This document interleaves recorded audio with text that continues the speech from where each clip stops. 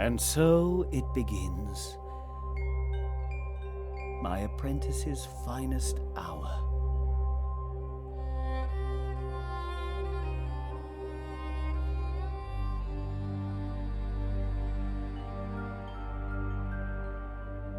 If only I had been there.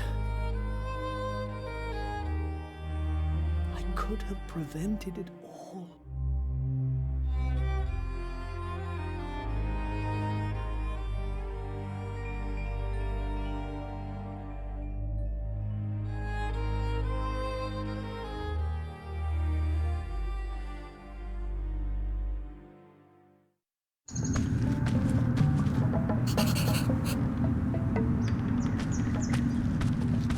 Oh, who are you? Can you not speak?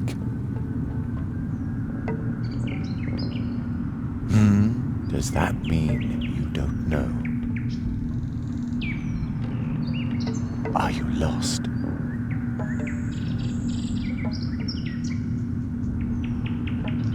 Oh, so you're looking for the beginning of your story.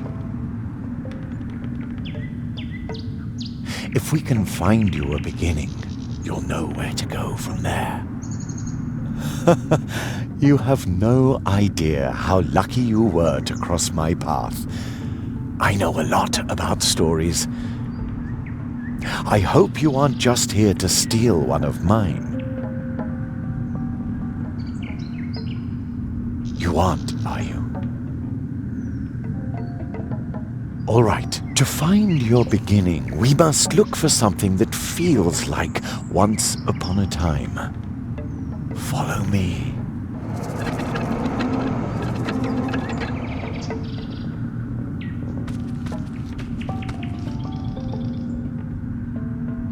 There you are.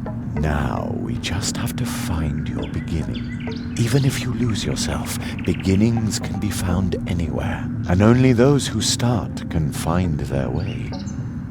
And you will recognize it. A beginning smells like the air in spring and the hope for more. A beginning is, I think you already know.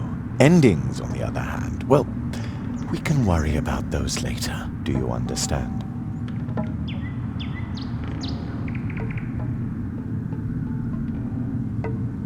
Really? It's been a long time since I met someone with such a keen intellect.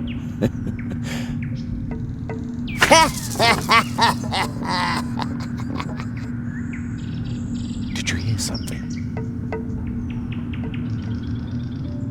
The fog must be playing tricks on my imagination. It's gotten cold, don't you think? Follow me.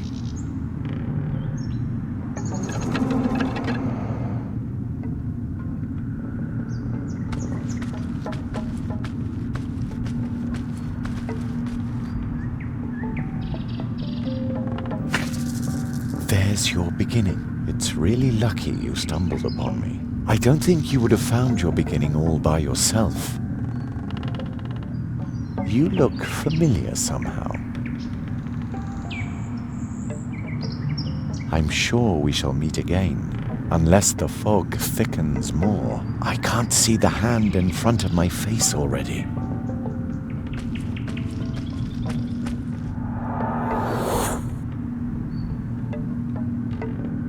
Strange fellow. He reminds me of a character in one of my old tales. I hope he finds his way. Not even I could say where he'll end up if he doesn't, or when, even. So, let's help his beginning along a bit. Ah, this beginning rhymes. I must note it down right away.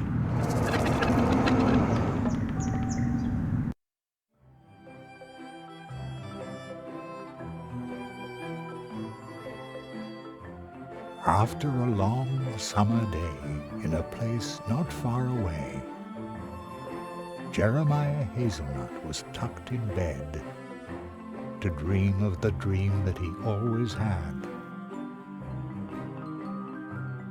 Each night to his mother, Jerry did say, I want to be a magician one day. and each night she would reply as mothers do. One day, sweet son, your dream will come true. And as mothers do, she whispers, Good night. soon Jeremiah Hazelnut would sleep tight. And soon, very soon, as dreams sometimes do, the dream that he had would come true.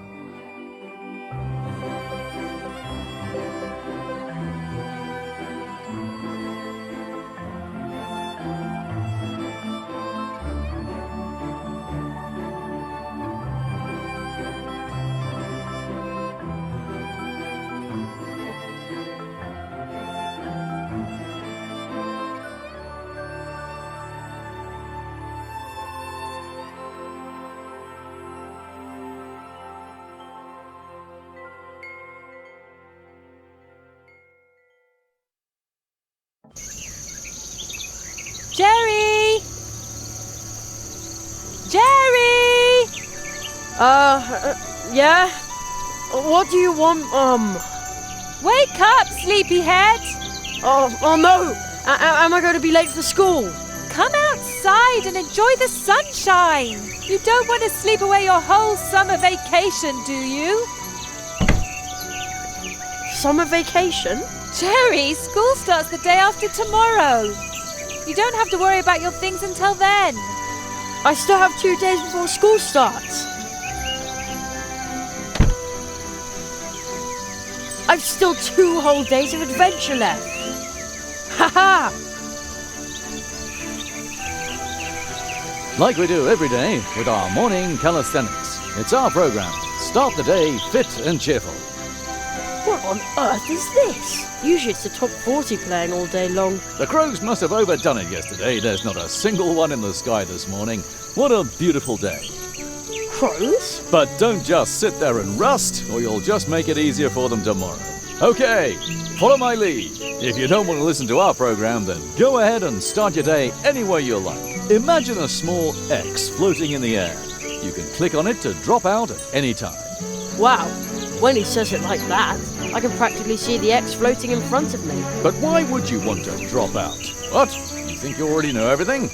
Smart aleck. Touch the radio. Imagine a mouse pointer. Move it to the radio and then click with the left mouse button.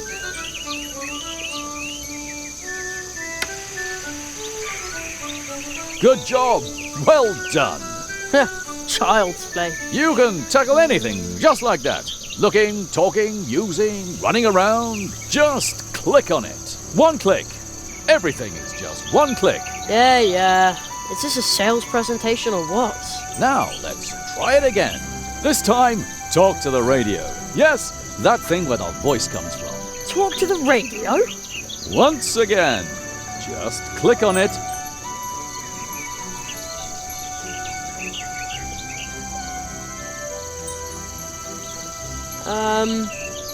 I'd like to say hi to my mother. Young Mr. Hazelnut would like to say hi to his mother. You did very well. Thanks, but how? One click. Everything is just one click. Did you notice how your muscles and sinews stretch when you click on something? Doesn't that feel good? He's right. I ought to do morning calisthenics more often. You're probably thinking, I ought to do morning calisthenics more often. Man, he's good. And you know what? What? You can! It's our program. Start the day fit and cheerful. And on we go. Some things can be looked at and picked up. That's good for the back. So keep looking at things and picking them up. Now find yourself an object to look at. How about that basket on the windowsill? You already found something to pick up? Go ahead then.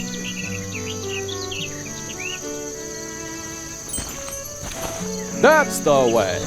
That's good for the back. You are now carrying the basket. You open the inventory by scrolling down with the mouse wheel, or by pressing the I key. Man, oh man. Now let's try it again. Have a peek in your inventory. Doesn't that feel good? Your inventory. You can carry a lot more around in here than you'd think. And carrying objects around is healthy. You can also look at them. To do that, click on them with the right mouse button. Ah, nice basket. Hey, looking with the right mouse button works really well. Looking with the right mouse button works really well, doesn't it? Absolutely. And now we'll try the left mouse button. Use the left mouse button to take items out of your inventory. Left-click on the basket. Oops, the handle fell off. That isn't supposed to happen. Normally, you would just pick the basket back up. But don't panic. Remember, there are no problems, only challenges. You're bound to repair that basket in no time, for sure. Use the left mouse button to select items in your inventory. That will allow you to use them with other items in your inventory. Use one of the items with another one. That will get your circulation going. There! That wasn't so hard. True, it was easy. And do you notice how your pulse is calming? Feels good to repair something you broke, doesn't it? Yeah, it does. And now for the next step. You can also use items with your environment. Left-click on the basket, and then carry it out of your inventory by moving it past the inventory's edge, or by pressing the I key, or scroll up with the mouse wheel. Very good. Try showing the basket to a beloved family member. Who should I show the basket to? I think your mother is hanging up the laundry in the meadow in front of the house. Man, he's good. Wow, it's as if he's talking to me. Use your basket with your mother by moving the basket to her and clicking the left mouse button. Oh, Jerry, as you've got the basket, Yeah, and I didn't break it at all. that's fantastic. Could you go and pick some blackberries for me? For blackberry pie. Of course. Oh boy, pick blackberries, check. Congratulations! You've completed your fitness program for today. And remember, a simple leg cramp could cost you your life when you're fleeing from a wild crow. Huh? What's he talking about? Stay fit, stay cheerful. Mousewood Radio now continues with the leaf fall report. Mousewood Radio? Huh, never heard of that. It must have something to do with sunspots.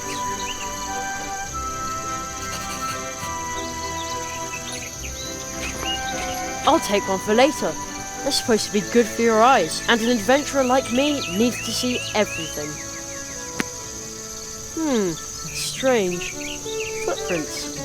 A large animal must have run through the carrots under my window last night. I'd say it was a mysterious, long-extinct mammal. The gremlin wolf. Ever since I became a junior member of the Jungle Explorers Club, my theories have sounded a lot more convincing. So much expertise for just 50 cents a month.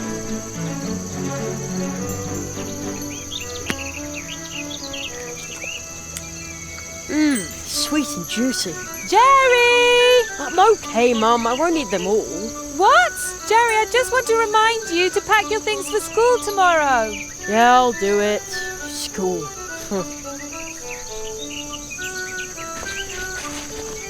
Empty. I think Mum already picked up the mail.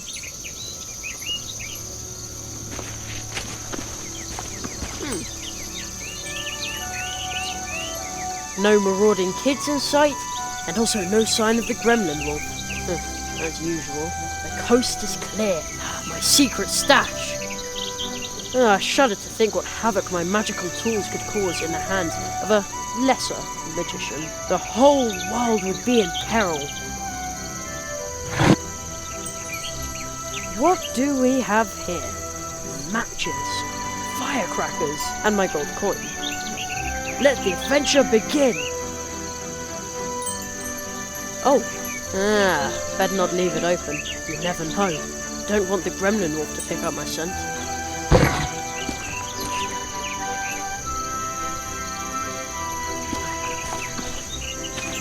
Dry as a bone. Hasn't rained for weeks. What a summer.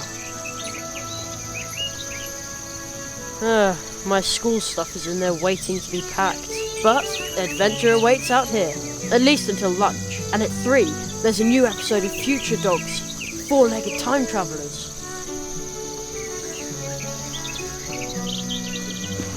We call that old rock the dwarf. Mum says it's been living here since long before we came.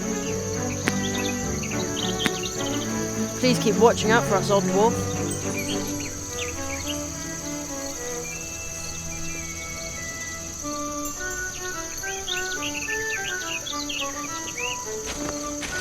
Mom! Yes?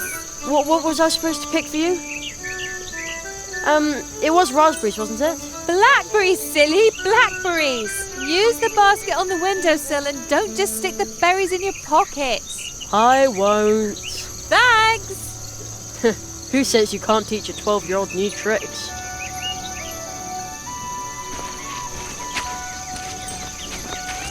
Sparrows used to live in that nest. Maybe we'll have eggs next spring.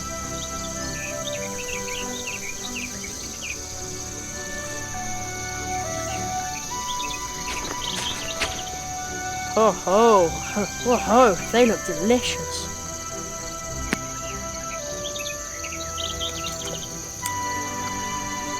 Blech, they're sour. Ugh. Why do red currants always trick me like that? It must be the bright red colour.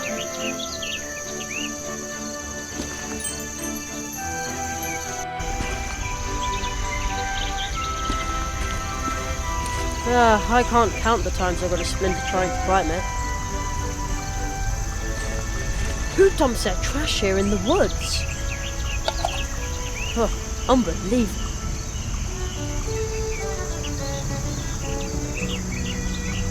Mum always says I should be careful not to get lost in the woods. Then I always say, hey, I'm 12, and I know the woods like the back of my hand. Although I must admit, it's pretty spooky in there after sunset.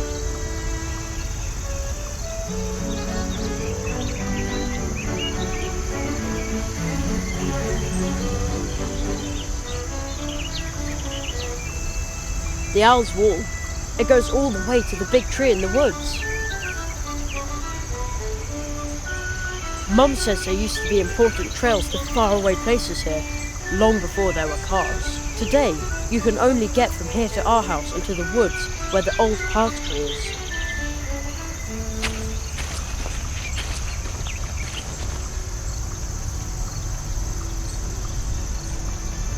Mum says people put up these little animal statues a long time ago to bring luck to hikers. I think there were more of them a couple of years ago.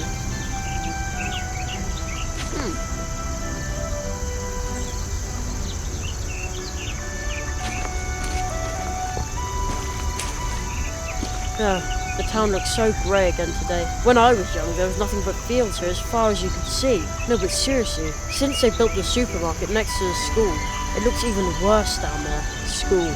Only 2 days of summer vacation left. Then I'll be stuck down there in a classroom again. Now that's an even worse thought. Although, that means there's still 2 days of adventure left. Sometimes I think the statue looks greedy. Other times I think it looks needy. I wonder why.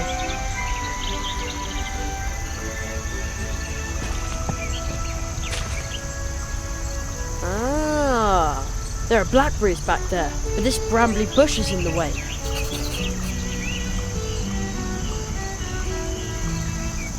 It looks so satisfied. That prickly bush thinks it can keep me away from the juicy blackberries back there. Someone should teach it a lesson. Ow! You win this round, brambly bush.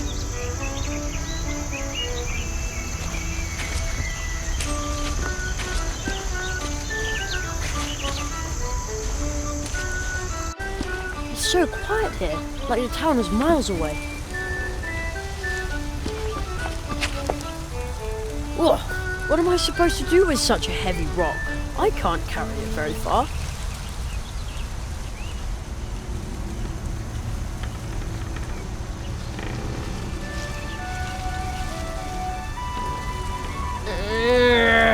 I'll put the heavy rock back. That's really hard on the arms.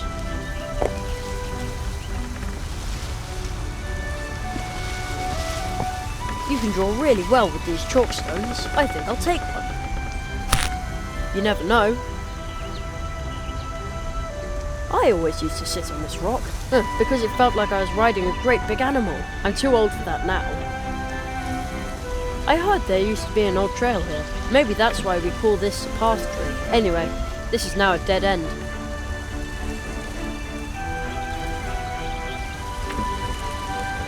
I'll take that. One of my books says that mushrooms only grow in circles in special places, near entrances to the realm of the fairies. But it also says that fairies can be really, really unfriendly. I'd rather not meet any. The Owl's Wall. It runs between the trees.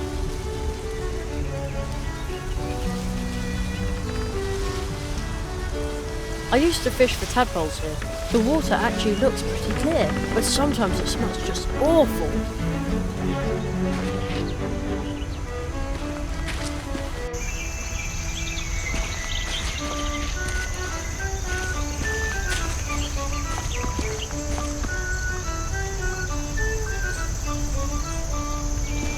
Alright, I have no other choice.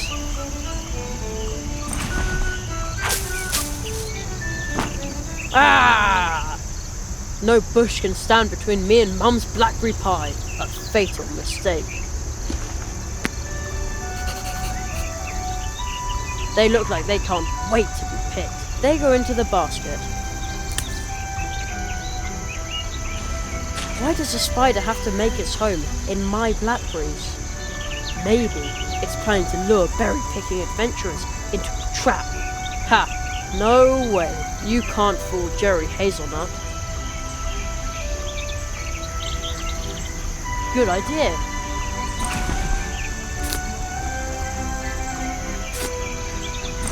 Now it's off. They also look like they need picking.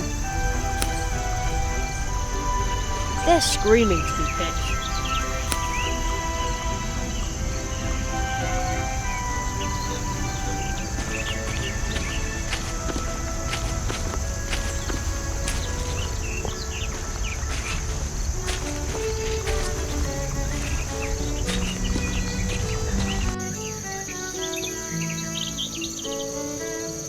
Now I've got a whole basket full of blackberries.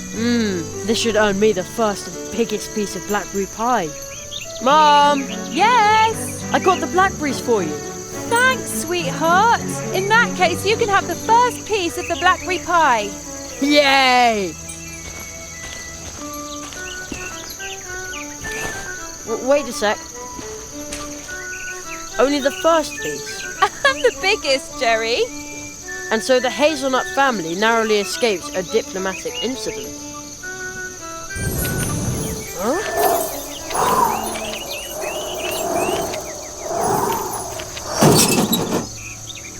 What was that? Something's in there. Whoa, holy cow. Okay, be brave. As long as it's not a gremlin wolf, there's nothing to be afraid of. I bet it's just a pesky raccoon. Very careful.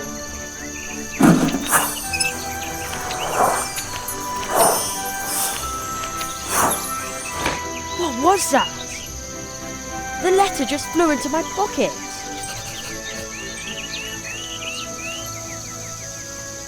A flying triangular letter? And there's no return address. Let's see what's inside. There's a weird symbol in the poem underneath it. How he made a carrot flame, after drawing on rock a symbol all in white. Grinding white to powder makes it right, then add black in turn, the kind you should be loath to burn. Black and white as they combine, the inside of your vessel line. Then 3 more things, tree skin, tree fruit, and lastly but not least, a root. At the crossroads, draw a circle with the powder mix obtained.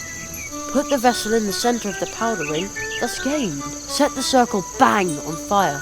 The carrot flame leaps higher and higher, and I will swallow it in haste to enjoy the lovely taste.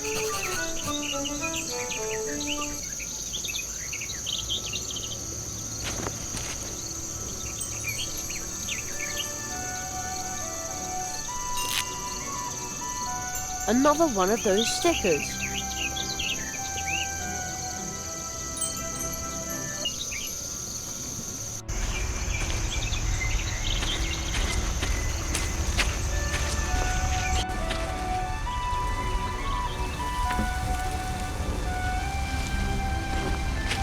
The stone is too slick to draw on, and I don't want to put it away yet.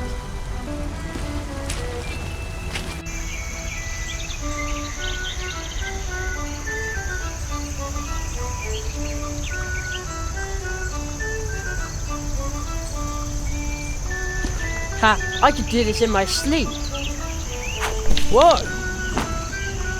Look how many I got. Not bad.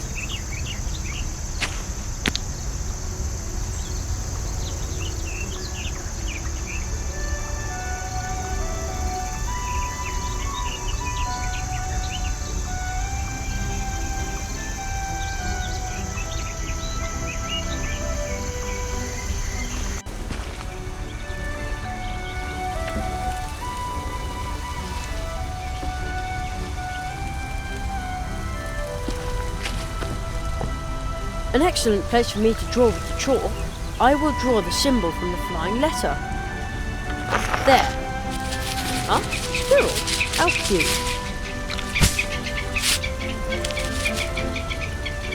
It almost seems like they want to tell me something. And now they're gone again. Looks like they left something by the mushrooms.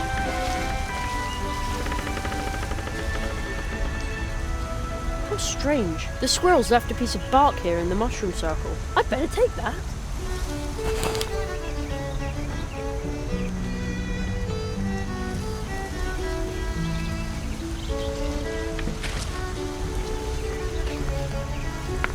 Crumbled chalk on rock ledge. An installation by Jerry Hazelnut.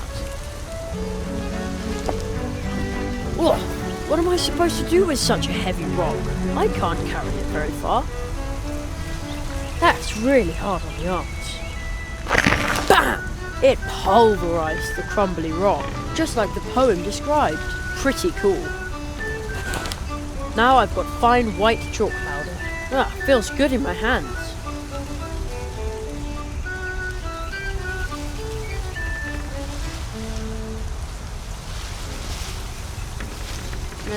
I have the feeling the order isn't quite right.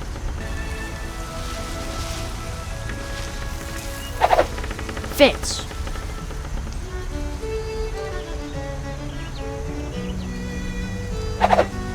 It's in.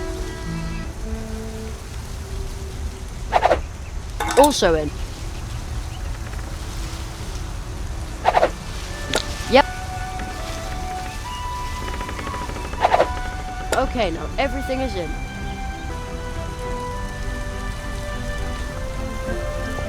Crumbly chalkstones. If I hadn't already taken one, I would now.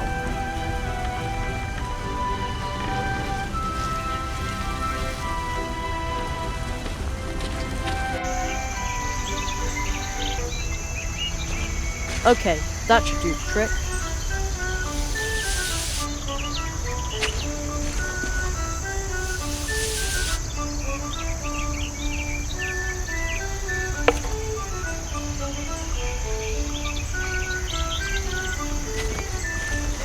Alright, let's do it!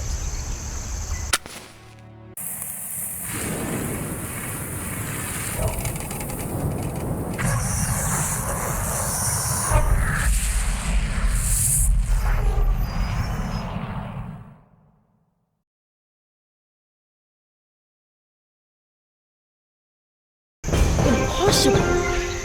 The trunk came out of nowhere. It's an impossible trunk. And I conjured it up. Yeah! I knew it. Practice makes perfect. Hazelnut is nuts, they said. There's no such thing as magic, they said. They'll all eat their words.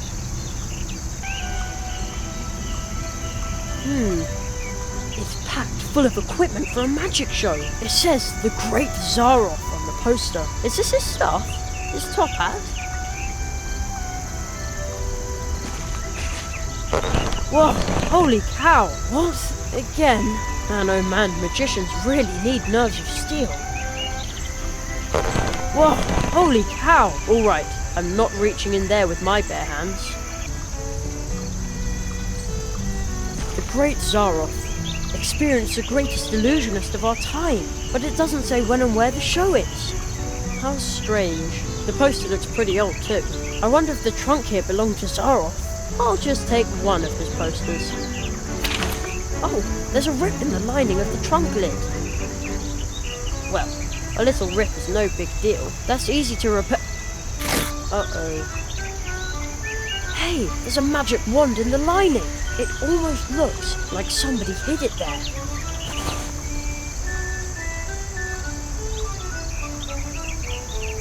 The magic wand from the Great Zarov's travelling trunk. Can it really do magic?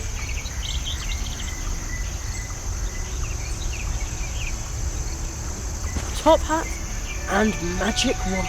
All right, Jerry, the time has come. You've been training for this for years. So, abraca.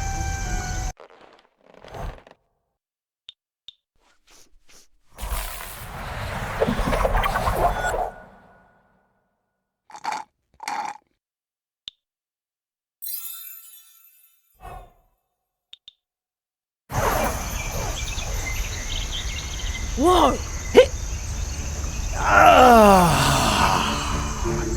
It's been decades since I last drank a carrot flame. Permit me to introduce myself. I am the Marquis de Hoto.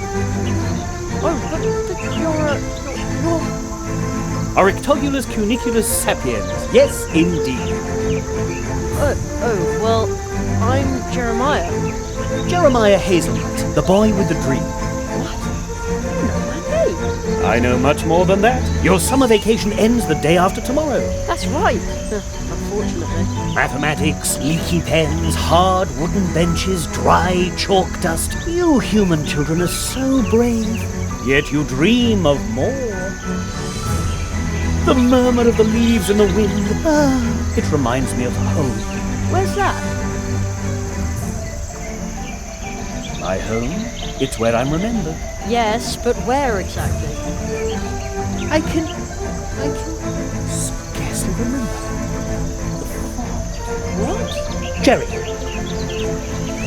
tell me, what's your greatest dream?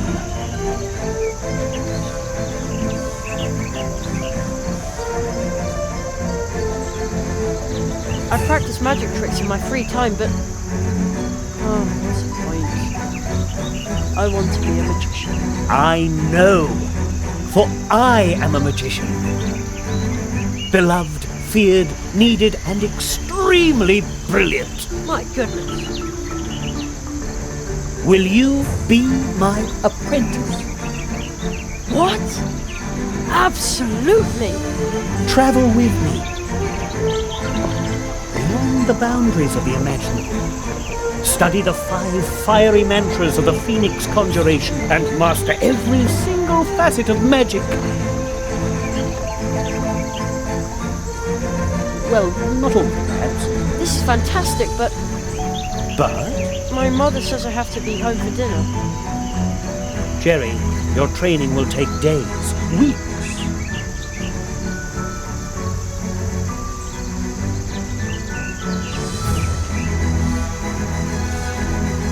Such a long time. Of course. True, training in the magical disciplines, the study of the art of arts, all of this takes time.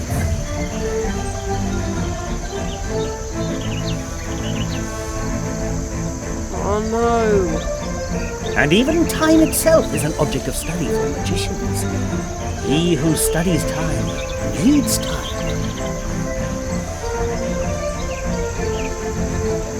Then I probably won't be able to. But Jerry, listen to me carefully. Forget impossible. For a magician, nothing is impossible. On a day in summer vacation, anything is possible. I promise you that you'll be back in time for dinner. Are you ready to trust me, Jeremiah Hazelnut? I am. You carry a certain coin. What? How do you know that? It has a very special aura. Where did you get it? I don't know exactly. It seems like I've always had it. Something is missing here. Don't worry, Jerry. Everything which is lost will turn again. I always used to practice my magic tricks with it. Look through the hole in your coin. Its magic power will grant you a new view of the world. What you'll see is magical iridescence. From now on, the coin will show you what might be helpful in your training. Magical iridescence? The coin. All of a sudden it tingles on my skin. Take good care of your coin. My magic will protect you from being forgotten when you leave this world. We're leaving this world. We have no time to lose. After all, you want to be home in time for dinner. You will need this.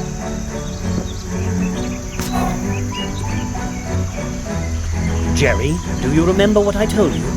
Nothing is impossible? And soon it will no longer sound like a question when you say it. Wait!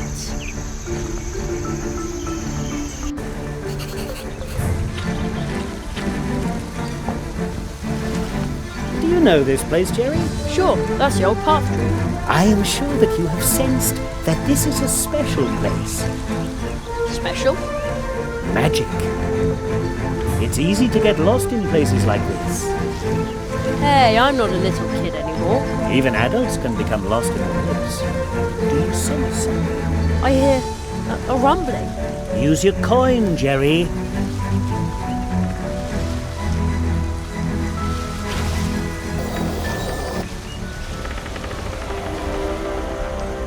Oh man, a toad! It's gigantic! The magic of this place allows it to survive here and grow, forgotten by time. But just as with any other power, magic too can be misused. Like the power of this portal tree. Then we intervene. We? The magicians, the tree walkers.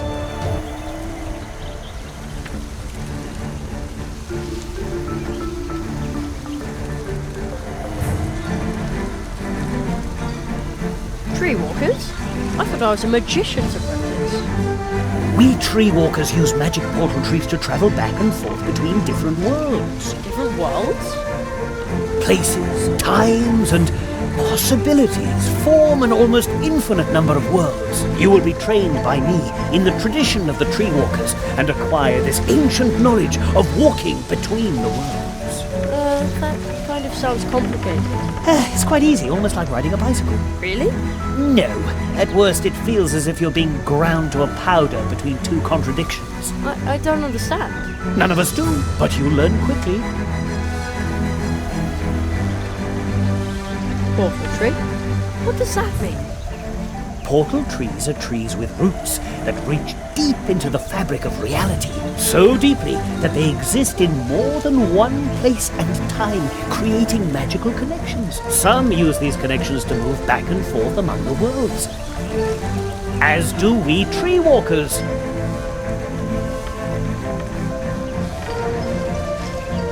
But how do you use a portal tree? This is where magic begins.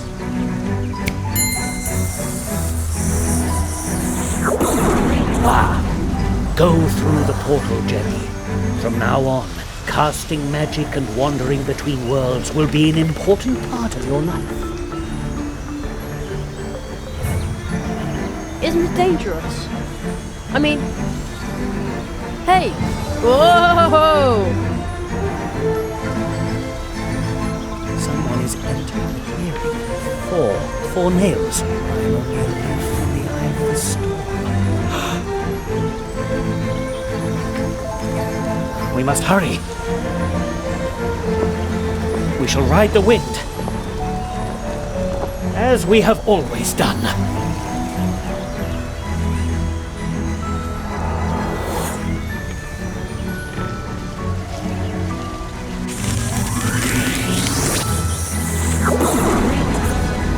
Hey! Whoa!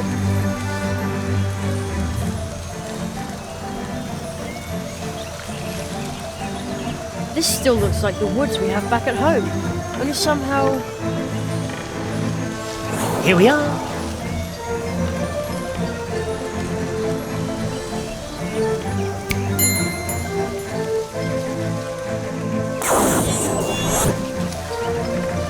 But that's with a backpack.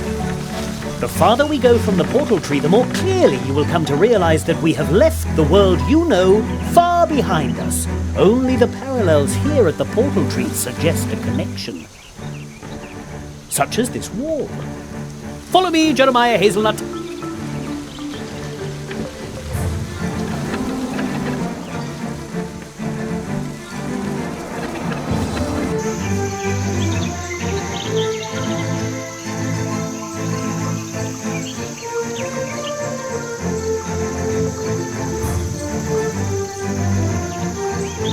promised you magic. Another world. Before you, Jerry, lies Mousewood. Wow!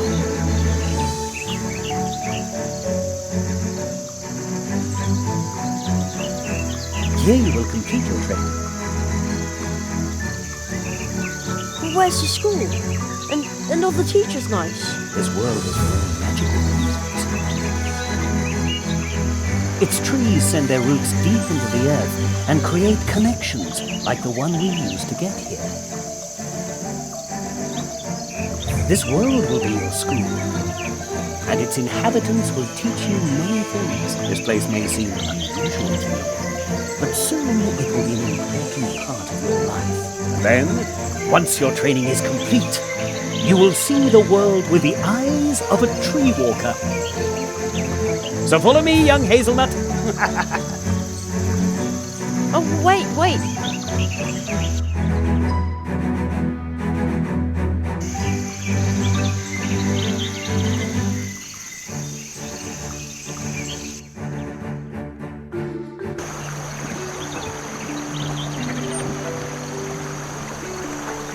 I know this must still be overwhelming to you, but I need a moment. Just wait here. I'll be right back. I'm going to announce you to the town council. All right.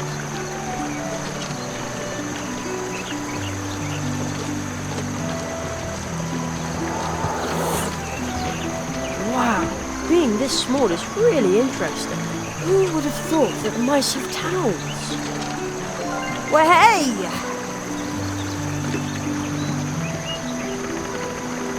Have you seen Plato the Frog by any chance? I've been waiting for a package from the Super Squirrel Boutique for smart squirrels. Super Squirrel Boutique? That's a funny name. Oh, really? So what's your name? Me? I'm Jerry. Oh, I think Jerry is a very funny name. And I bet you don't make drop-dead stylish accessories. No. I have absolutely no idea what you're talking about. You see? I'll just keep waiting for Plato and my package then. Oh, maybe I should have left town with my cousin Edgar instead of standing here and thinking about how the crows could come back at any time. It just feels creepy, but I've just got to have my package. What a strange-looking squirrel. He looks so daring. Like he has a lot of stories to tell. Daring? No, not at all. Don't you see all these maps? What? Oh, so you're a map maker. Oh, hardly. I'm a traveller. Is this your first time in Mousewood?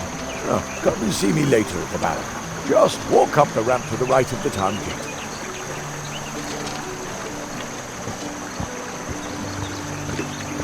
Excuse me, but No time.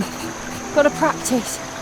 There's a birthday party this evening at the Hares, and I'm prepping to go. Well, hey! Oh no. hello? Is everything okay?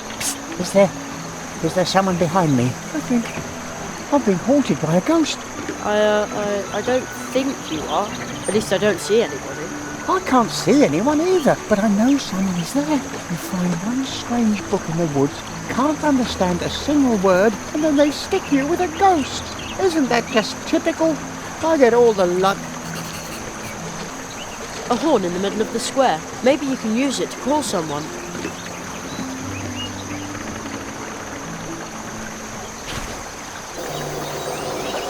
Oh, there really is someone behind you.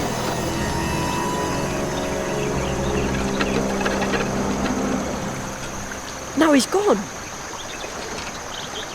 I knew it. Oh, lucky me. Oh, how liberating. What did the ghost look like?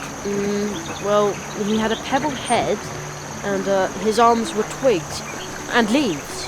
Really? That must have been a wood sprite. I didn't think they were real. You know what? Here, take it.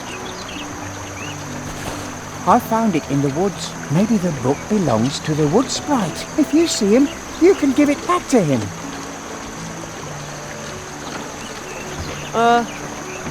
I thought it was cursed or something. Hello?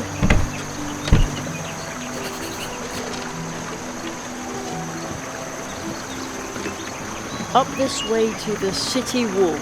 Beware. Slippery in winter. Oh man, I wish I was here in the winter. Sliding down here would be so much fun. Ah, there you are.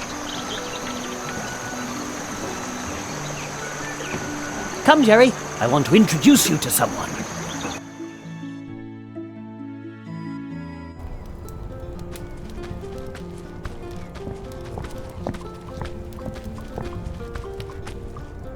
Please excuse this sudden trespass, honoured owl and squirrel. Ah, Jonathan, this is the rabbit I was just telling you about. Oh, but that's holy dormouse. Those eyes that have seen countless worlds. Some say he knows no mercy, but my parents said he was one of the first tree walkers. I was not the first, but I knew him. The Marquis de Hoto. I was barely knee-high to a grasshopper the last time I saw you. In accordance with the tradition of the tree walkers, I hereby present you my apprentice, Jeremiah Hazelnut. I am here to request support for him, so that he may learn the art of arts in these woods. Ah, magic, of course. I should have guessed that right away. So this nestling is a new magician's apprentice, and we thought the tradition of the tree walkers had been lost. What? Magician's apprentice? Please hold your horseflies for a moment, Jonathan. Certainly not. Tradition demands that we immediately prepare the Treetop Festival. A new tree walker must be celebrated properly. According to tradition, the apprentice must make the preparations for the Treetop Festival alone. Nestling, before your training begins, you must send out invitations and order the blue juice and baked goods for the festival. Precisely. You should speak to Anya Mouse. She is the very best baker here in Mousewood. I shall wait for you here, Jerry. I'm interested in what's happened here. Mousewood has changed. Does that mean I'm supposed to run around out there all by myself? I trust that you can take care of yourself. It's still summer vacation. This is your adventure, Jerry. Do you think you could do it? Absolutely. Oh, stop! But don't step on the books. Shouldn't somebody tidy them up? That's what I'm doing. But Conrad's niece, Ursula, keeps mixing them up again. Huh?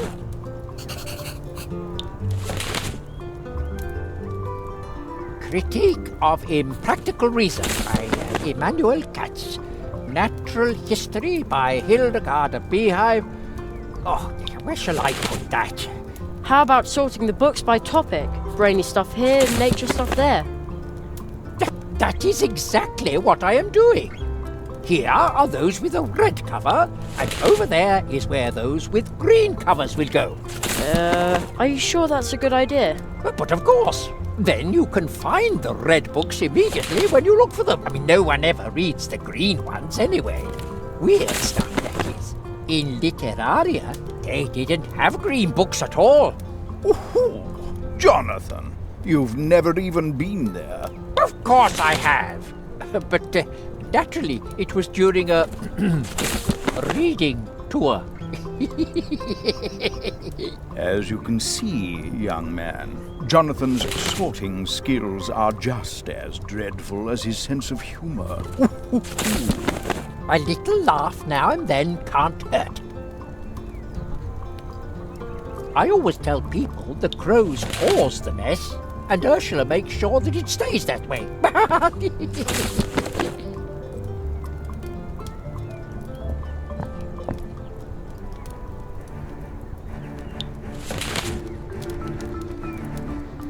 Treetop Festival? I thought I was going to be a magician. Your magical training will begin after the preparations for the festival. You have so much still ahead of you.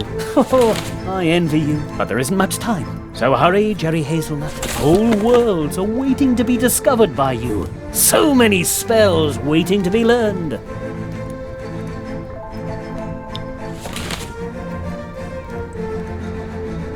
What was that about the tree walkers and the portals? We tree walkers use magic portal trees to travel back and forth between different worlds. Fairy tales. A tree walker is a magician who walks between worlds through the portal trees.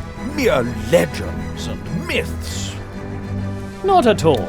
Portal trees are trees with roots that reach deep into the fabric of reality. So deeply that they exist in more than one place and time, creating magical connections. Some use these connections to move back and forth among the worlds. As do we tree walkers. Exactly, to help the helpless. And the myth comes to life once again. Places, times, and possibilities form an almost infinite number of worlds. You will be trained by me in the tradition of the tree walkers and acquire this ancient knowledge of walking between the worlds.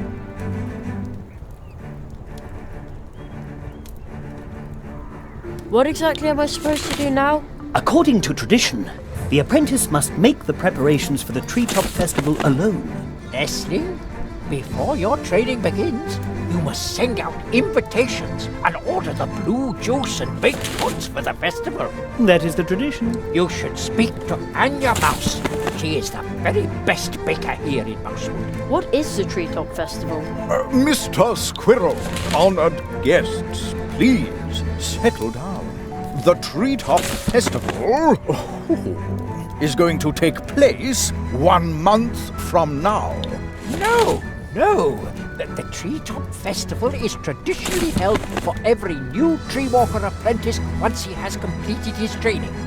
So it was in the past, and so it is today. Perhaps it really has been too long since I was here. What is that? That is magic. And an invitation to the Treetop Festival from your city archives that's over 90 years old. You see, Conrad? Jerry, take this invitation.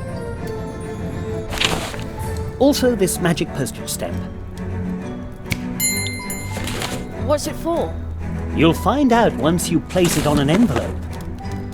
But only stick it to an envelope once it has the invitation inside, and send invitations to everyone in Mousewood, because once you've completed your training, the Treetop Festival will be held. You should talk to Plato, our mail frog. He can deliver the invitations for you. If you need help, ask the people of Mousewood. If you get really stuck, use this first minor spell.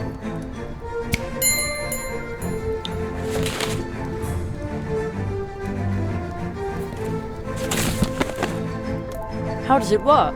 With the Advice Seeker, you can enter into contact with me through your thoughts, and I will give you a hint that you will hopefully find helpful. With this spell and your magic coin, be confident that you can face any challenge awaiting you. I'll wait here for you, Jerry. I'll get back to work then. Good luck. May I bother you for a second? No, I'm working. What are you working on? Brain work. That means he's staring into space. I am thinking and planning. What is there to plan? We must replenish our stores. A crow must have feasted in here during the evacuation. For months, our beautiful Mousewood has been subjected to aggressive crow attacks. Those crows are feral, almost incapable of speaking. Ooh, a very unsettling situation.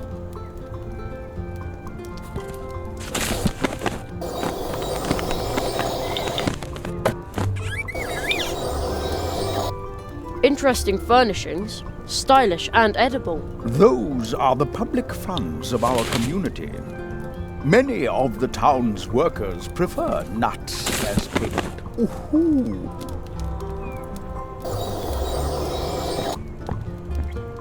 You aren't allowed up there, youngster. Up there are the documents concerning the town, the law, and the Constitution. You have to be a member of the community to see them. Also, it's possible to climb all the way to the top of the town hall from there. Really? Indeed. Perhaps you will decide to live in Mousewood one day. Then I will show you. Oh, stop! Don't step on the books. But they make such a nice ramp. Knowledge is not to be trodden upon. A uniformed mouse on a beetle. That is a painting of the founder of our town, Magistrate Maximus of Mousewood. He created the moral foundation for our beautiful woods and the town of Mousewood. Moral foundation? The not intended for consumption pact, which decrees that if it lives and breathes, then it is not food. Oh, I see. So you must be a vegetarian. Of course. I'm the picture of health. Ooh. I see.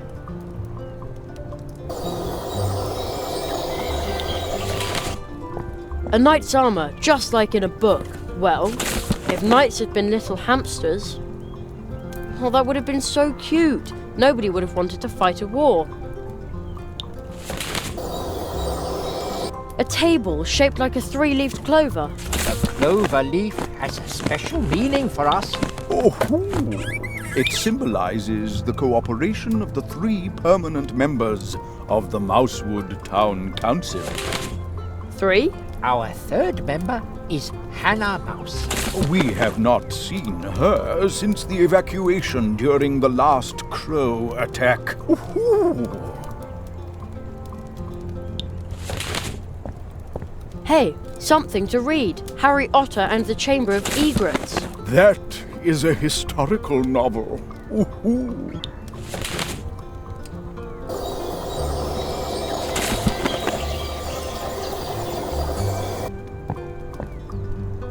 Warm. I wonder if there's a mouse inside. Nope, empty.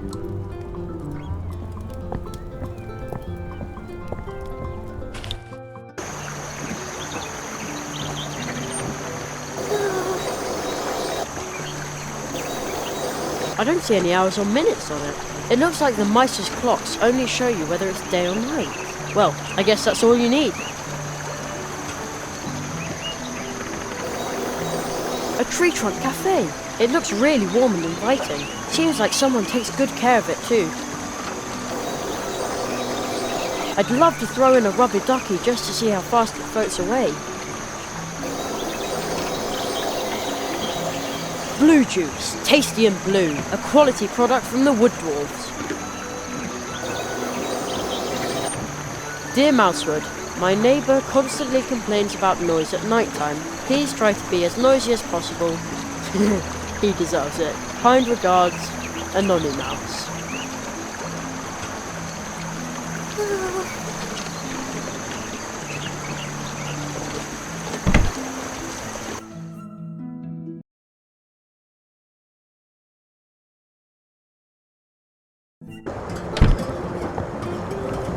It sure smells good in here. Kind of like herbal drops. Huh?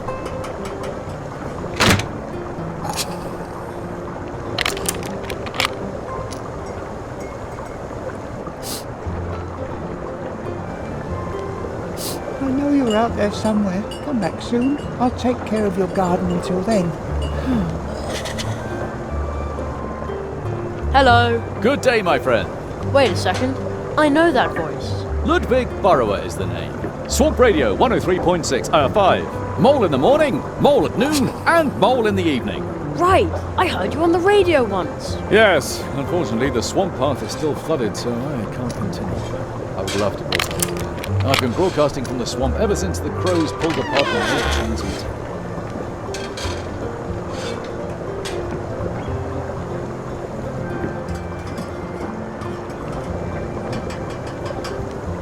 I've always wanted to be on the radio too. That's the right attitude. If you want to host with me, you'll have to be sharp. Sharp? Yes, just try to set him up so I can knock him down. With rapier-like wit.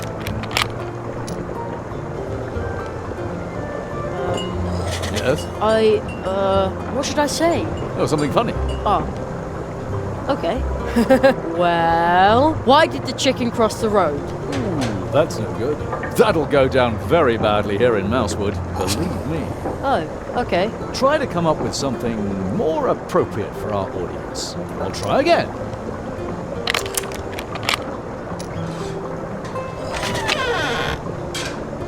Is there any hope that you'll be transmitting again soon?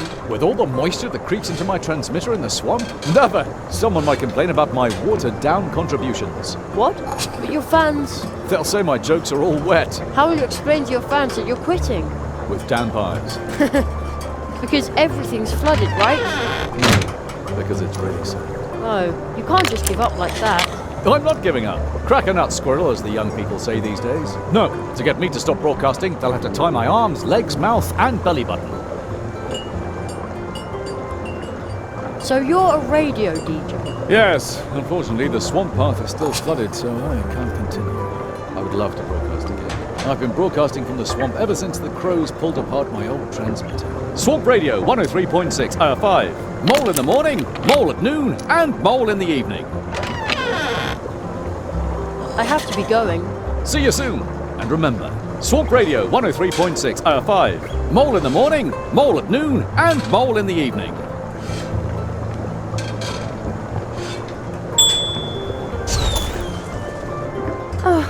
Dry tea cakes and runny custard.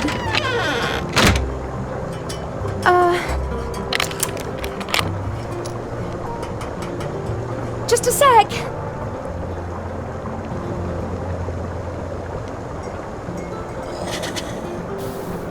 Welcome.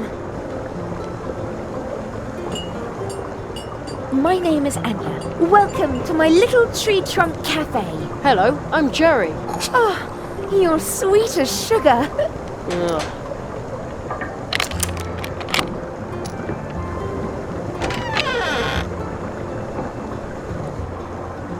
That noise just now. That sounded dangerous. But of course, dangerously tasty. I'm creating something that no one in Mousewood has ever seen. Exploding cookies. Yeah, but wouldn't an exploding cake be better? Trust me, Sugar Cube, it will be pancake-tastic. I hope the boy I'm babysitting will have real fun with them. Little Humbert is a bit difficult. Everyone thinks he's a nasty, spoiled brat, but he's just under-challenged. Poor gifted child. Maybe my new cookies will keep him on his toes.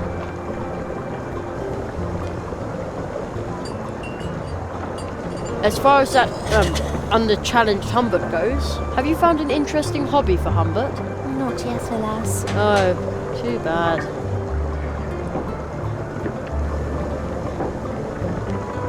I'm always asking other people questions.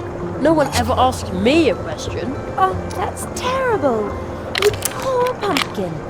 Would you like me to ask you a question?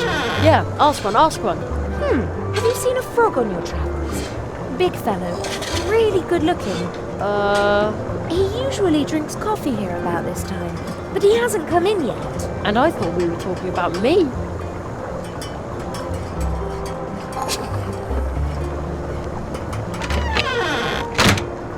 I'm supposed to order blue juice and baked goods for the Tree Top Festival.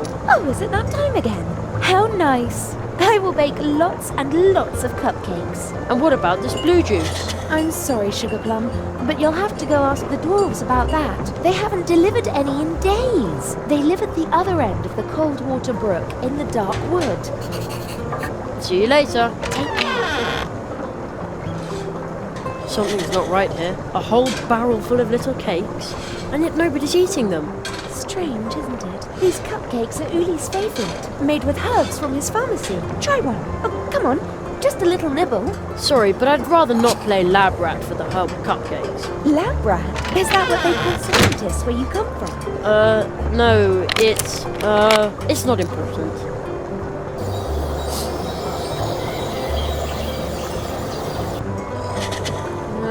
No, that won't do any good. Cool mushroom. The way it smells in here. The pots must contain dried herbs and spices. I'd better leave that where it is. I want to be a magician, not a key thief. Around here they probably sentence you to 1,000 laps of the hamster wheel.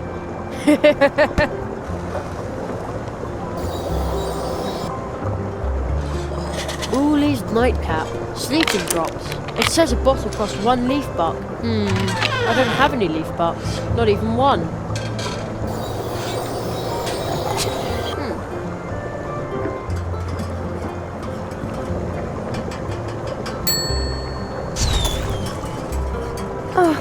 Dried tea cakes and runny custard.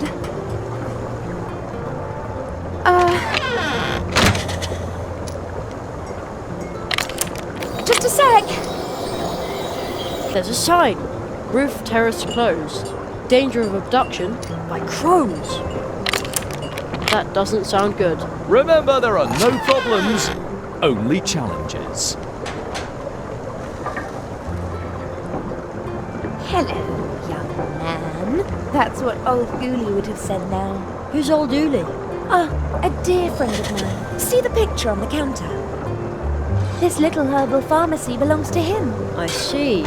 So, is he out getting more herbs? Well, he's on an adventure and will be gone a very long time. I almost forgot something, Apple Cheeks. One of Uli's patented sugar-free lollipops for you. Sugar-free? I also baked Uli's herbs into some buns, but it turned out that nobody wanted them like that. I can't imagine why. I knew you'd appreciate Uli's herbs. Here, they're a bit dry, but... Dry? Just have fun licking the lollipop and nibbling the cake. My little cinnamon bun.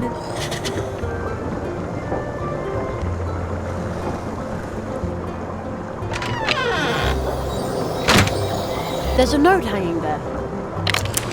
One of our guests left the cheese wheel behind. Since it's been here for 3 years, all guests may now help themselves freely. Kindest regards, Anya. Free? Super! Oh man, the cheese is rock hard.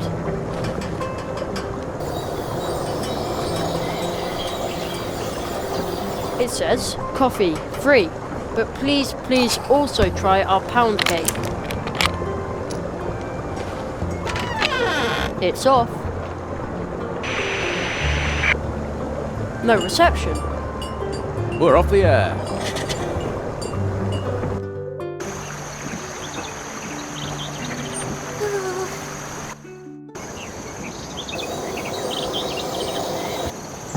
You can see into the town hall from here. The old squirrel Jonathan has already seen me.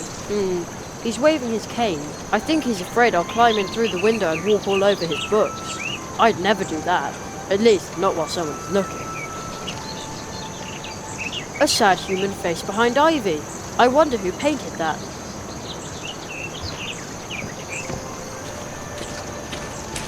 What a weird statue. There's a little stone face in the crystal. And some kind of amber thing.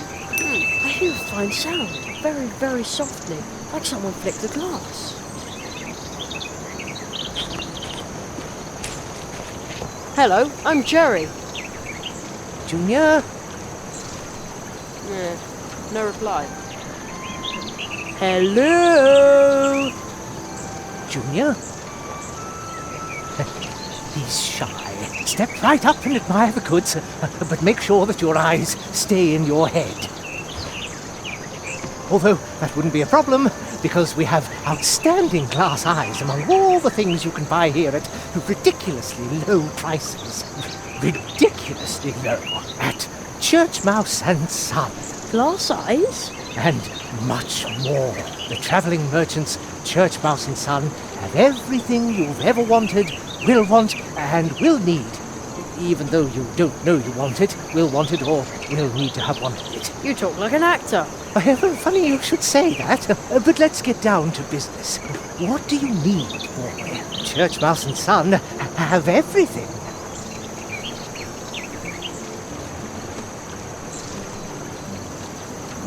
I'm looking for something tasty. Maple syrup cheesecake. With walnuts? Even better. A mud pie with twigs and rocks in the shape of a heart. Mud pie? Ugh. Thanks, but no thanks. It's very realistic. Mud fans know what I'm talking about. Isn't that right, Junior? He'll be taking over the whole shop soon, and then I'll take a well-earned retirement. Soon you can sell your own mud pies. Junior? He's shy, but a terribly good businessman. I believe in him, really, really strongly. You hear? Junior? It's so nice to know that your golden years are secure. Well, then take this one time only, a small but exquisite promotional gift. A red thread for you. Here, let me tie the thread to your amusing round coin.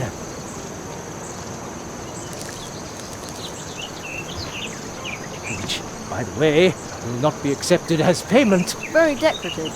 Thanks. The high-quality red thread I gave you should lead you back to Church Mouse and Son, well, whenever you need exquisite things. Things of every kind. Pretty things, tall things, small things, white things, bright things, filled things, spilled things, things with sugar, things with mud. Yeah. Silly things. Okay. If you're looking for things, come to Church Mouse and Son. But don't take too long. Soon I'll be handing my business over to my talented son, so that I can retire to the Coconut Palm Islands. We're still saving up enough money for the trip. Isn't that right, Junior? Junior? Thank you. I'll be sure to come in if I need Things! things. We have stuff, too. Alright, things and stuff. And junk. Things, stuff, and junk. Now you've got it. Hello, Mr. Church Mouse. Oh, it's you. The boy with the hat and the tight purse strings. What do you need, boy? Church Mouse and Son have everything. Do you have action figures, superheroes, and stuff like that? How about an authentic reproduction of the uncrackable Nutman? The song about the hero of my youth. How does it go again? His head's a nut, his body's a nut, the rest is nutty too. Uncrackable Nutman. So it's just a guy made out of nuts. Yes, but it's still in mint condition. The value goes down every time it's touched, even by the air. But if I buy it, I want to play with it. Play? Well, no, really, no, I don't think it's for sale anyway. Isn't that right, Junior? He'll be taking over the whole shop soon, and then I'll take a well-earned retirement. Soon you'll be able to deny children access to valuable toys yourself. Junior?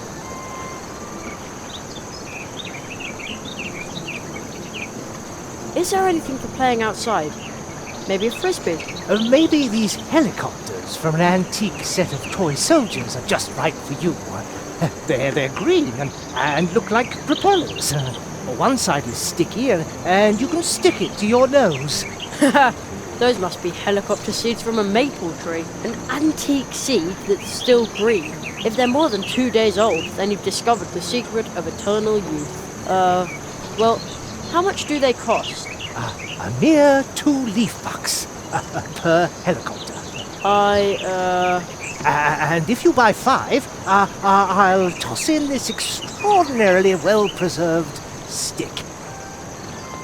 Well... And there's this single sock with the embroidered initials R.D.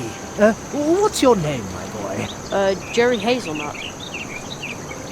Well, R.D. Rary Hazelnut. Fits like a seed in a pot. But I don't have that much money. Oh, we were almost in business. Negotiating skills are important, son. He'll be taking over the whole shop soon, and then I'll take a well-earned retirement. Soon you'll be able to make unbeatable offers to our customers yourself. Junior. He's shy, but a terribly good businessman. I believe in him really, really strongly. You hear? Junior? It's so nice to know that your golden years are secure.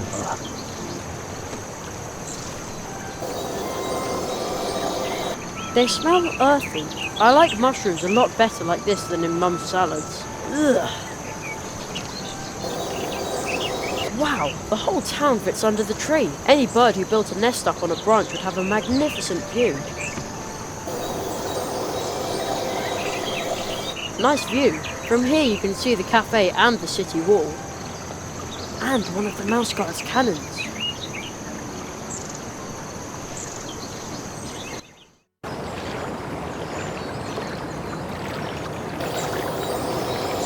You'd have to be about half my size to fit through there.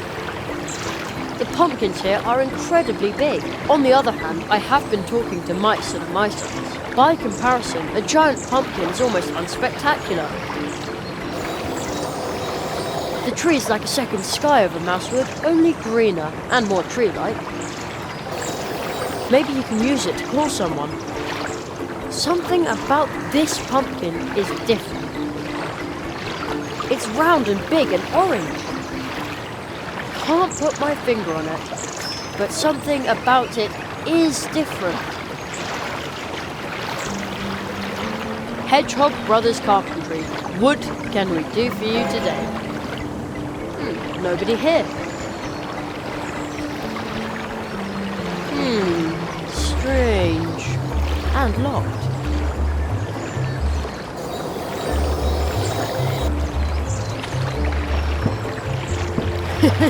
My head sounds almost the same. It says, A. Molina. No advertisements, please. How mysterious. Quite round. The others too, but especially this one. Wow, what a big leaf.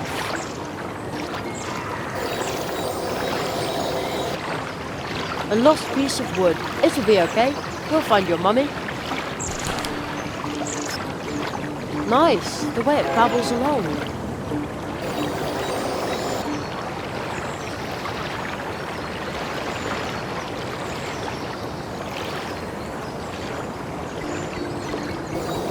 Quite round, the others too, but especially this one. How odd. I thought crows were a problem here. Why would they build a statue to them? There's not even one bee inside, but judging by the sweet smell, the bee's only just left.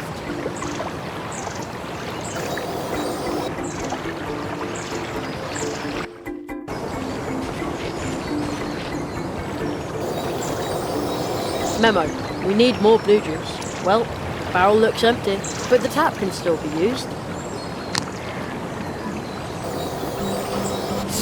What a strange statue. The upper half is missing, and now it no longer has eyes.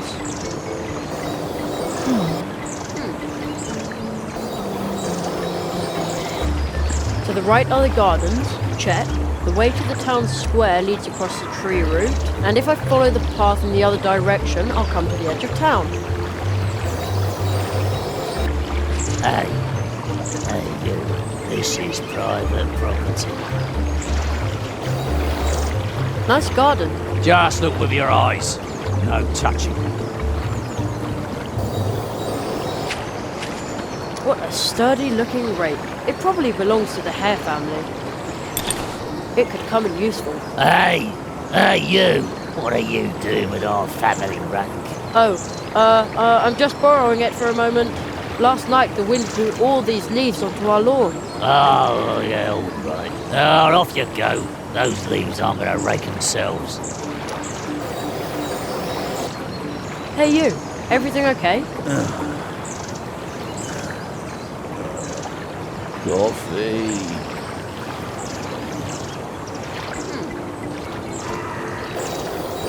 Nice garden. This is private property. Okay. Somebody's shirking dish duty. I'm meditating. That's a lot of mailboxes. There's a lot of room in our house, and a lot of hairs. We have even more tunnels than the wood dwarfs. Of course, there are only 3 of them.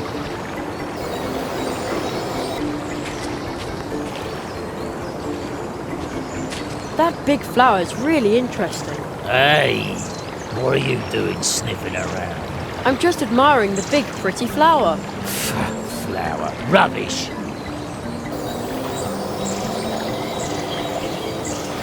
That's the back of the Tree Trunk Cafe.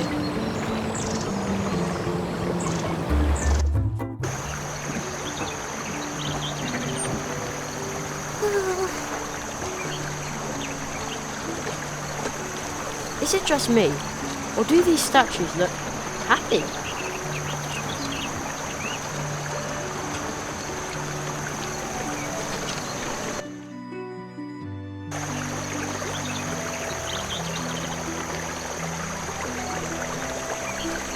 Welcome to Mousewood, newcomer. Your friend with the red eyes seemed familiar to me. Here's some well-meaning advice from me to you. Stay within the town, all right? The crows are circling low over the woods today. Hey, who are you? I've never seen you here before. Nonsense. He came through here earlier today. Yeah? Yeah, together with a rabbit with weird red eyes. Well, I remember that one. I'm Jerry Hazelnut, magician in training. Magician? You? I might have bought that from your friend with the red eyes, but... Oh, why do I have to stand guard out here while you get to have fun? Hello? Hey, what?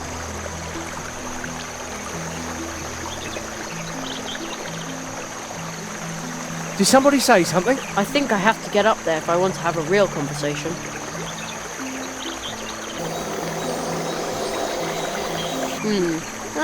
They shoot at crows with peas here. I suppose there are worse things they could use as ammo, but even with peas, I'd rather not spray them all over the place. Wouldn't want to hit a mouse or a squirrel, or anyone else.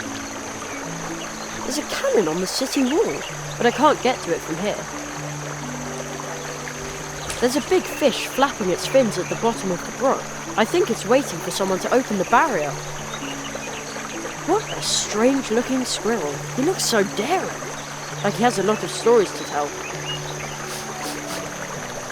Oh, yes. Oh, yes. I'm about to set out on another big journey. Can't do that from here.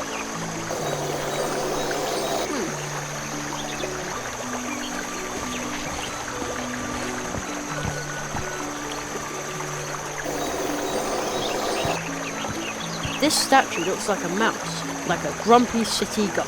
Faced with something like that, you feel a lot more cheerful yourself. Some company that is for the real gods.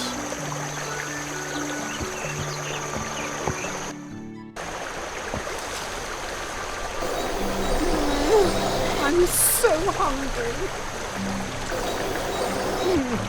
Dessert is always There's better something when written. you Talk before to the one another, deal with one another, live with one another. In remembrance of the regular meetings held on this brook to reconcile the differences between mice, squirrels, and other inhabitants of the woods. Other inhabitants? I guess that would include me if I lived here. There's something written on the stone next to it. Talk to one another, deal with one another, live with one another. In remembrance of the regular meetings held on this brook to reconcile the differences between mice, squirrels, and other inhabitants of the woods. Other inhabitants? I guess that would include me if I lived here. Halt! Who goes there? Ugh! What sort of hideous weasel are you? I just need to get past you for a second. Yeah, sure. What's the problem? No problem. Just pay 500 leaf bucks, now. That's what it costs if you want to cross the Coldwater Brook Bridge. That's how much the troll costs. You mean toll? No, I mean troll. Leave the talking to those of us who don't make mistakes. If we did that, the whole world might go silent. Everybody but me, that's right. Huh? And maybe my babysitter Anya. She says I'm an extremely gifted child. I can stand her, more or less. Well, almost. But how can we possibly negotiate if I'm not supposed to talk? Fine, fine. 300 leaf bucks. 300 leaf bucks? Oh, right. You must be a government official if you wield this kind of authority. Is there a magician's apprentice discount by any chance? Normally, magician's apprentices get financial aid. I have to cross the bridge for educational purposes. Educational purposes? Discount? Be glad you have the opportunity to get through here at all. 300 leaf bucks, that's the fee. Pay up or stay on your side of the bridge. It's no loss to us. I'll be back later then. What a little cutthroat! I can't get into a fight with a little kid. I'm just too good-natured. I have to find a way to get over the bridge without dangling him over the side by one leg to teach him a lesson. Though... Nah. I'm so hungry. Dessert is always better when you eat it before the entree. What is the entree for, anyway? A swift, cold, pebbly, babbling brook. Well, it looks stable enough, but the ditch underneath is awfully deep, at least when you're as small as I am.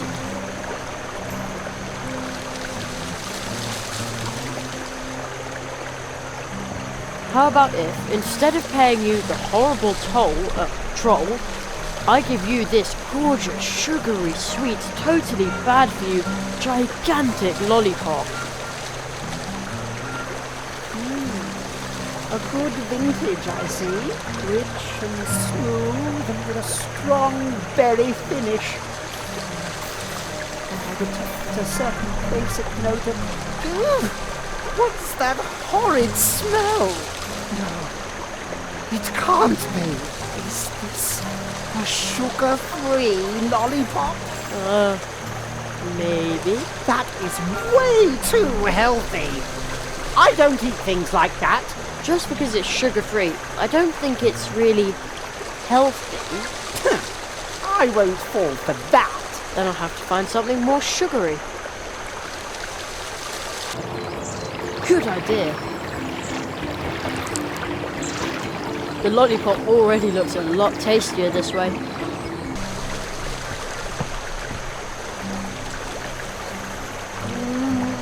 Oh, that smells so good. Is it a honey lollipop? Okay, I'll tell you what. You give me the lollipop and I'll let you go through. Just this once.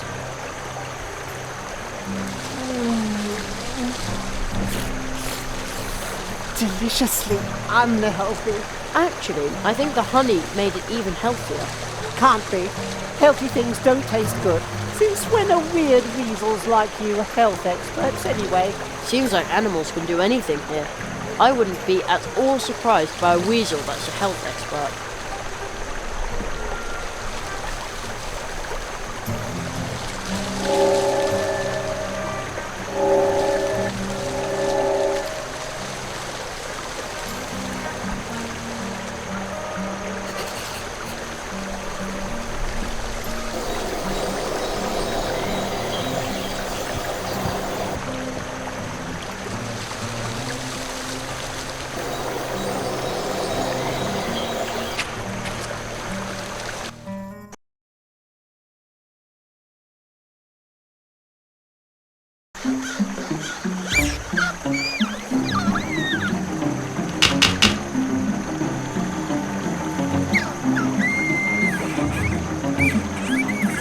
What was that?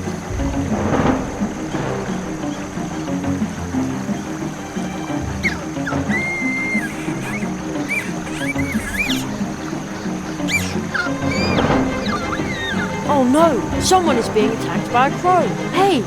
It's Ursula!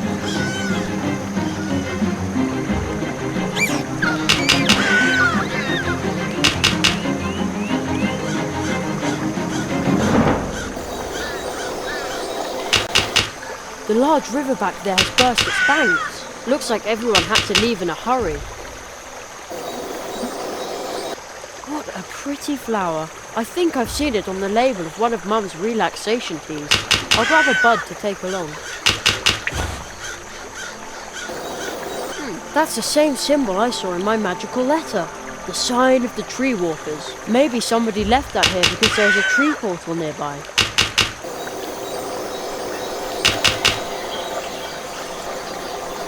Maybe I can flick the antenna to chase off the crow, but I can't reach the antenna.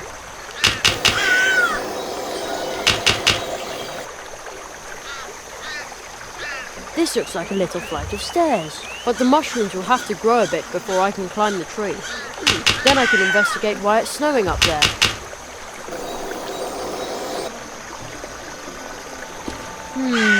The front wheel is frozen to the spot. Snow? In midsummer? It's summer here, isn't it? Curiouser and curiouser. It's still a swift, cold, pebbly, babbling brook. Blue juice. Every keg a treat. Only 2 leaf bucks. Take a jug for some good luck.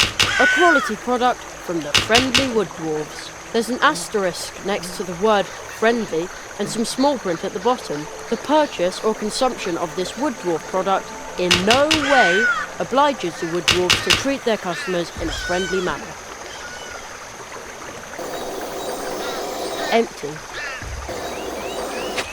There's only 1 keg of blue juice left. Looks like Mousewood is running out of blue juice. Okay, I really shouldn't do this. If only Mr. Churchmouse hadn't tied that thread to my coin. The temptation is just too great. It worked! Like with the gumball machine next to my school. Not that I would know. I've just heard things. The last keg of blue juice and a little sticker.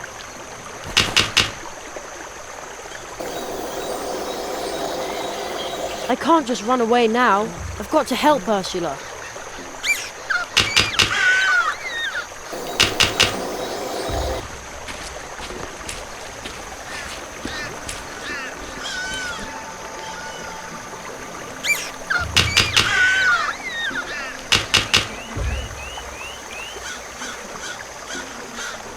The shoelace still looks quite usable. I'll take it with me.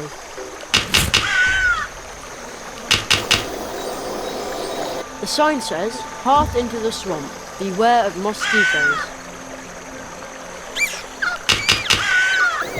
I can't get through here. There's a very deep puddle in the way.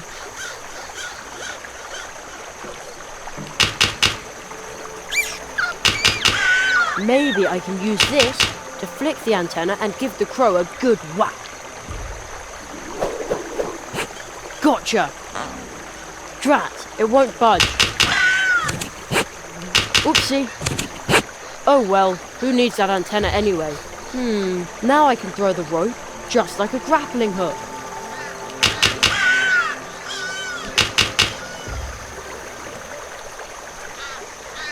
Leave the little owl alone or I'll let you have it.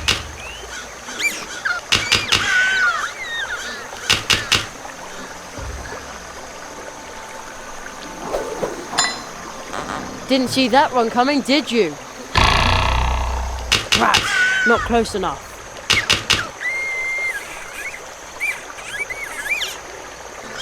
The mouse with the backpack gave it to me. It's full of writing I can't read. I wonder whether it belongs to that mysterious wood sprite.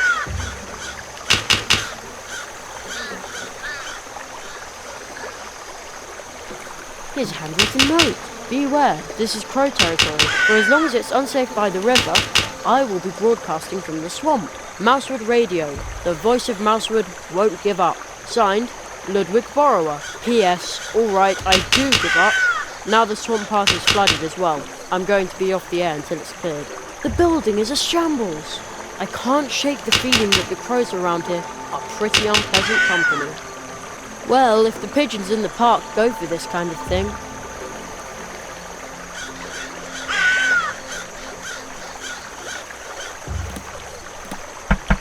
at least Anya's cupcakes seem to appeal to birds.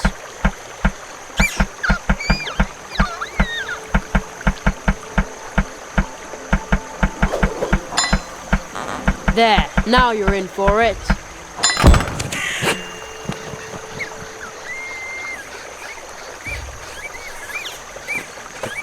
No reason to thank me.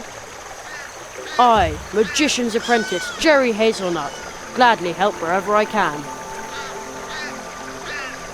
I saw everything. You're a hero. Not really. You're just like my friend Uli. Unfortunately, he's... Oh well. Here, take this. What is it? A flyer. A mouse has to make a living, you know. Wow! He said I'm a hero.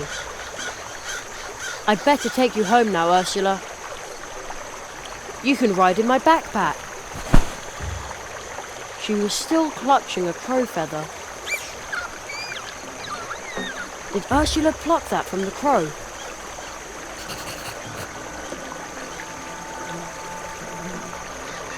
The building collapsed. Looks like someone just pecked apart the ceiling and the walls. This is scary.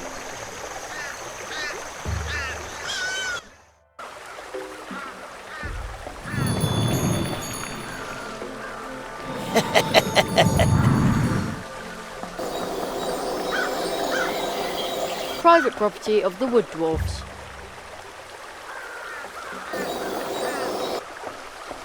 What does the note say? Quarantine. Our housemate Steinberg Wood Dwarf has come down with a terrible disease. He is grouchy and grumpy and in a really bad mood. And now he is also sick and coughing and sneezing. Do not disturb. Until the quarantine ends, we are going to camp out in the cold woods on the muddy ground. Therefore, we are also grouchy and grumpy and in a really bad mood. Production of blue juice will be discontinued until Steinberg recovers. Soft steel and logger, Wood Dwarfs. Securely locked. There's a note here.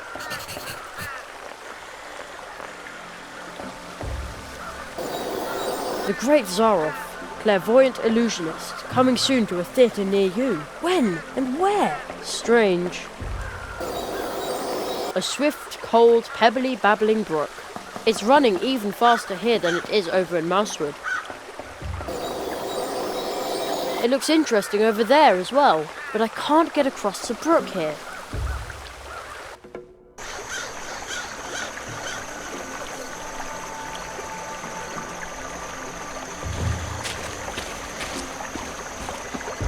Wow, if it isn't Jerry, the promising young tree walker that everyone's going on about. You wouldn't happen to have a fire spell handy, would you? That's me, but I'm still in training, you know. Gossip spreads fast here. I hope you realise that I was only joking about the fire spell. After all, my bike is built from a matchbox. It would burn like kindling.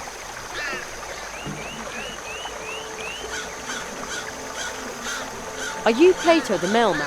Well, if these packages don't get delivered today, I'll just be plain old Plato the frog. Oh.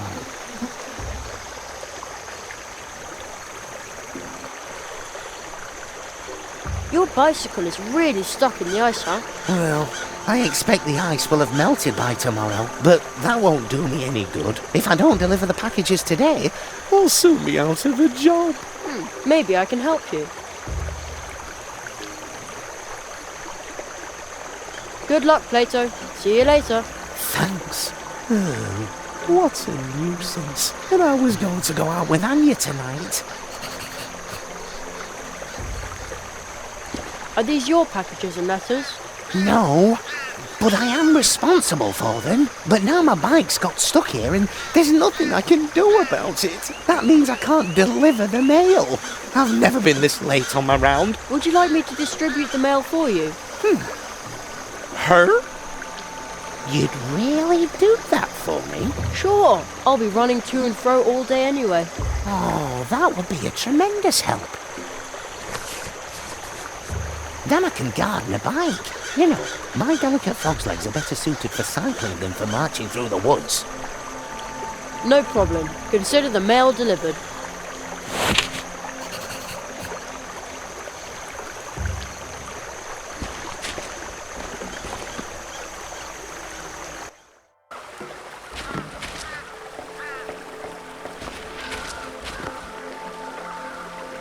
What kind of stone is that? It is firmly stuck. No idea what it is. It looks like it was hit by lightning about 1,000 years ago. Somebody seems to have carved 4 openings into its gnarly trunk. Only a hollow tree stump, with nothing in it. But I hear a whistling sound. The wind is blowing through the hollow trunk, moaning and whistling. It almost sounds like a tune. The organ music of the wind, the breath of the forest. How did I come up with that? Don't tell me I'm a poet too. Poet magician Jerry Hazelnut.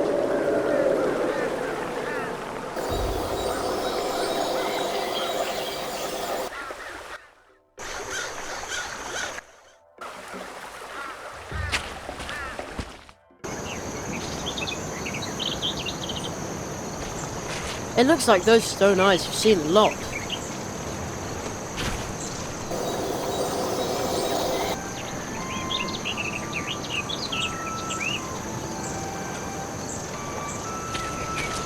We have arrived. We will be the solution. Okay. Suspicious guy. Hume. Another statue.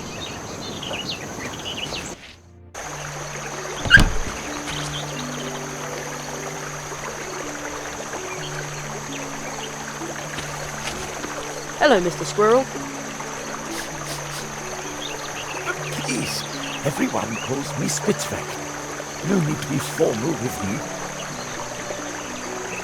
By the way, in case you're wondering, I'm a Suslik. Oh, I didn't know that. The way you're packed, it looks like you're ready for some adventure. I'm an adventurer and scientist, and on my latest expedition, I will travel the 7 seas to document the differences in their flora and fauna. Just look at all the maps in my backpack. The beauty of nature is manifested in its subtlest, most delightful way in these loving records. Yes, I'm on an enormous adventure, and it begins here at home in our humble cold water brook. Oh, that sounds exciting. But why aren't you on your way? That much ocean must take an awfully long time to explore. Tell me about it. I wanted to complete the first leg with a traditional mousewood leaf boat. I ordered it from the Hedgehog brothers. They are the most talented and reliable craftspeople here in the woods, you know. All they had to do was float the boat down the cold water brook to me. But I've been waiting here for a while now. Say, you wouldn't happen to be heading to the pumpkin patch on the edge of town, would you? If you could ask about my boat at the Hedgehog Brothers workshop, you would be doing me a big favor. No problem, I'll take care of it.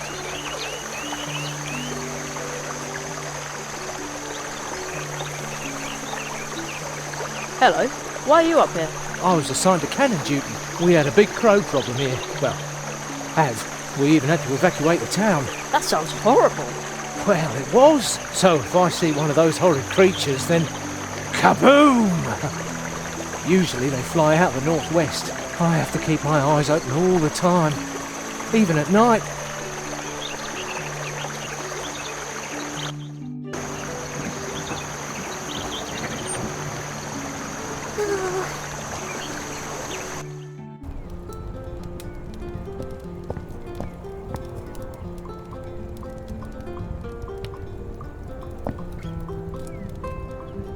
I found your niece. Little Ursula? Ooh. A crow attacked her. Oh, how is she? Tell me. Oh, she's fine.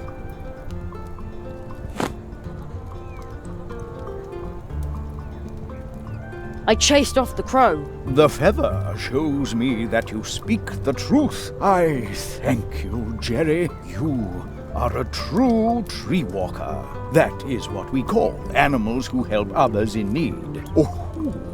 Good work, Jerry. I'm proud of you. It was nothing.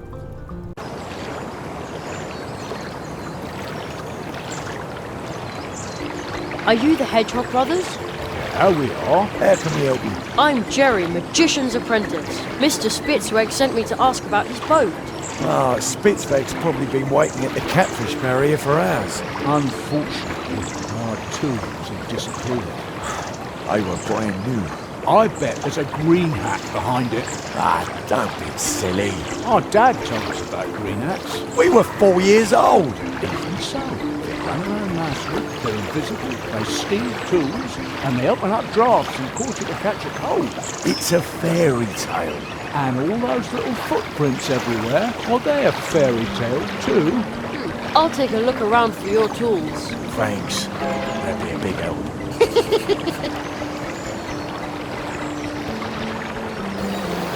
Oh, somebody's there. A little green man with a hat. I knew it! We've had a green hat in the house after all. Ah, where the snakes take me, dolly cats and fly specks, hair and mud puddles. He can see me, but not if I hold me breath.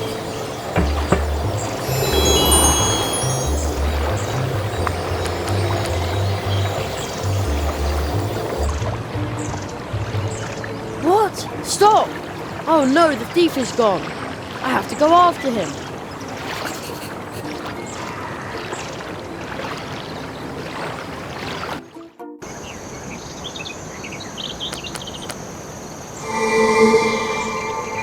The little man in green. There he is again.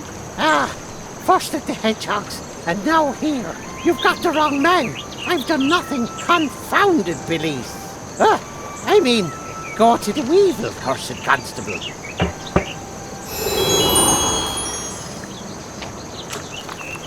He's gone again. He seemed pretty angry.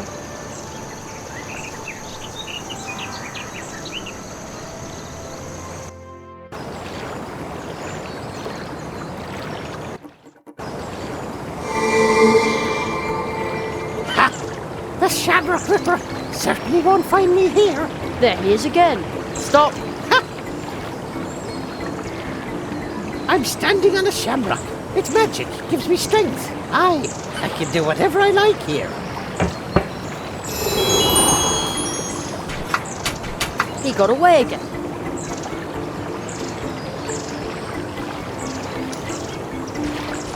That's a cunning plan, and it might just work.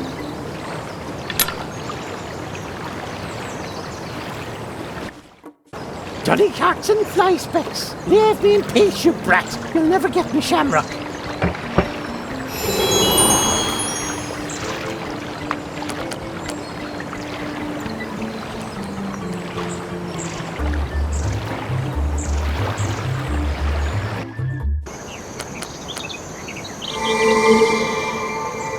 There he is again. You've got the wrong man. I've done nothing, confounded Billies.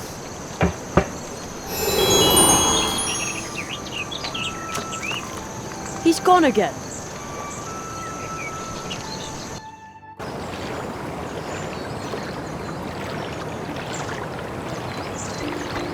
Just leaning the board there won't do any good. I think I need tools. Me too. And me 3. The leprechaun will pop up at any moment, and then...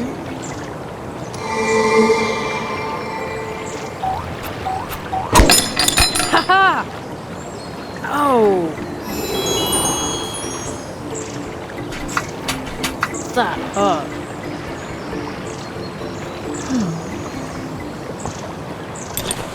Off to the Hedgehog brothers. They'll sure be glad to get their tools back.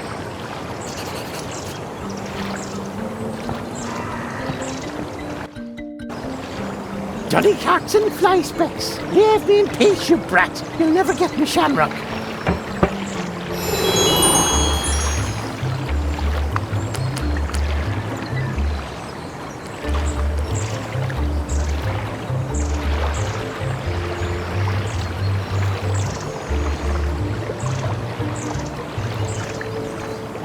I've got your tools. Terrific. But as long as the green hat's still about, I'm not happy about finishing building the boat. Me neither. Please make him go away.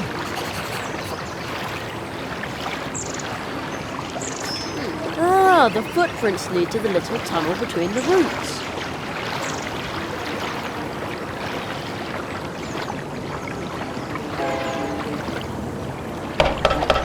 That's it to my ears? The unmistakable sound of our tools. There, the tunnel is closed.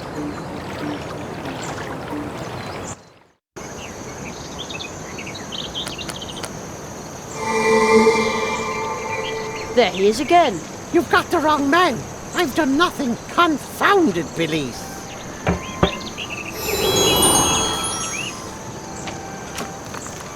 He's gone again.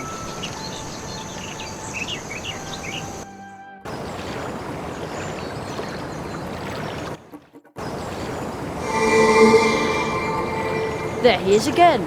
Stop. I'm standing on a shamrock. It's magic. Gives me strength. I can do whatever I like here. He got away again.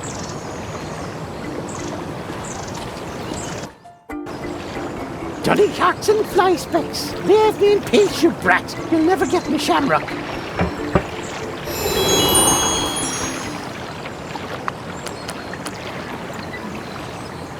Ouch! Nailed shut. Fine. Be that way. What a waste of a day. Off home to warm heart.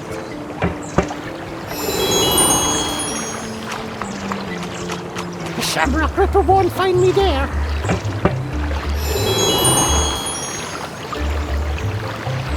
The footprints lead to the top of the pumpkin. Hold on. Is that a chimney? I knew there was something strange about it.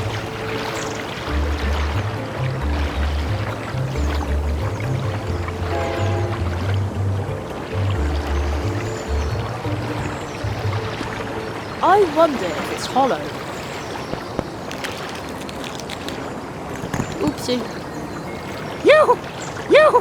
You destroyed me house! Smashed it to tiny wee pieces in the blink of an eye! Oh, what have I ever done to you? I didn't mean to do that. I'm sorry. Didn't mean to? That was negligent vandalism. You're after me, kobold cobots! Actually, I was just here about the stolen stuff. Well, that's me cue. Till we never meet again, you snoop. And he's gone.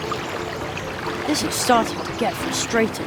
Has a green hat really gone? Oh, what a relief. It looks kind of sad when it's so empty.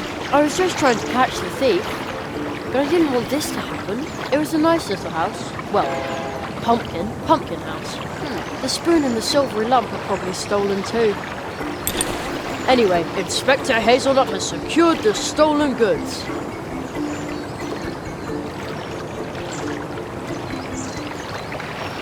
It's over. The green hat is gone. I am so relieved. Dad was right after all. He was living in the pumpkin with the chimney the whole time. I wondered about that. And you have our tools. Come on, brother. We better get to work. The leaf boat for Spitzweg is ready. Ready to put to sea. And how do we get it to Mr. Spitzweg? Just give it a little push. But... Don't worry. The cold water brook will take the boat to the catfish barrier. Where Spitzweg is already waiting.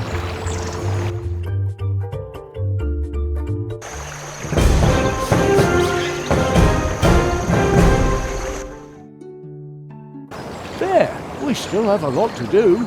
We need to get back to work. We still have to renovate an antique cabinet for our neighbour.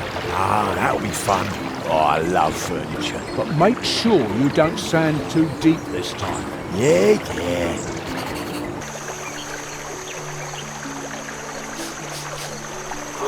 Excellent! The boat is here! In all my travels over the years, I've realized again and again that you can find kind people no matter where you go. Just as long as you never give up and always travel with an open heart. I should write that down. It sounds like a motto for my journey. Now I can finally put out to sea.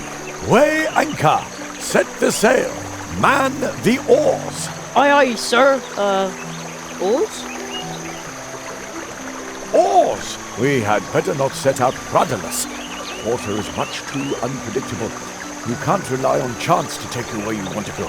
And to be sure your ship doesn't try to leave without you when you go ashore, you also need an anchor. But as long as the catfish is swimming outside the barrier, we can't even think about setting off. The world offers enough adventure. We don't need to go looking for trouble, you know.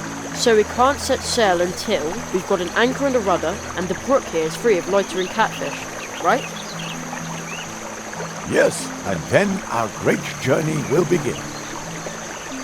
Or so we hope.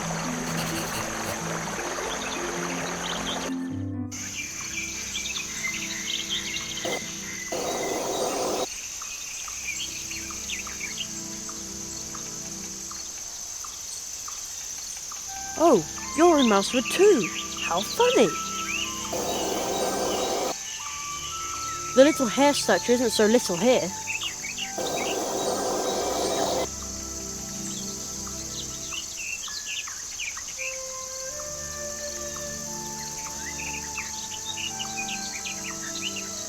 There's an owl's wall here too, just like at home.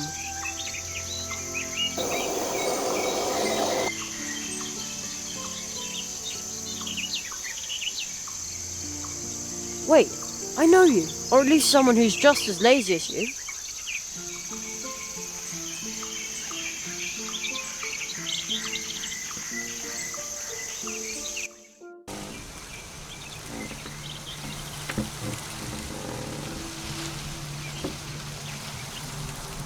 What a weird statue. There's a little stone face in the crystal, and some kind of amber thing. I hear a fine sound, very, very softly, like someone flicked a glass. Who would have thought the old path tree could do something like that? Path tree? Maybe in the olden days, someone actually knew about the portal.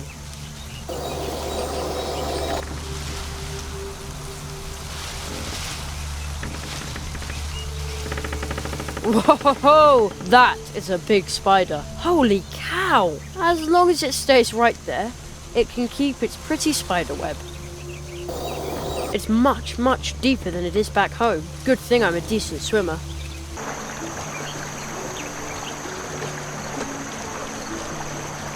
My package, at last! Isn't it a super smart and drop-dead stylish purse? Everyone will want to invite me to the theatre now. Thank you. Here, a tip for you. Now you can buy yourself something stylish too, though you do already have a stylish hat.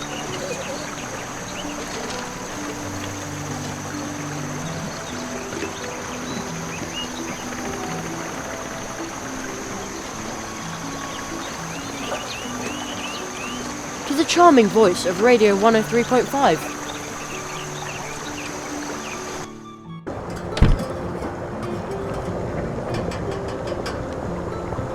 Special delivery for Mr. Burrower. Ah, my first fan letter.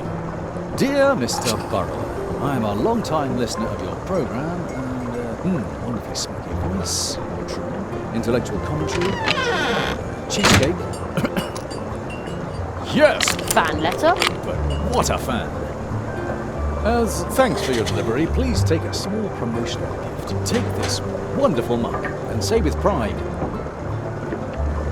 I listen to Swamp Radio 103.5. Mole in the morning, Mole at noon, and Mole in the evening. Thanks.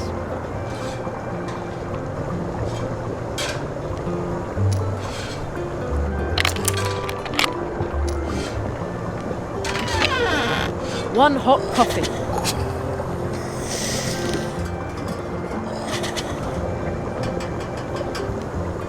Too bad I don't like coffee.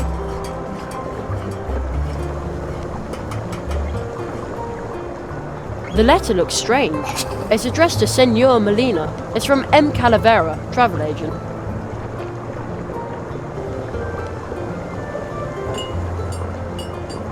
To Mr. Churchmouse Sr. I wonder what's in it. No, I promised Plato I would deliver the mail fast and reliable.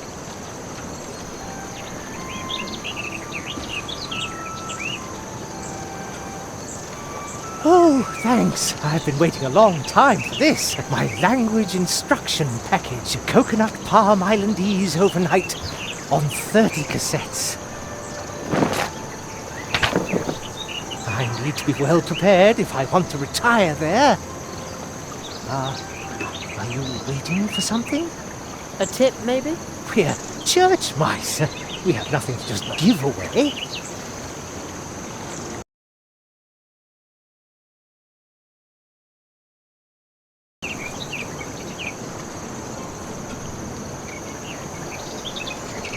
The virtuoso Maxim Mousikov currently resides in Mousewood and is prepared to teach one, but only one, highly gifted apprentice the art of playing the violin. Interested parties, please apply. Too bad I'm not very musical. My coffee's cold.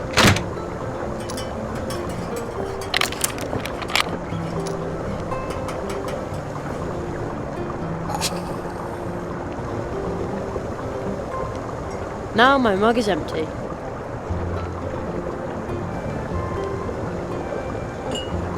One hot coffee.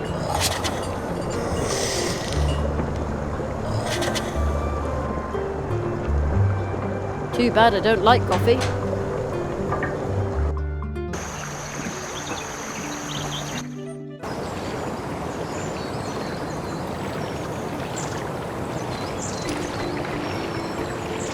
I'll give him some of my coffee.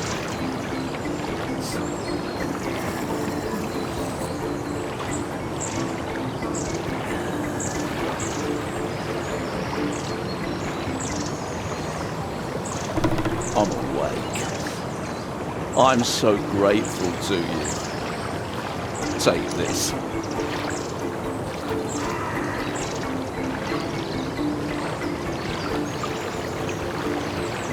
Without you, I would have been late for work.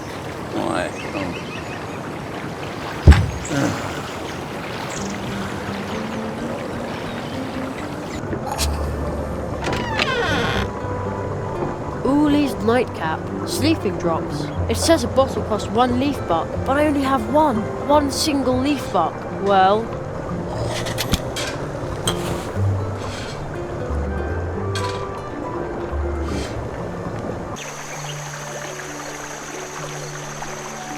And good night.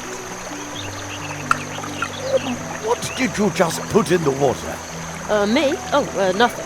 Something that makes little mice sleepy couldn't harm a gigantic catfish. Well, at least I hope.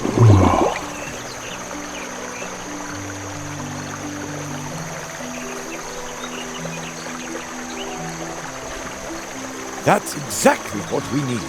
An excellent rudder. Really? Oh yeah, exactly.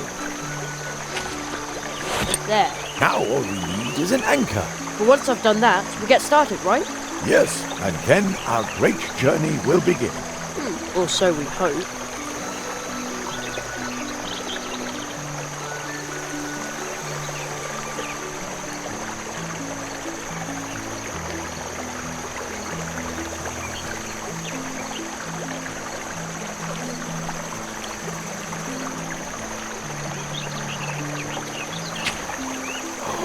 That is a perfect anchor. Oh, outstanding, first mate. Please open the barrier by pressing the lever over there. Here? It looks like you can open the barrier from here. Either that, or fire off a couple of rockets. Let's give it a try.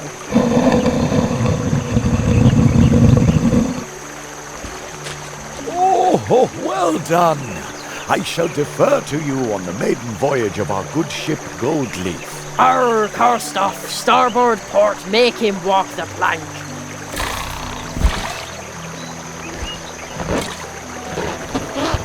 On second thoughts, I should probably take command. You can still be my first mate, though. Man, I need a parrot on my shoulder who just agrees with everything I say. Then I would be captain.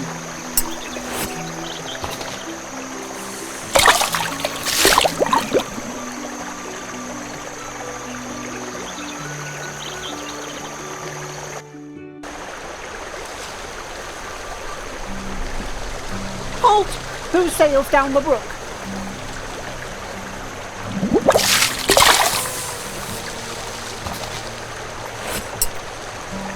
no, not him again.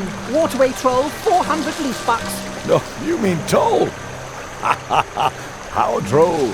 Yeah, smart and troll and gifted. My babysitter Anya always says that. Dead end, unless you pay 400 leaf bucks. Nobody sails under my bridge without paying. Oh, river pirates! Oh, kids will be kids. You know, we used to cook up schemes like this, but as an adult, you have to let things like this roll off your back. But maybe just this once you ought to lose your patience and show that little cheeky monkey who's boss. Monkey? Little Humbert is a mouse. You kids ought to work that out between you. I'll just watch. Oh, river pirates! How droll! I'll have to think of something. Again.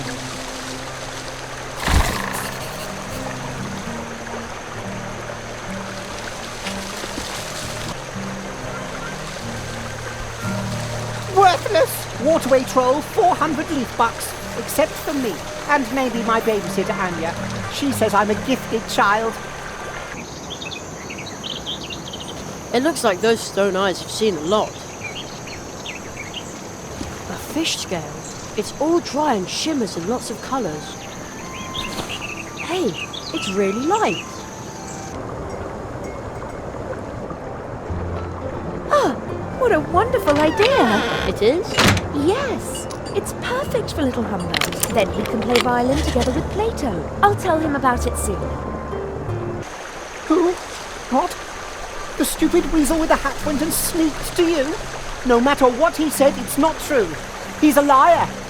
Liar, I say. Really? But his brochure looks very promising.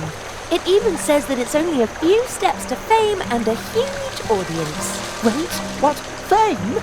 What exactly does that thing say? It says that the famous Maxim Mousapod is currently in Mousewood to teach only one selected, gifted apprentice to play the most difficult to learn instrument in the world. Only one? It says here that the apprentice must be especially talented. Well, I am talented and smart. I'm smart and talented. You see? Jerry was right. Humbert, you little hooligan. You're exactly the right mouse for this. Of course. I'm going to be a rock star. You can pass, you weird weasel. I haven't got time for you now. The next time you see me, it will be on the cover of an album or on stage somewhere, if you can afford the tickets, that is. Right, Anya? Of course, you little rascal. Well done, Jerry. You've got the makings of a true tree walker. Now we can float on down the brook.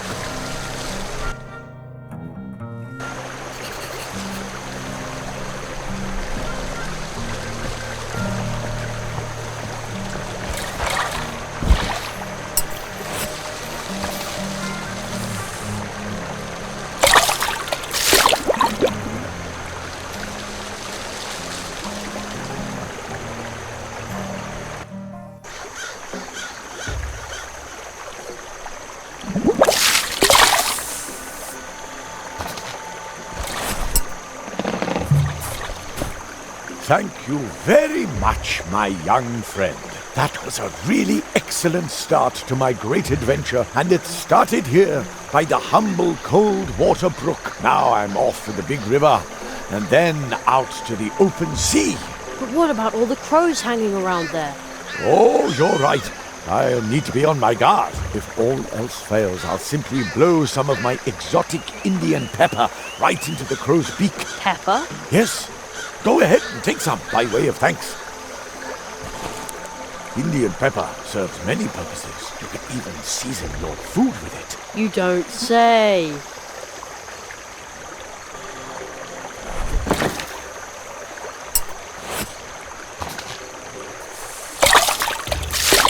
Oh, the boat is drifting away.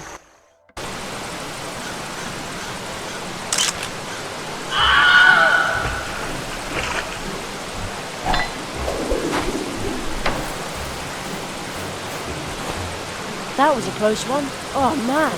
Phew. Hey, this must be the wood dwarf's home. This had better be worth all the trouble.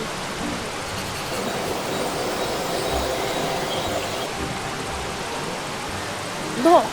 Hey, stop messing with the window! Take a hike! I think I just heard somebody. That sounded like a cry for help. Calling for help? Never! I told you to skedaddle!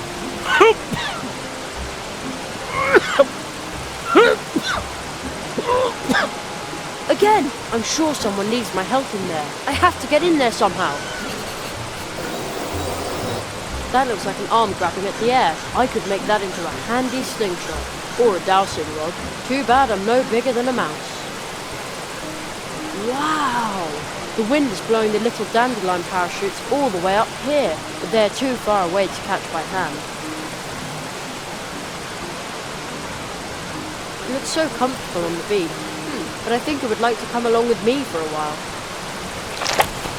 Man, it was stuck on there really tightly. That's the biggest beet I have ever seen. It smells very sweet, but I definitely can't lug that thing around. Oh, the brook is getting pretty dangerous here. If only I had known. Oh man, that's a long way down.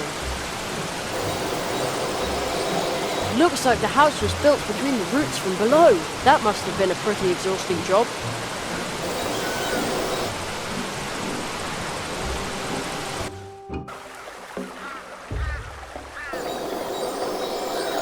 Yes, this means you.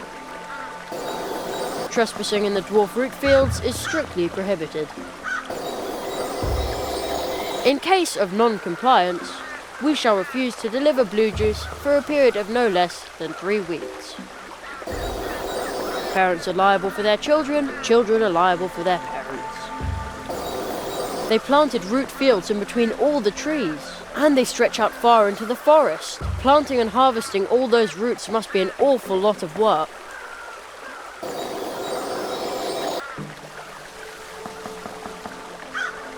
Locked.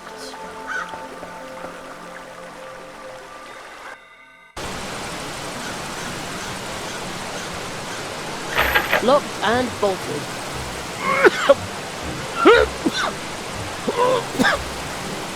I think somebody just coughed in there. And said, bah!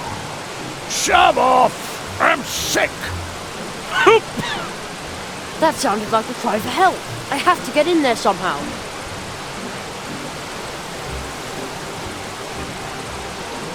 Good idea. But the pane is fixed tightly.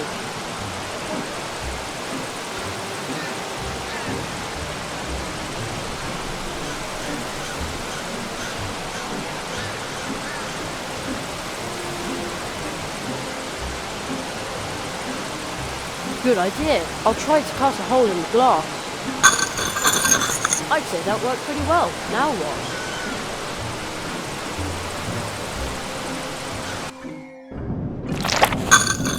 A professional job.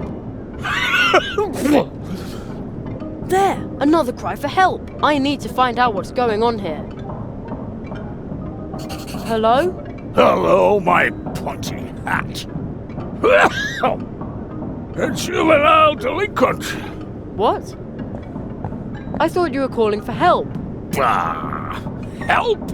A wood dwarf never asks for help.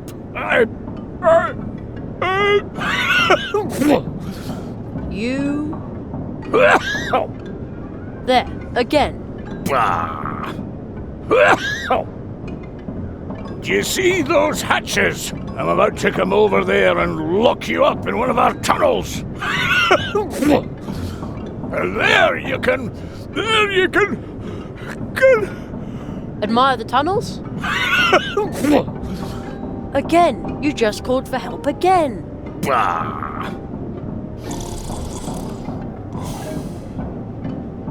Called for help? A sneeze, that's all. I've come down with a dwarf cold.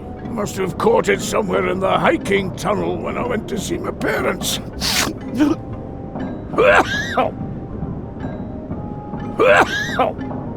All right. About my dwarf cold, my housemates have already headed for the hills. That's what I would have done in their place. A dwarf calls nothing to sneeze at. Are you sure I can't help you somehow? Yes, I'm sure. Nobody can help me. Although, except for one person, perhaps, she could help me, if she wanted to. But, bah! A wood dwarf never asks for help.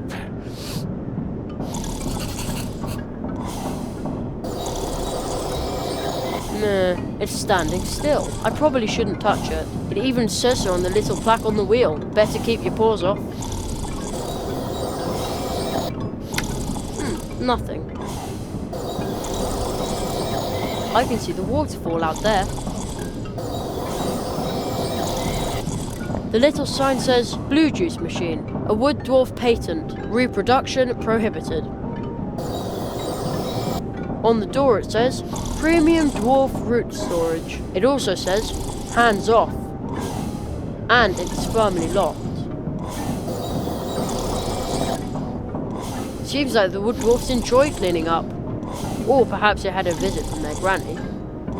My mum always cleans our place then too. I mean when our granny comes over, not the wood dwarf's granny. We don't even know her. Oops, wait a minute. There's something under the board. A card, but a really unusual one.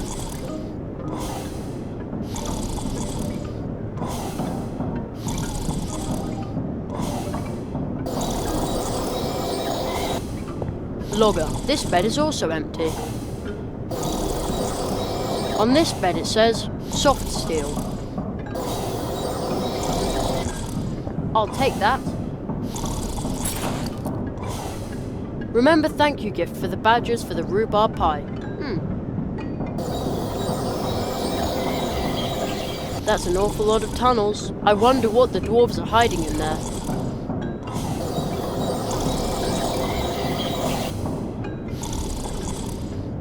Are you sure I can't help you somehow? Yes, I'm sure. Nobody can help me. Although, except for one person, perhaps. Who would that be? Anya Mouse. Now that old Uli is gone, she's...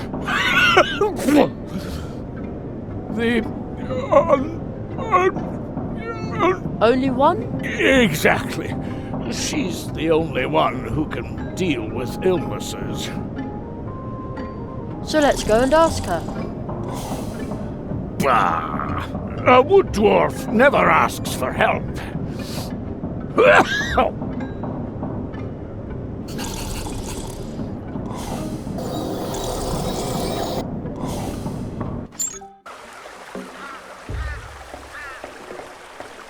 Securely locked.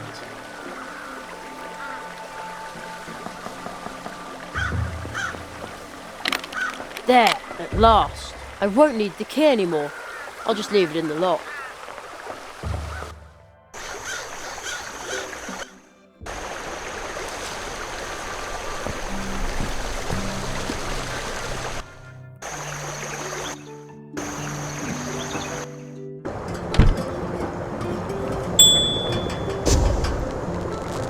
Extravagant.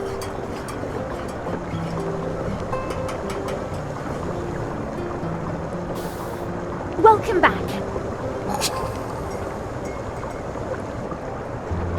One of the dwarves is sick. Oh, fudge. Don't worry. Old Uli taught me a lot about dwarf illnesses. Off to the wood dwarves. Blistering blue Battenberg. This is a very bad case of dwarf cold. That's what I said. Really, really bad.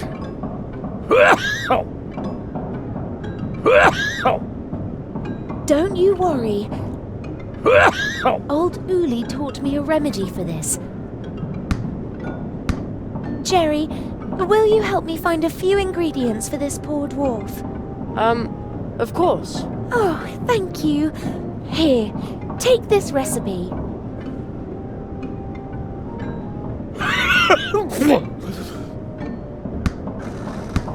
Gesundheit. Gesundheit. I'll be in the cafe getting everything ready. The recipe's a list of things we need to get the poor guy back out to the root fields. And then at last we'll get some blue juice again. Steinberg, we'll have you back on your feet in no time. And now I need to hurry back. I've got a delicious buttercup pie in the oven.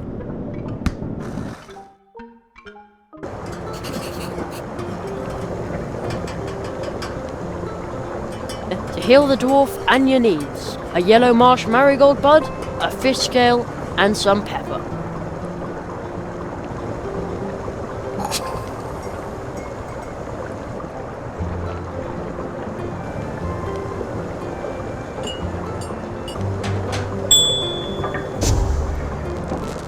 Extravagant.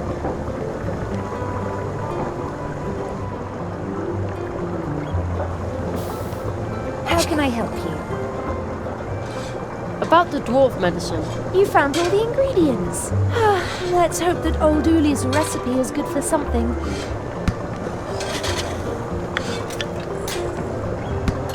Oh, there's some pepper left over. Here. Uli's medicine has to be stirred into something liquid and then administered to the patient. And then there will be blue juice once again. And we're going to need lots of blue juice for the early treetop festival. See you later. Take care.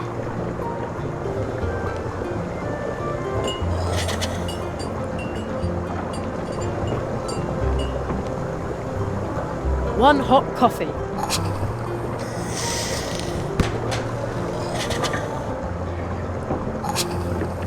Too bad I don't like coffee.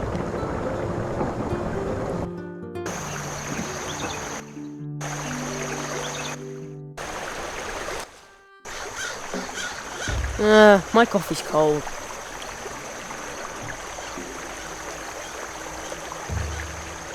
There, I stirred in the medicine. I wonder if it tastes good like that.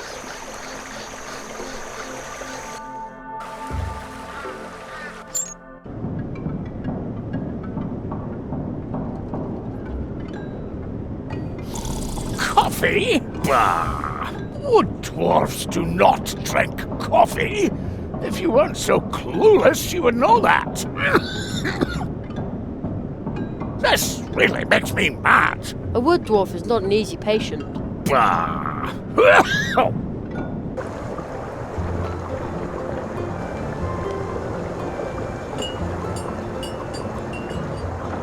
Now my mug is empty.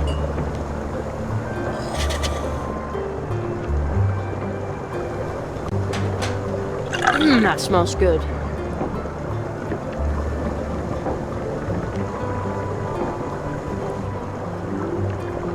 There, I stirred in the medicine. I wonder if it tastes good like that. Blue juice smells delicious. But this isn't just blue juice. I can smell something else too. Of course. It also contains dwarf cold medicine. Oh!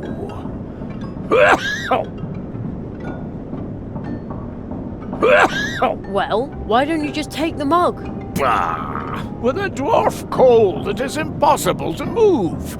If you weren't so clueless, you would know that. A wood dwarf is not an easy patient. My arms are so heavy. My legs are so heavy. Even my lips are heavy.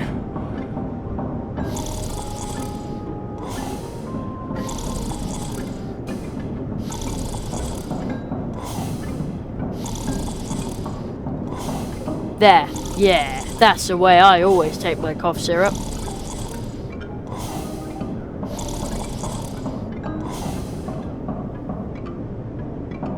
There's some blue juice medicine to help with your bad dwarf cold. Say ah.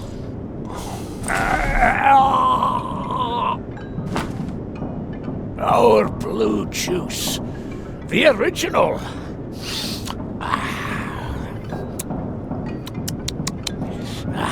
Delicious. Some colour's already returning to your cheeks. And tomorrow we will see to the harvest. You should stay in bed. In bed. Stay in bed. Sleep at last. No sore throat, no dwarf cold, and no dwarf cough. Exactly. Anya. You must go to Anya.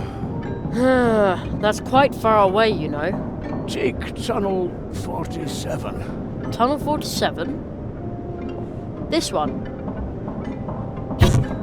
What?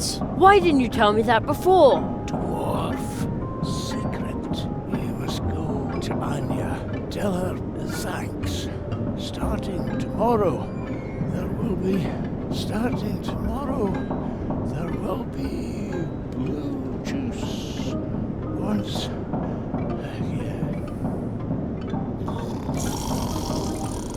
I did it! The dwarves are going to produce blue juice again, and Anya can go ahead and prepare for the Treetop Festival. Now all I have to do is send out the invitations.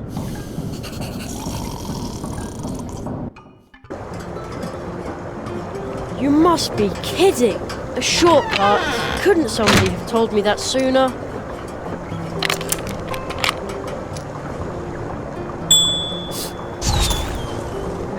Just a sec.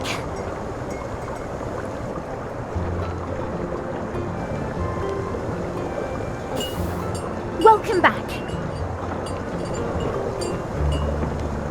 About the blue juice. How wonderful. Uli's medicine is bound to work. Customers have been asking for days when there'll be blue juice again. And we're going to need lots of blue juice for the early Treetop Festival.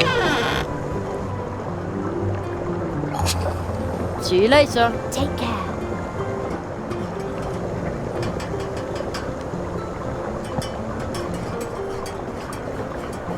One hot coffee.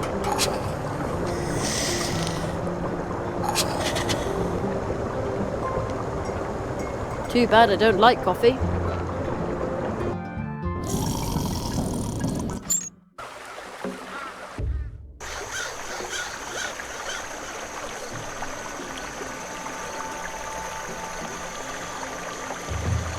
Here comes Anya's piping hot coffee. You're not just gonna pour it on the ground, are you? Anya's coffee is wood famous and so good. Her? We're going to use it to free your bike. We are? In that case, what are you waiting for?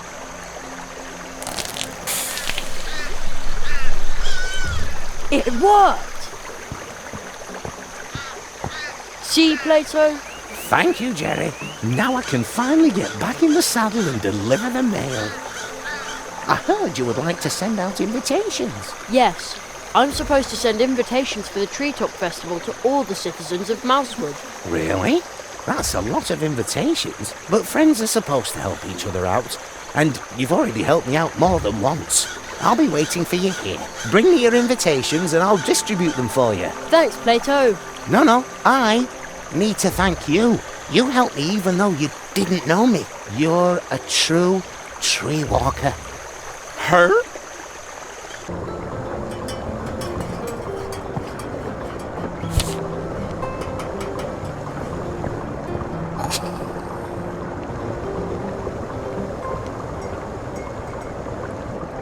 Now the invitation is in the envelope. The Marquis said I can only stick it to a sealed envelope with an invitation inside. The envelope's no longer sticky. It won't stay closed.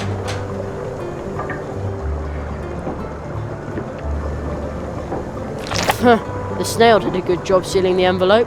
I think I'd better let it go on its way now. Bye, shimmering snail.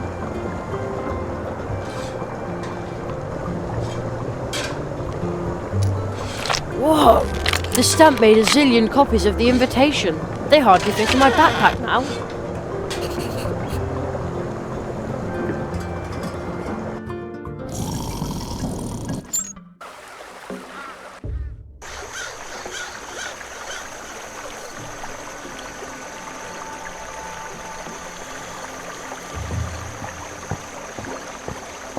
Could you deliver this for me? I would love to do that, but wait. I see you've still got some mail that needs to be delivered. Oh yeah, I completely forgot about that. Please hurry, and I'll deliver it. In the meantime, I'll pump up my tyres. Her?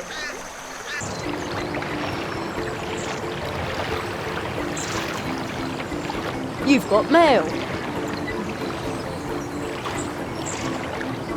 Thank you. No problem.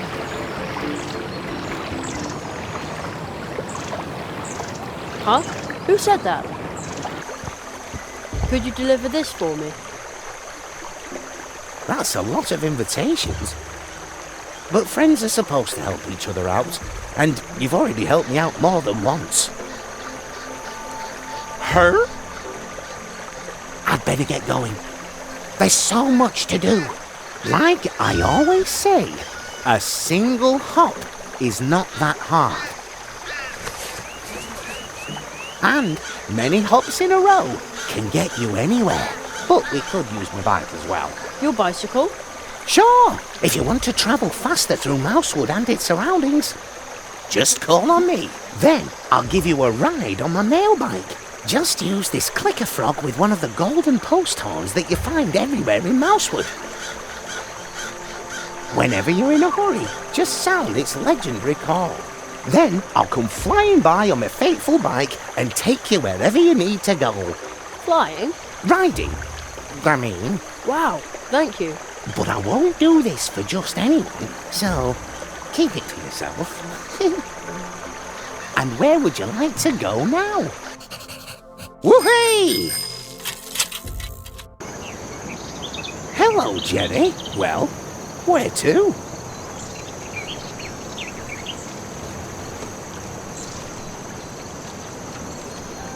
Let's go. Hang on tight, Jerry.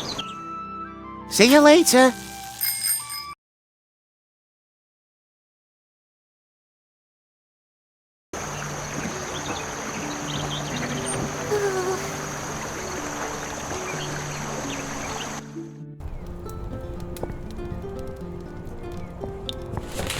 Jerry, you have sent the invitations and ordered the blue juice, and in doing so, you have healed a dwarf, rescued little Ursula, and experienced much more. You are indeed developing into a genuine tree walker. Now we will begin with the magical part of your training.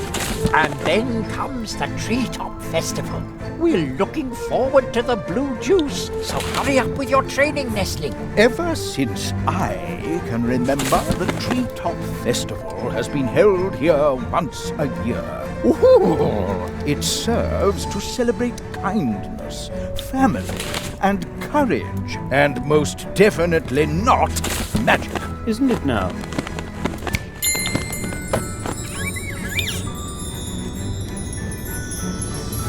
Go forth, young hazelnut.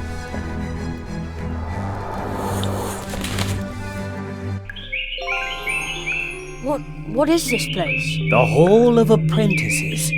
A living place, created by magic. Hidden between two moments in time.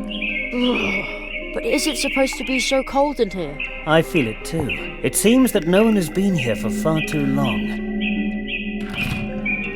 And even in Mousewood, almost no one remembers us. Only the elderly. How long's it been since you were last here?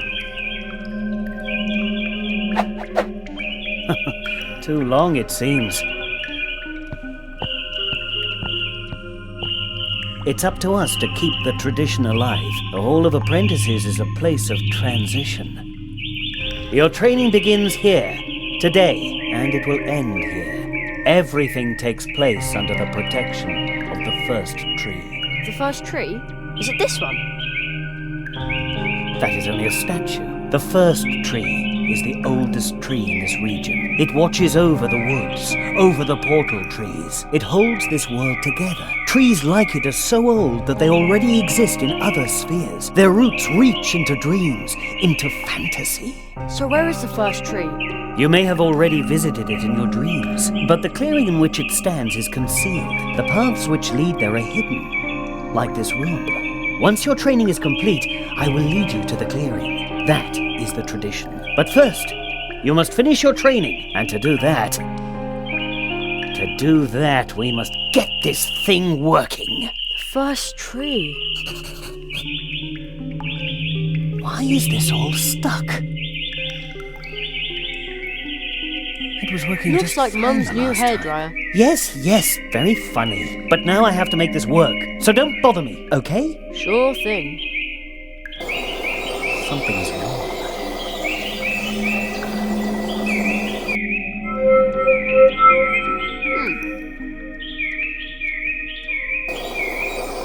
It must belong to that machine. No idea what that is, but there are two of them. There's a ball stuck in the glass tube. It's kind of creepy the way they stare at you. I wonder who they all are. Nothing is impossible. Where is that light coming from? That isn't the sun, is it?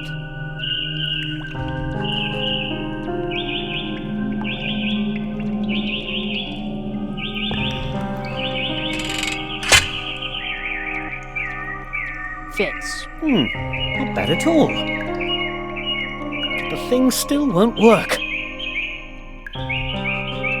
It was working just fine the last time. There. Aha!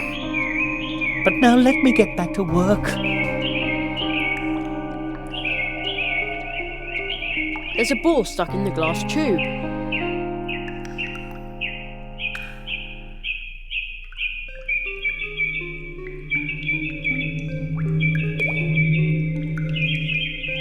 Let's see if it's as easy as fishing change out of the gutter.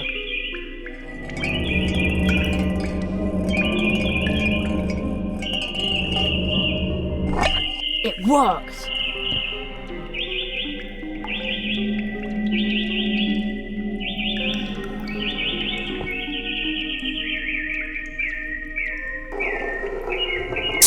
It works! Wonderful! You did a great job! The electromagical apparatus is uncoupled from the flow of time. It processes information from the past and future and prints it out in pictures on cards pressed from the leaves of portal trees. There! May I take them? Of course!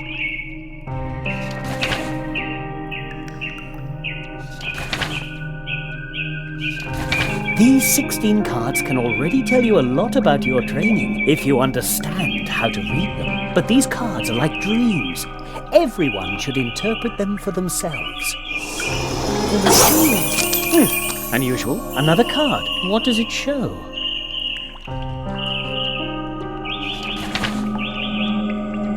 But that's me. Extremely unusual. What could that mean? Ooh! Somebody's floating there. That's a ghost. A ghost, Jerry?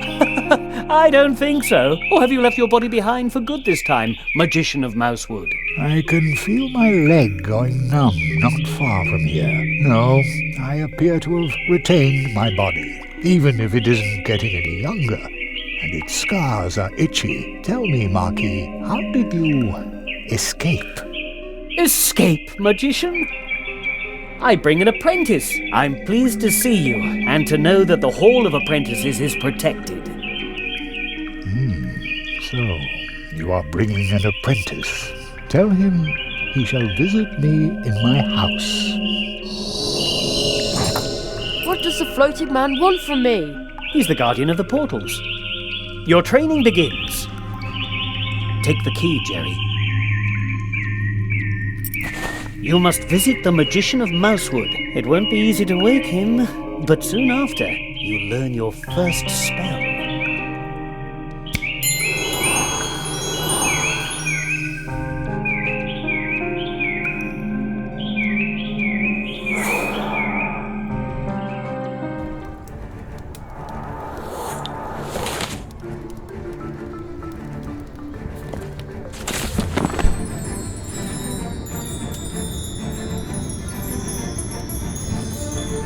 They're back. Ooh. Seek the lock to the key which the ghost lost in the Hall of Apprentices. Behind the door, you'll meet an old friend of mine. See you soon.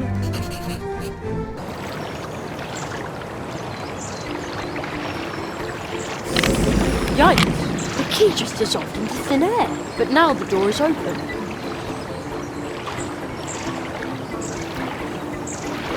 What sort of place is this? Everything is so huge. It's enough to make you dizzy.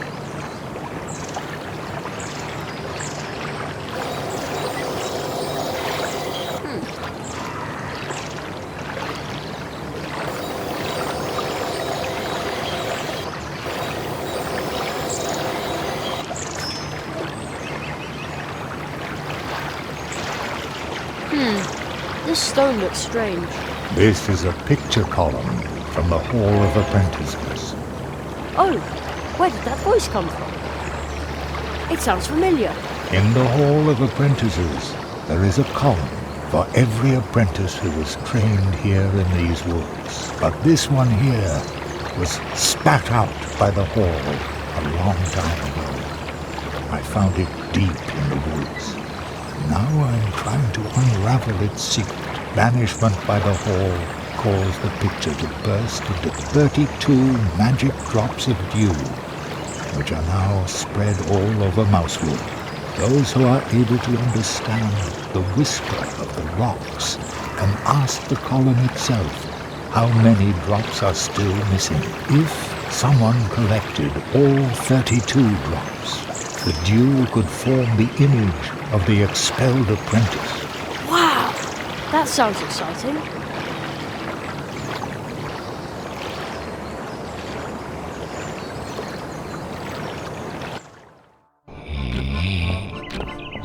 Wow!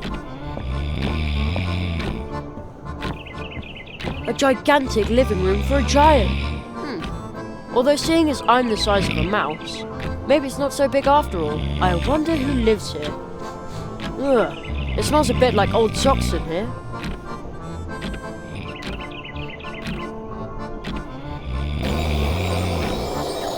There's also a bed here for little people. We have a plant like that at home too. Too bad. I can't move the stick with my hands. Otherwise it would reach for the clock.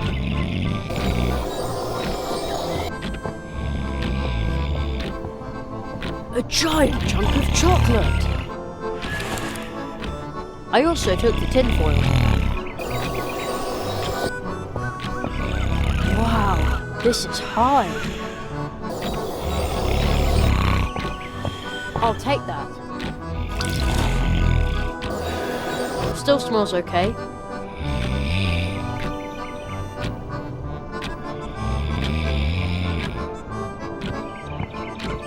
Good idea. Uh-oh. I'd say that worked pretty well. It's enormous. When it rings, it must make a humongous noise.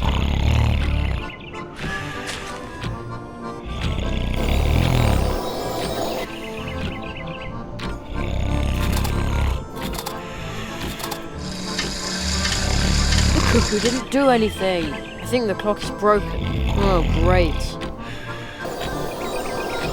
Oh, somebody's sleeping there. That's probably the friend I'm supposed to wake. Hey! Nothing. Even that's gigantic. It smells like my model train. I'd better not touch it with my bare hands.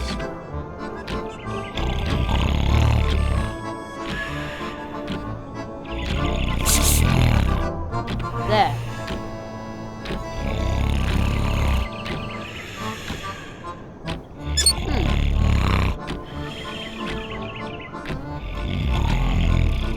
The joint is rusted. It won't move.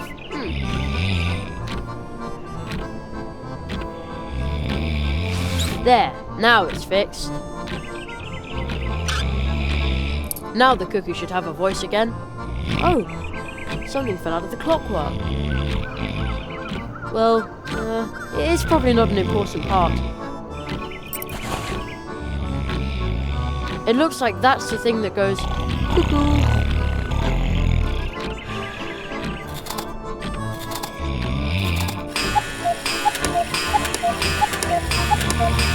Wow, that was loud. Let's see if it woke the giant.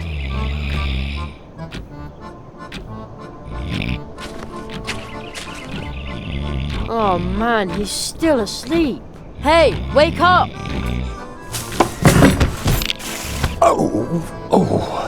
Oh, dash it all. Uh-oh. I didn't mean for that to happen. Oh.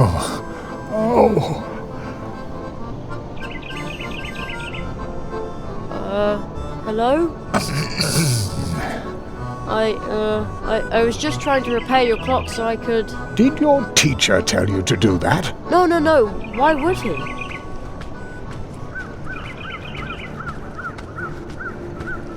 Old magician of Mousewood. I see my apprentice has...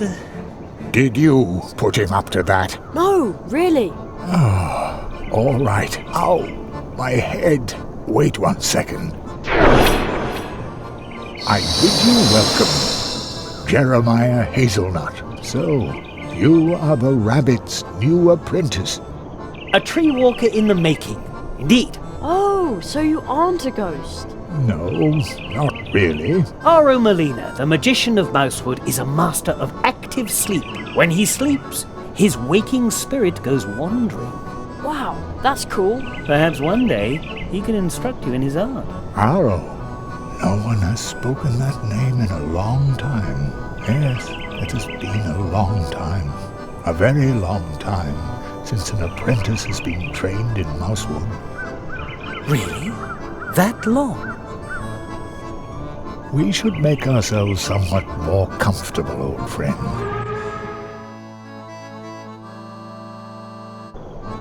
Young Hazelnut, I hear that you have already proven yourself as a tree walker in Mousewood. Your next test will be to pass the 4 portals of Mousewood. Behind each of the portals, you will learn a spell. Wow, that sounds exciting. But first, there is something you need to return. What's that? Pardon me, but I think you have my book. Oh, yeah, the mouse with the backpack gave it to me. Thank you. It is very valuable to me. Now, I would like to write one about you. I collect stories, you know. Who was that? Oh, he seemed familiar to me, but I can't recall why. Only a wood sprite, a close acquaintance of mine. You should rest, Jerry. This has been a long day for you. Rest for a little while. If you say so. I...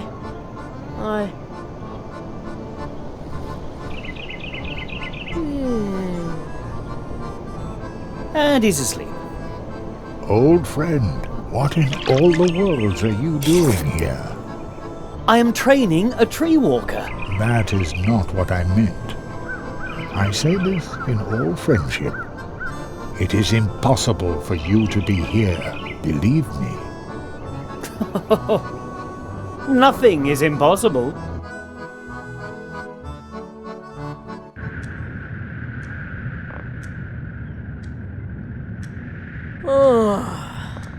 You slept all night. Yeah, but not too well. I miss my bed. Be brave, Jeremiah Hazelnut. Magicians have to be strong. Your next test will be to pass the 4 portals of Mousewood. Behind each of the portals, you will learn a spell. Okay. From now on, you can switch back and forth between day and night by sleeping in a hammock or reading this magic book.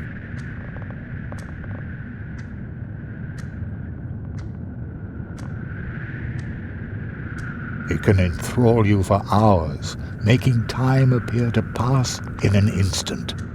Return to the portal tree through which we came to Mousewood. There you will learn your first spell.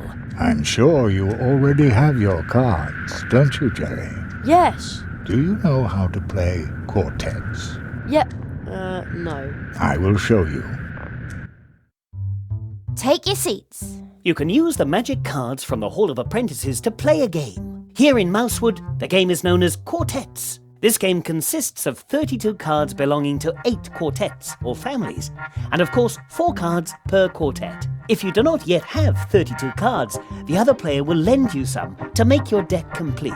The goal of the game is to obtain as many complete quartets as possible. Every player starts with 10 cards. The 12 remaining cards lie concealed in the stack and will be picked up later. Oh no! It's your turn. It's your turn. You now get to ask for one of the other player's cards, but only cards from quartets where you own at least one card yourself. First pick the family and then the card. 1, 2, 3, or 4 for which you want to ask. Let's see.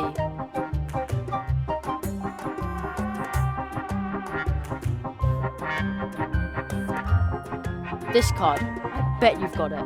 If the other player doesn't have the card you asked for, then you draw a card from the stack, and it's the other player's turn to ask for one of your cards. If the other player has the card you asked for, then you receive the card and get to keep asking. So you see, it's important to remember which cards you've already asked for and which cards the other player has taken from you so far. This will allow you to predict with some certainty what cards are in the other player's hand. The better your memory, the better your chances of winning. Remember, you can play with those cards, but their true worth does not lie in gambling. Still, I wish you luck. Haha! And another quartet. Let's see what card you've got there.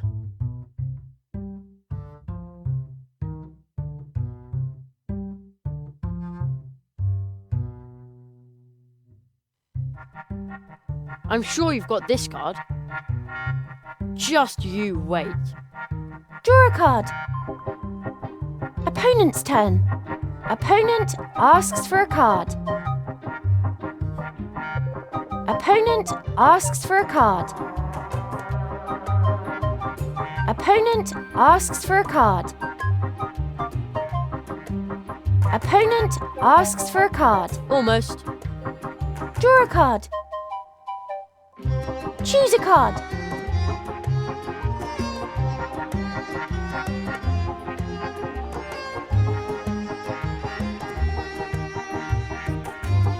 I'm sure you've got this card. Well played. Let's see what card you've got there. This card. I bet you've got it. I might have known. Draw a card. Got a quartet. Opponent's turn. Opponent asks for a card. Opponent asks for a card. Almost. Draw a card. Choose a card.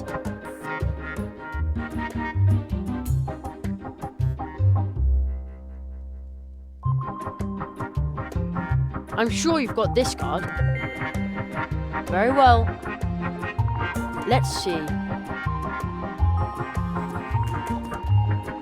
This card. I bet you've got it. Yes, I did that on purpose. Draw a card. Opponent's turn. Opponent asks for a card. Almost. Draw a card. It's your turn.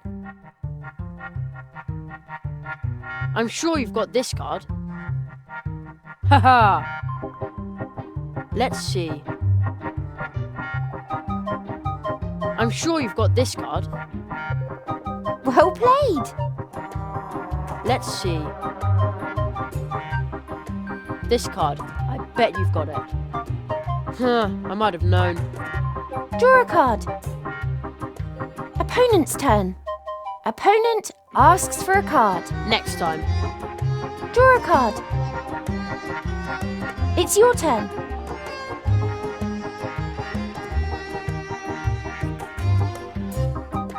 I'm sure you've got this card. Very well. Let's see what card you've got there. This card. I bet you've got it. Excellent. Let's see what card you've got there. I'm sure you've got this card. Excellent. Quartet. Let's see. I'm sure you've got this card. Nope, you don't? Again? Draw a card. Opponent's turn. Opponent asks for a card. Almost. Draw a card. Opponent's quartet. Choose a card.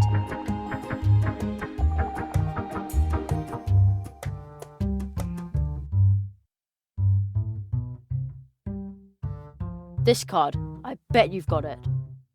I was so sure that would work. Draw a card. Opponent's turn. Opponent asks for a card. Opponent asks for a card. Opponent asks for a card. Opponent asks for a card. Oh no. Opponent asks for a card. Opponent's quartet. That's it. Opponent's game. Ooh, this isn't so easy. Here in Mousewood, people like to play cards. If the people of Mousewood see your cards, they will be very eager to play with you. You can also find additional secret cards, such as this. But that's Mum. Indeed. Remember, there are 4 cards in each quartet, just as there are 4 portal trees, inseparably connected. This star map can show you where they lie. Your mother is the 2nd card in your quartet. And the other 2? You will understand my words soon enough, and then everything will change.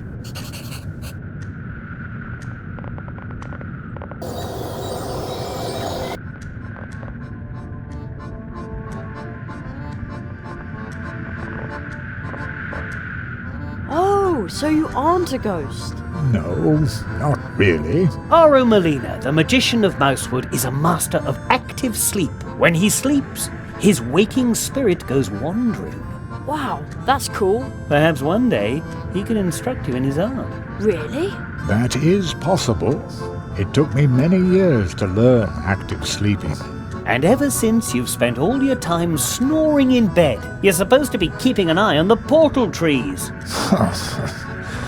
It has grown quiet here in Mousewood for a long time. The portals have only been used now and then by single magical beings wandering between the worlds. You probably don't know about this, but I have long averted the greatest disaster for the portals. Until I saw you here, I thought I was just about the last of us. Oh, come now. Can't you sense it? How the portals are opening and closing near and very, very far away, like the pulsing of stars in the night. How ideas, shapes, and beings wander between the worlds. There must be some of us among them. Wow.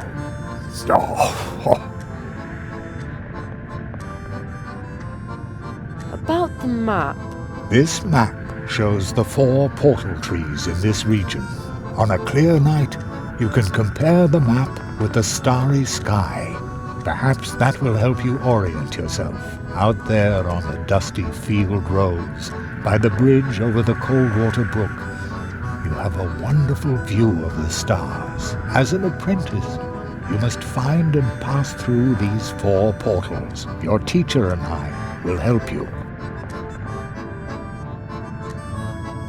Sometimes you're big and sometimes you're small.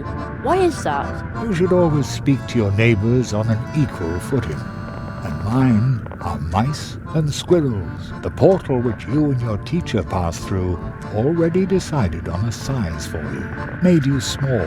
I, on the other hand, can only transform to mouse size for brief periods of time to mingle with my neighbors. Perhaps enjoy a coffee in Anya's cafe or chat with the Hedgehog brothers. Most of them don't believe in magic. They know portals and magical creatures only from fairy tales. Therefore, around here, I, the guardian of the portals, am known as nothing more than another oddball from the edge of town. But that is all right. That is what I have always been. See you later. Be careful, young tree walker.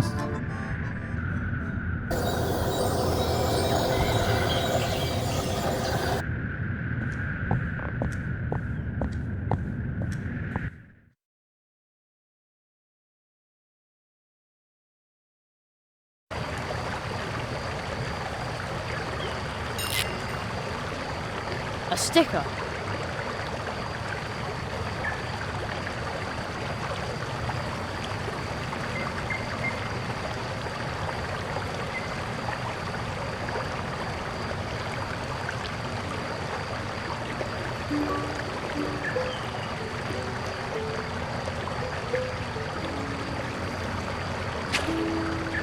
Good day. More like good night.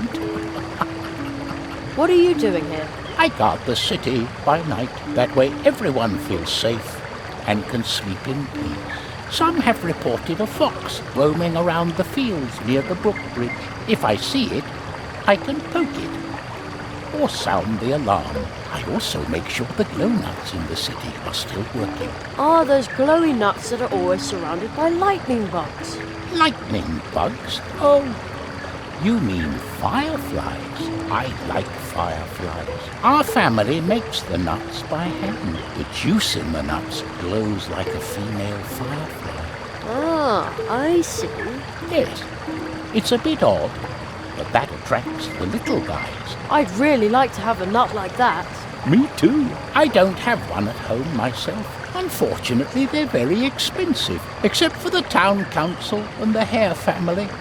Hardly anyone can afford them, but now and then I look in on the Hare family when they're celebrating. When I see all the glow nuts and happy faces there, it warms my heart, no matter how cold the night is.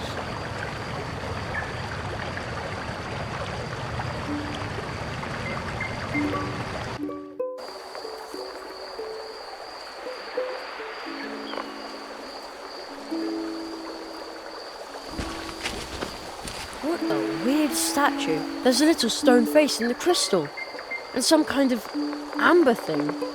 I hear a fine sound. Very, very softly. Like someone flicked a glass.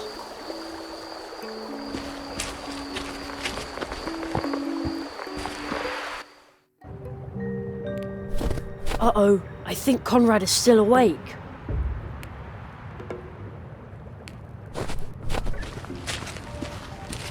Hello? Mr. Conrad Owl? No. Your caramel-coloured fur. Just like toffee fudge. I think he's asleep. Yum.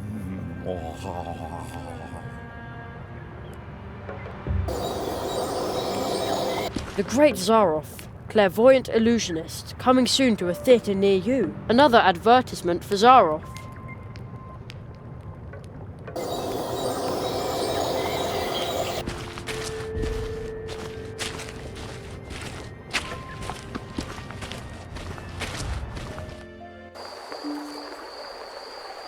Oh man, it's really dark up here. And cold too. At home, I'm not allowed to climb around on rooftops. At home, I'd be reading comics under the covers with a flashlight now. Looks kind of suspicious. I'd like to take a look at it from up close. I could get to the tree by climbing over the branch, but it's way too dark up here. One false step and I'd rather not think about it.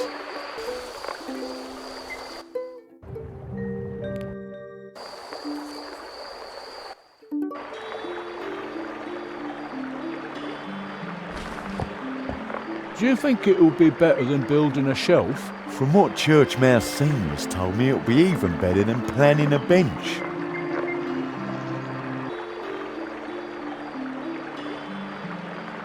Hello, Mr. Church Mouse. Oh, it's you. The boy with the hat and the tight purse strings. Don't worry, this time Junior isn't after your piggy bank, he's after your sanity. The best magician in Mousewood will make you doubt your own mind when he achieves the impossible. Your son is a magician too? I don't believe it. Yes, pretty amazing, isn't it? You thought there was no such thing as magic. No, I just meant... You will be proven wrong. But I didn't say that. When the great Church Mouse Jr. mysteriously empties this glass of water without touching it. Well, I can't wait. Maybe I'll learn another one of my 4 spells here.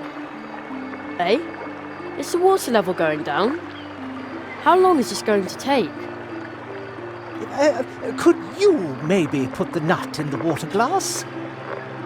Sometimes Junior has a bit of stage fright. Okay. At last, someone's coming on stage. Hey, Jerry! We didn't know you were performing here too. I'm just helping out. Put the nut in the glass and stop stealing the show from Junior. Yeah, I'm doing it.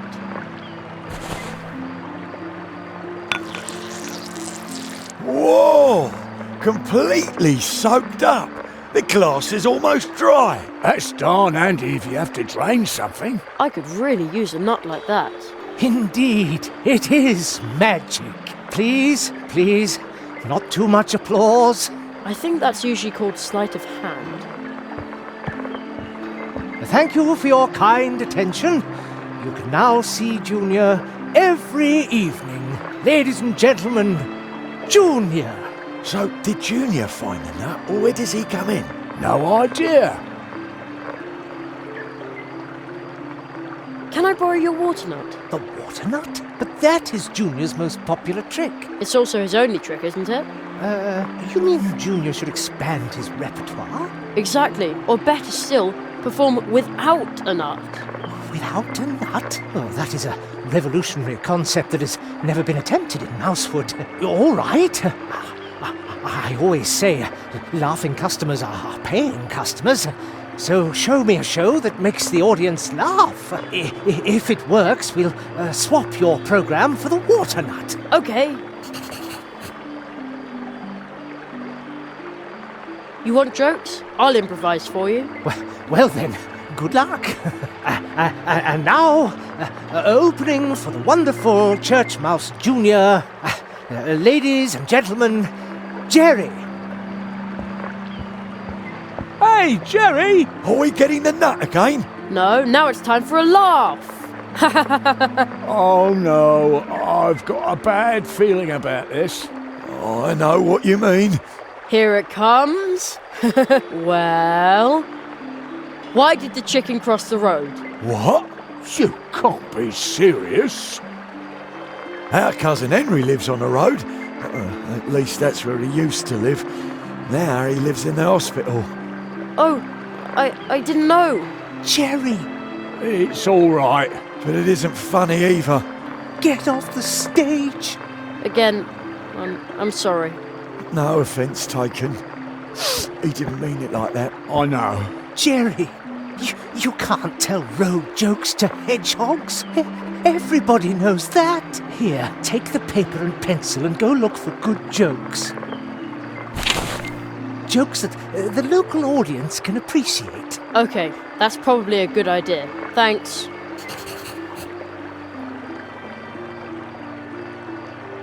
How's business? Super.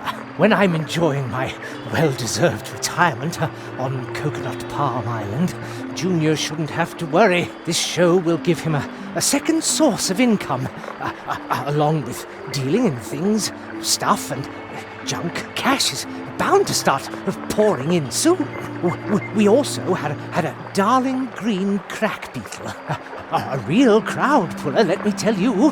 Unfortunately, it ran off the day before yesterday. Junior almost caught it. A green beetle,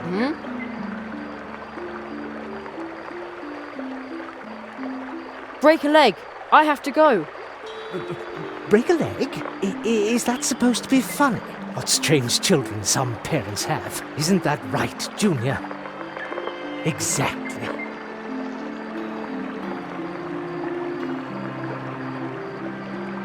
Maybe we should have stayed at work. I think so too. That joke made me sad. Me too.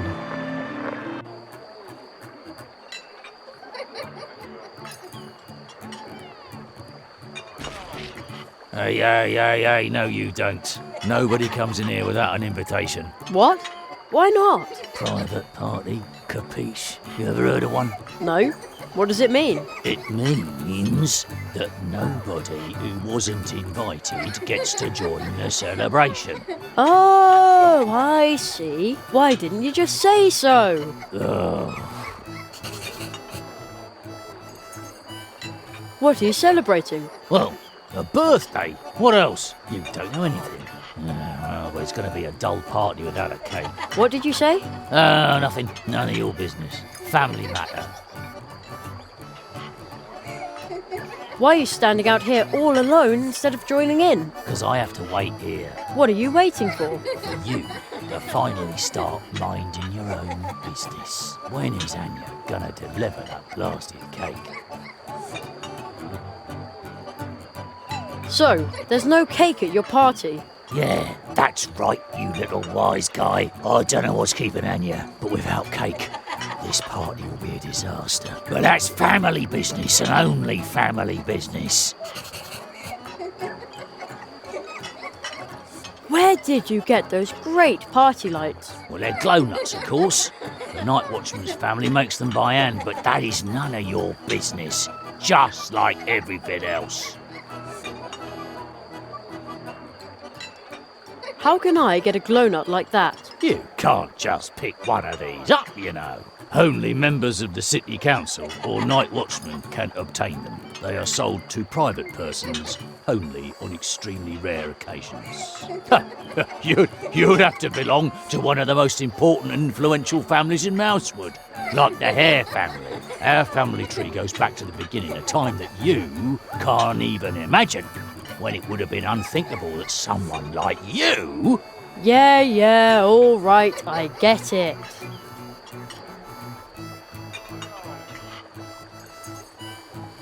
What does private party mean again? That means that everyone who has no business here should shut their trap and go away. Well, he's definitely in the mood for a party. Well then, have a good time. I don't mind being excluded. Fine.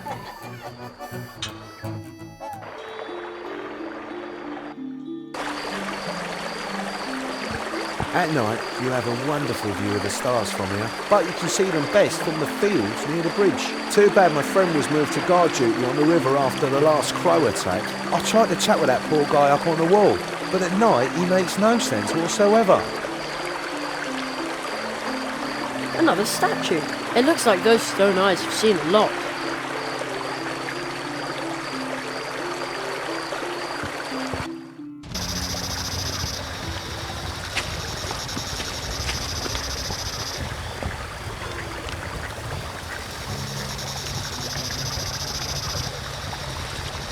How strange.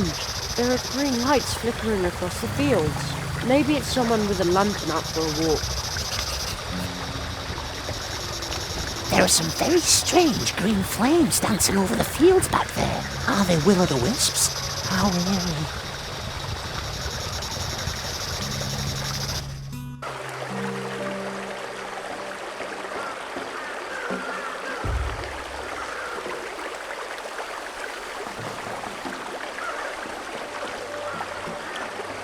Hey, what are you doing so far out of town? You'd better not venture too close to the river. Haven't you heard? There's been another crow attack. Of course I heard. I was right in the middle of it. Yeah, heard that one before. But we're town guards. We're different.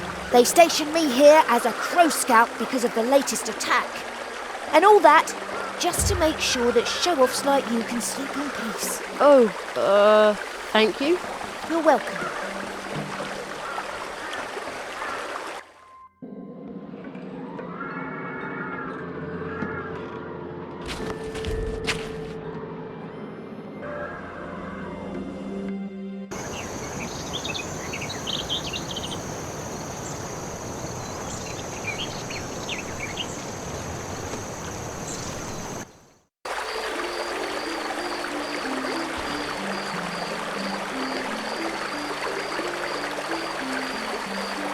Good evening. Who? What? It's only me. Good evening. Well, it's evening anyway, but I'm not complaining. Still, I'm tired and thirsty, and this shift is lasting forever. Actually, I'd rather be working on my novel some more. It's called Penny the Pudgy Pyromaniac. You're an author? What's your name? Penny. Don't volunteer for the night shift, they said. And now... But I think you were complaining. Hello? Who's there? Still me. Oh no, oh no, oh no! Oh no! What if a crow had come? Or my superior? I need some strong black coffee very, very urgently. Why is Anya's cafe closed at night? Why?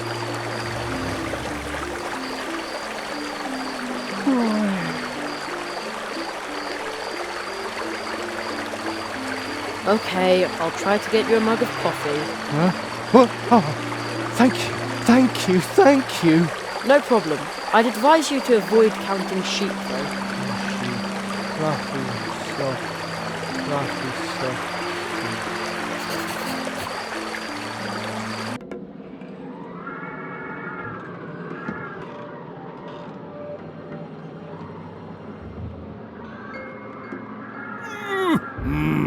You again. Have you come back to rub it in again that you helped me? Pah! What? No. Good for you, but anyway, thank you. When we're harvesting our dwarf roots here, you can use our guest bed in the house. Did you hear that, lads? This boy is our guest. Meh! Bah! Bah! They said you're welcome at any time. I really appreciate that. Bah! Don't mention it.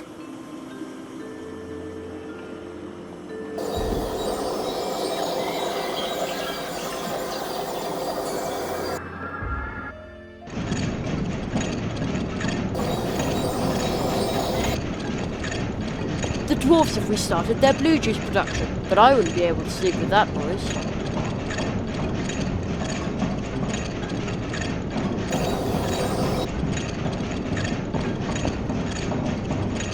Locked.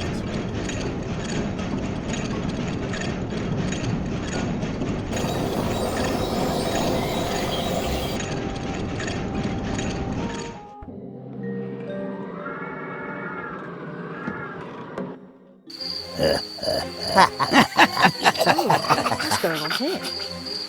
The bodies are my due, for I discovered him, freed him from the prison of his existence, and made him useful to us. The belongings are my due, for I placed the 4 metals in his hands. When his vengeance is at hand, our work begins.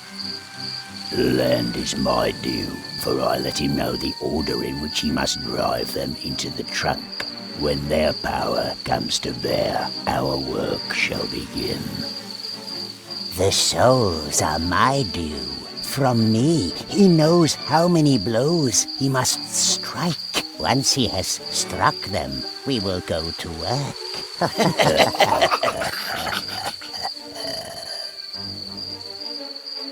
Someone is listening. Only a child. A human. One of us.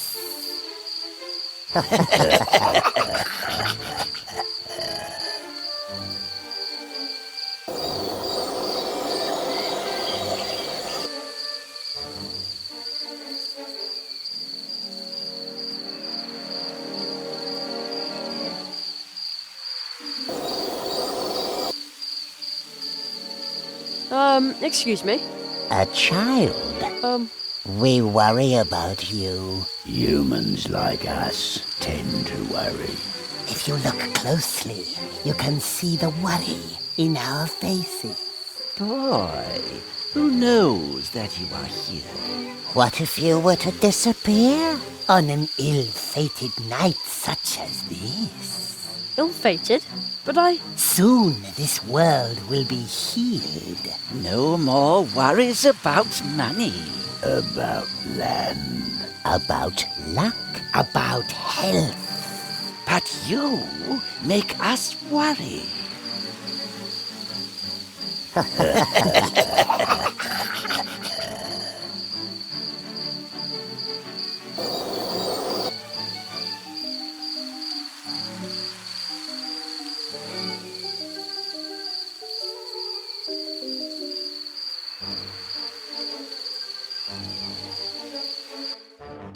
Come to us, Jerry. Oh, how did they get here so fast?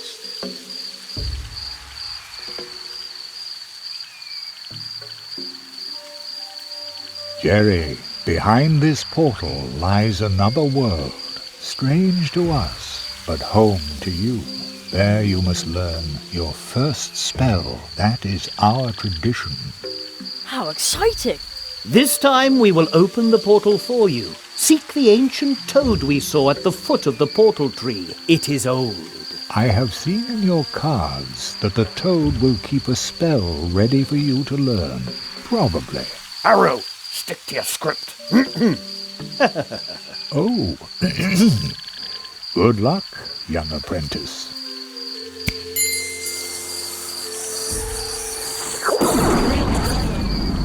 Well then. Whoa!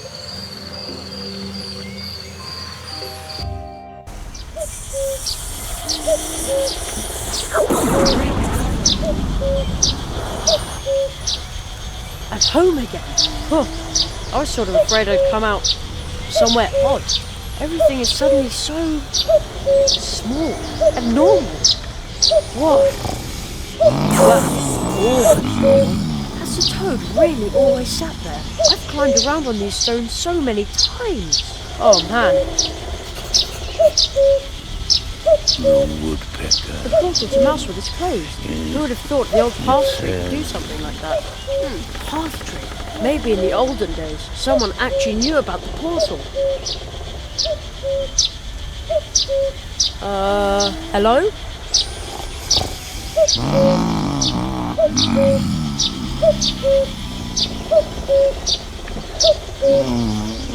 The song of the wood. Such a beautiful sound.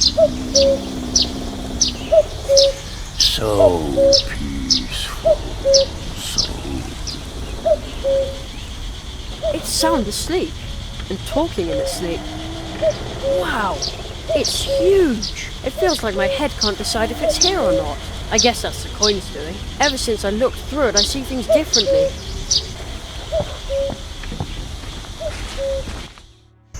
Ah, everything is just as it used to be. Reassuring. The Great Zaroff, clairvoyant illusionist, coming soon to a theatre near you. When and where? Strange. The Great Zaroff, experienced the greatest illusionist of our time. That's the same poster I took from the trunk. Who put it there? Strange. Hello up there.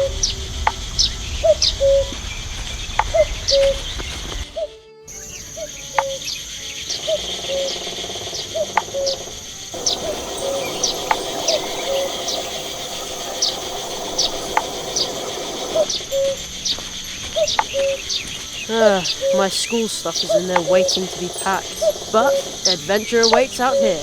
At least until lunch. And at 3, there's a new episode of Future Dogs, 4-legged time travelers. I think I can hear a cricket chirping in the barrel. Such a racket in the middle of the day. Unbelievable. That'll take care of it. There. Now it's quiet. Almost too quiet.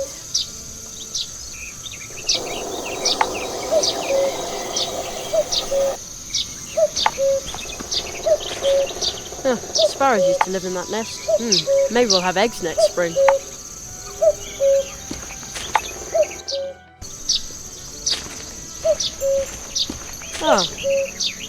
Mum must have gone shopping. I wonder what time it is. I don't want to miss dinner. That woodpecker is making a lot of noise up there.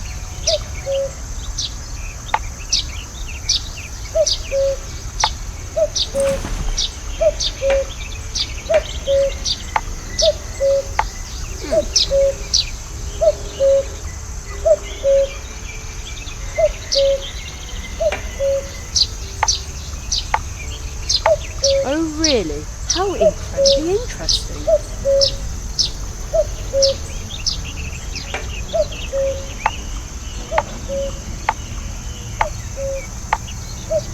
Obviously I don't speak woodpecker. What are you trying to tell me, bird? What? Hey, why are you looking at me like that? I have a sinking feeling I said something wrong. Oh well, at least it's quiet now.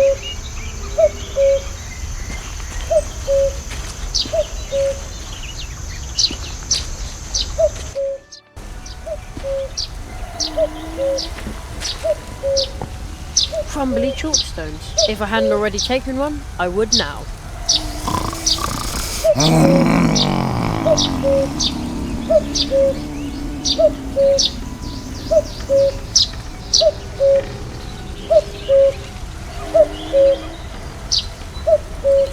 Sparrows are pining.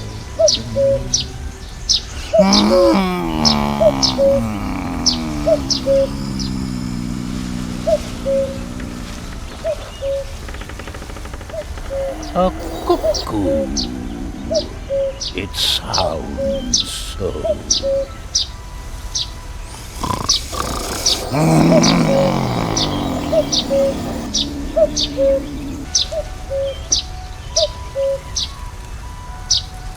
Just a little.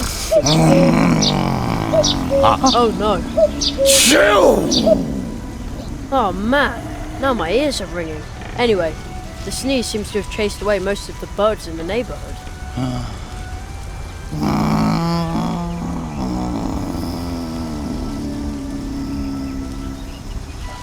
But the toad is still sound asleep.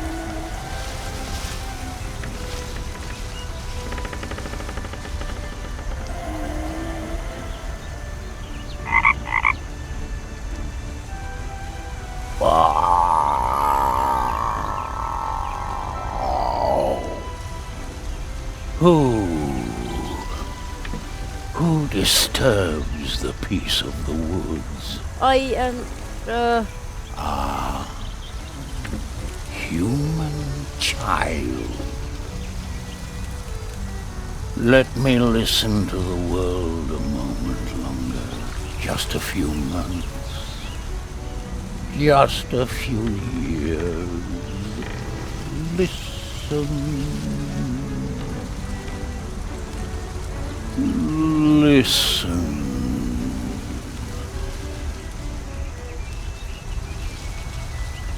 To the streams of time.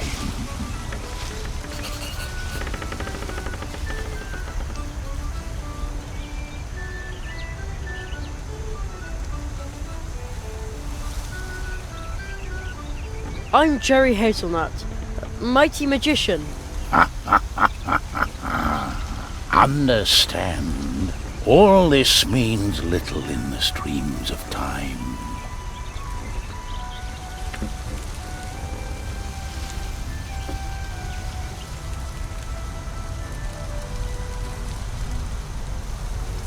You've got a little chalk on your eye. The streams of time have carried it here and will wash it away, just like you. Go, human, go. Let me listen to the streams of time. I don't think it really wants to chat. Hello? The streams of time? The streams of time. Once you learn to pause, to wait, and to listen, then you will sense how they flow around you. The rock. I can hear the whispering.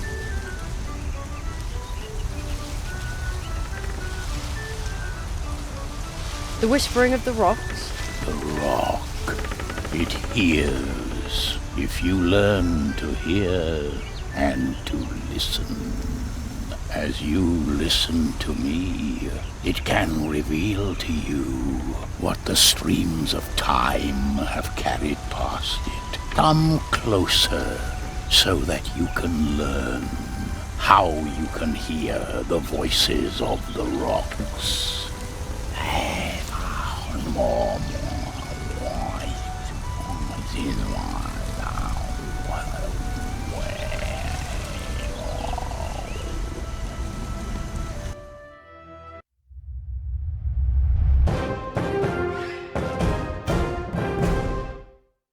The voices of the woods. They sound more mournful since my last awakening. Perhaps this is my last awakening before I become one with the streams of time.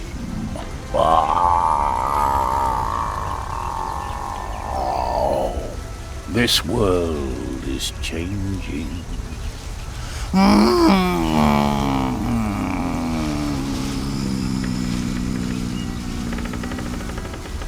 The world whispers to me of your fate.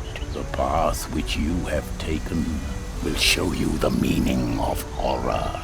Beware, beware. Yet it also holds joy if you find that which you do not even know you have lost. Let me listen to the world a moment longer. Just a few years. Listen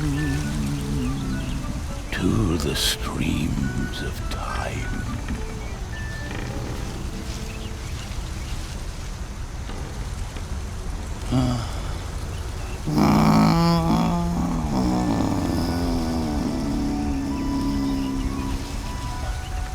He fell asleep.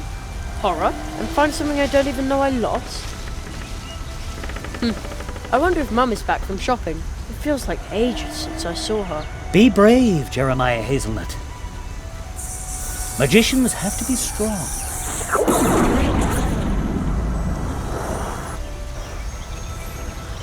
Whoa!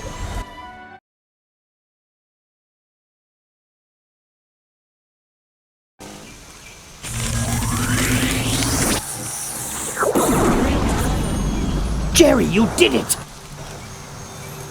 You've learned to hear the whispering of the rocks and stones. With this, you can listen to any stone that has been given a face. An excellent first spell. Now try it on this crystal statue. The spell is on your magic wand. Take it and point it at the statue.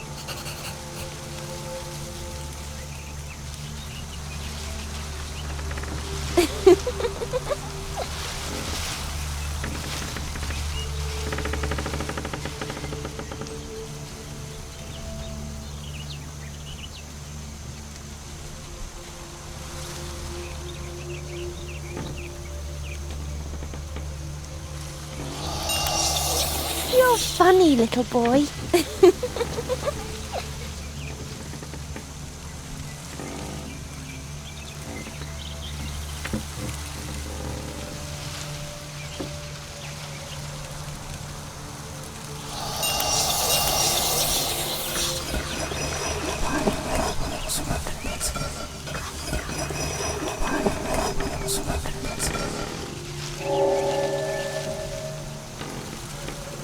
Jerry?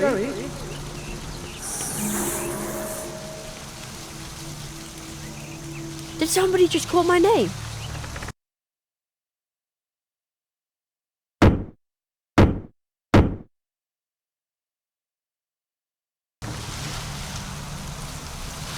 It begins. The first nail has been struck. What does that mean? I will explain everything to you in good time. I must consult with a magician of Mousewood. You know where to find us, or contact me with the Advice Seeker if you need my help. Seek the entrance in the next portal tree. You will learn your next spell there. But you will have to open the next portal tree without my help. Look for the magical creature who lives in Mousewood. You have already met one of them, a little man in green. Your cards tell me that you will learn another spell from him. But to do so, you must ask him to open the portal to his home for you. For only there can he teach you his spell. Little man in green. Oh no, he's probably still hopping mad at me.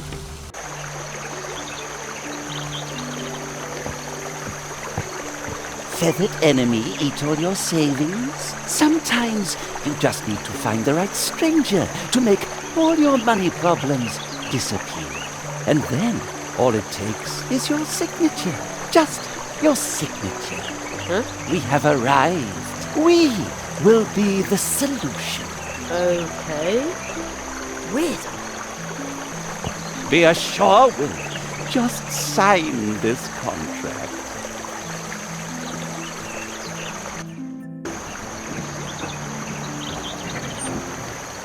Have you ever had one of those days where everything goes wrong?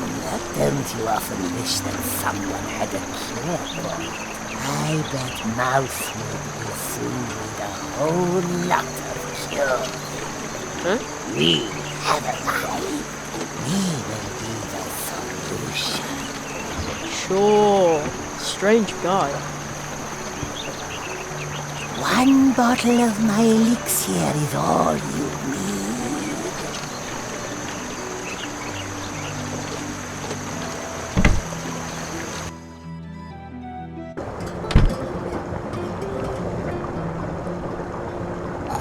There you are again.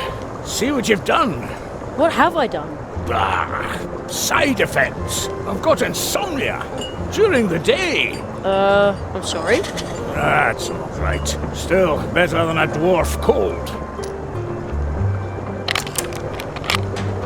If only I weren't so bored. Cards? All right. A new game, a new chance.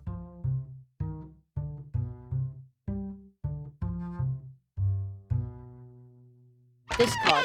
Bet you've got it. Oh, rats. Draw a card. Opponent's turn. Opponent asks for a card. Next time. Draw a card. Oh no. Choose a card.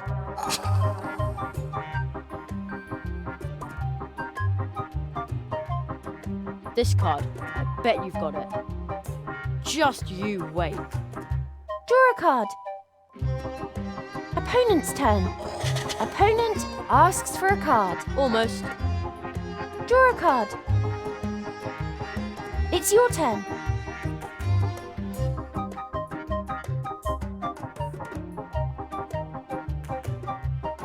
This card. I bet you've got it. Haha. Let's see what card you've got there. This card. I bet you've got it. Haha. Quartet.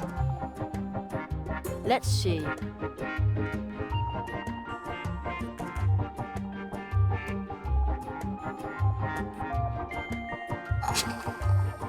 I'm sure you've got this card. Very well. Let's see what card you've got there. I'm sure you've got this card. Oh, rats. Draw a card. And another quartet. Opponent's turn. Opponent asks for a card. Opponent asks for a card. Almost. Draw a card. Choose a card.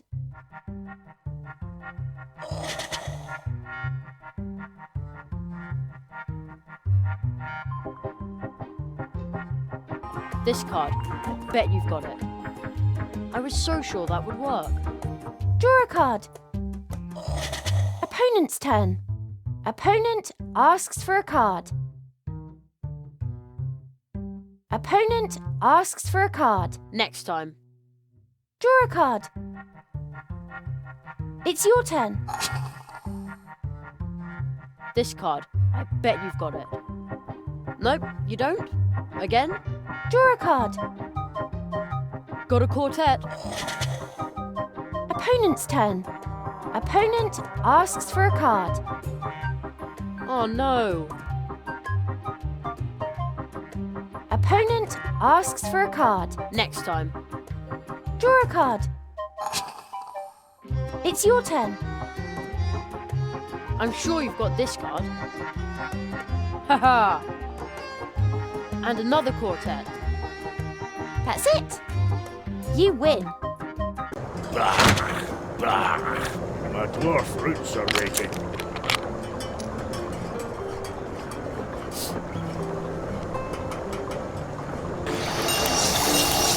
You're funny, little boy.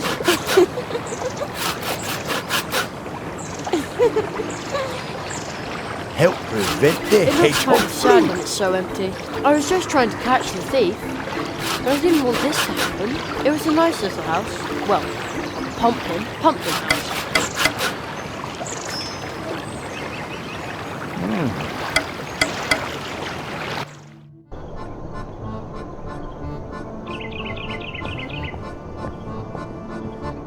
Again? Gladly. The game starts. Choose a card. This card. I bet you've got it. Terrific. Quartet. Let's see what card you've got there. This card. I bet you've got it. Excellent. Let's see what card you've got there. I'm sure you've got this card. I was so sure that would work. Draw a card. Opponent's turn. Opponent asks for a card. Opponent's quartet. Opponent asks for a card. Almost. Draw a card. Choose a card. This card. I bet you've got it. Well played. Let's see. This card. I bet you've got it. Excellent. Let's see what card you've got there. I'm sure you've got this card. I was so sure that would work. Draw a card. Opponent's turn. Opponent asks for a card. Next time. Draw a card. Choose a card. This card. I bet you've got it. Just you wait. Draw a card. Opponent's turn. Opponent asks for a card. Oh no. Opponent asks for a card. Almost. Draw a card. Choose a card.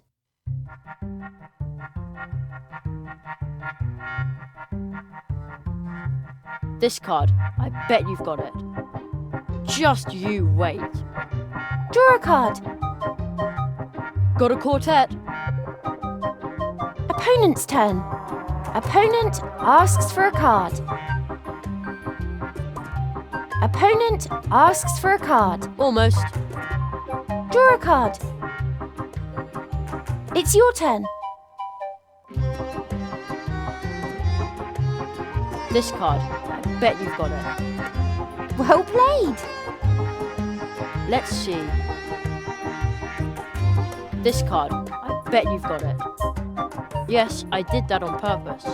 Draw a card. Opponent's turn. Opponent asks for a card. Next time. Draw a card. Choose a card. This card. I bet you've got it. Excellent. Let's see. This card. I bet you've got it. Well played. Let's see. I'm sure you've got this card. Haha. And another quartet. Let's see what card you've got there. This card. I bet you've got it. Terrific! Let's see. This card. I bet you've got it. I was so sure that would work. Draw a card. Quartet. Opponent's turn. Opponent asks for a card. Opponent asks for a card.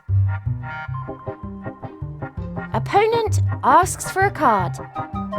Opponent's quartet. That's it. I win. Luck or fate, who knows?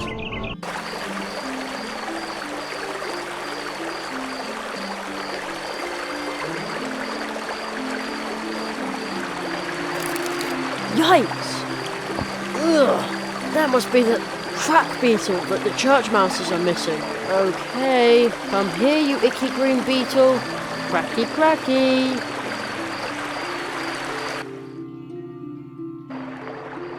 I think this little fella's yours, isn't he? Oh, you found it. Our darling little sunshine is back, Julie. Aren't you glad? I found this card.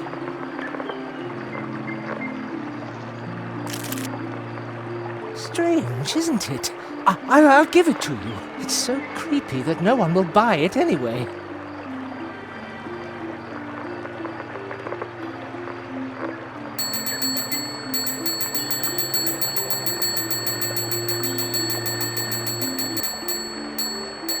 Who would click on a beetle 1,000 times, dude? The old magician said I should use it near the bridge over the brook, when it's dark. There aren't any stars I can use to orient myself there. Wow, so that's what the old magician meant when he said it was a special map. You can recognise all the constellations and the 4 portal trees of Mousewood that the Marquis and the magician talked about. The eastern tree seems to be the big tree in the middle of Mousewood. And the old path tree we used to come to Mousewood is the southern tree. The western tree is to the left on the other side of the field path. And the northern tree is to the right of the field path, a little farther away. Right, so those are the 4 trees behind whose portals I'm supposed to learn the 4 spells. They aren't so far away, but can I also find them when I'm standing right underneath? Well, we'll see about that.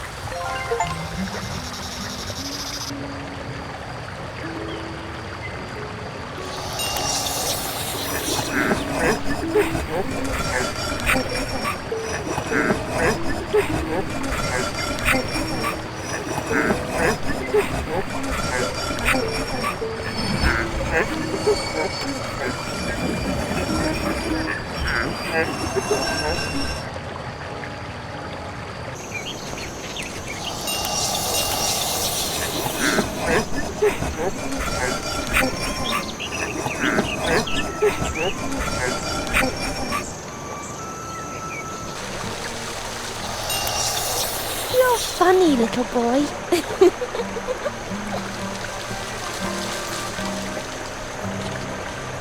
Hello. Hi there. Are you delivering packages again? No. I've heard that the fields are haunted at night. I'd really like to see it, but I think it's much too creepy.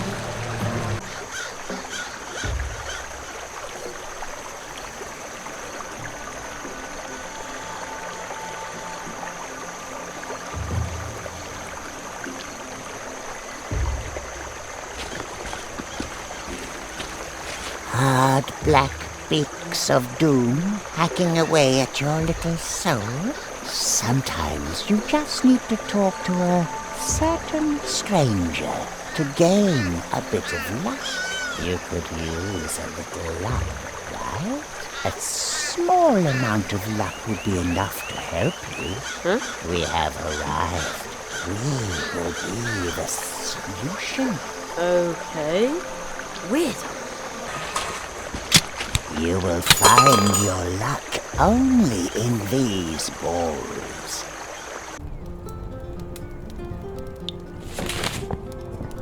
The land here must work, but it doesn't. Sometimes you need help from someone who knows the score. We can stop the uncontrolled growth. Get everything under control. We do not need any help from you. Ho, ho. We have arrived. We will be the solution. Okay. Suspicious guy. Well, Nestling, do you know why bees hum? Please, no jokes. I have a headache.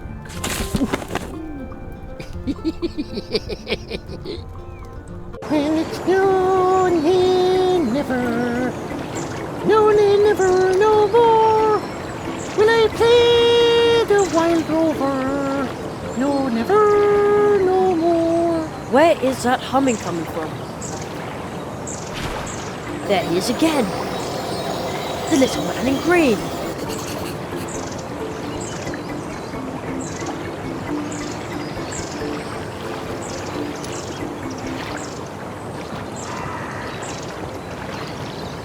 The little guy put his clothes on the table. I'll go grab them. Ah, tater skins and goat manure. You can see me. What do you want from me? I'm, looking for a tree portal. You want to break into me world, and I'm supposed to help you do it. Miserable blackmailer. Right. All right. You leave me no choice. My clothes back. Turn around, and I'll help you. And stop staring at me shamrock. You're... Oh.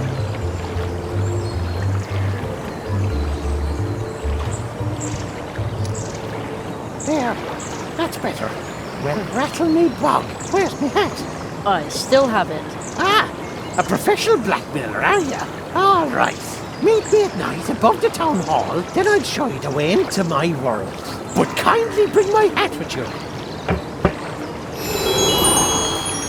Professional blackmailer? I want to be a magician.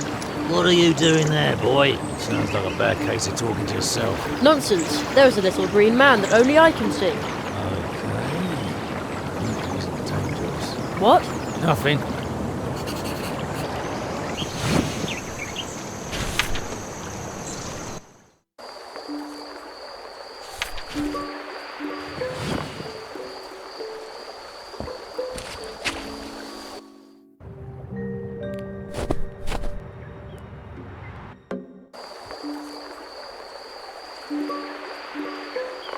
I've been waiting up here in the tree all night long, and no one has come.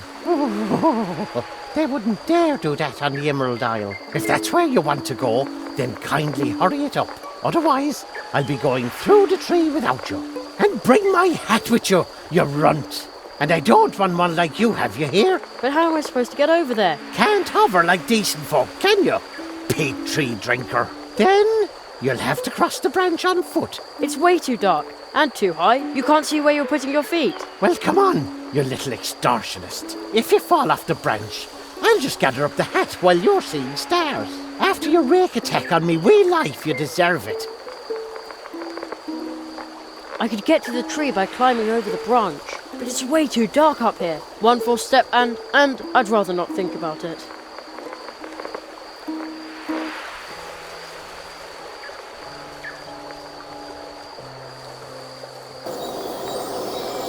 Nasty brat.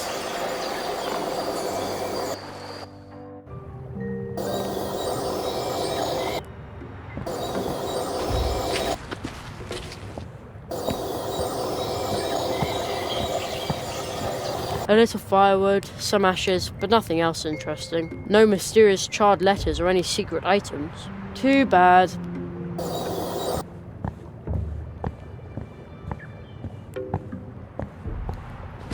Just dusty old papers. Hey, a playing card.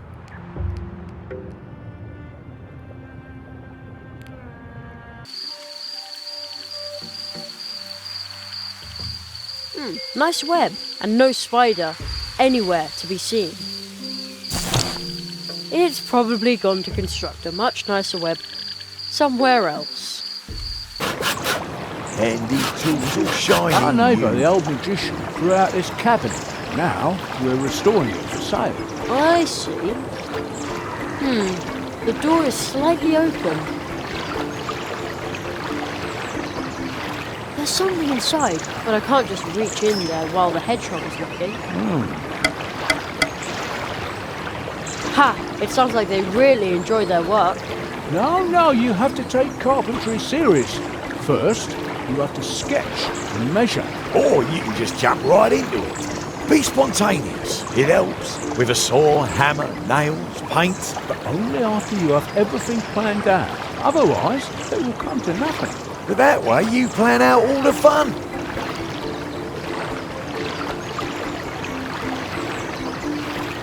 If it's not fun, why do it?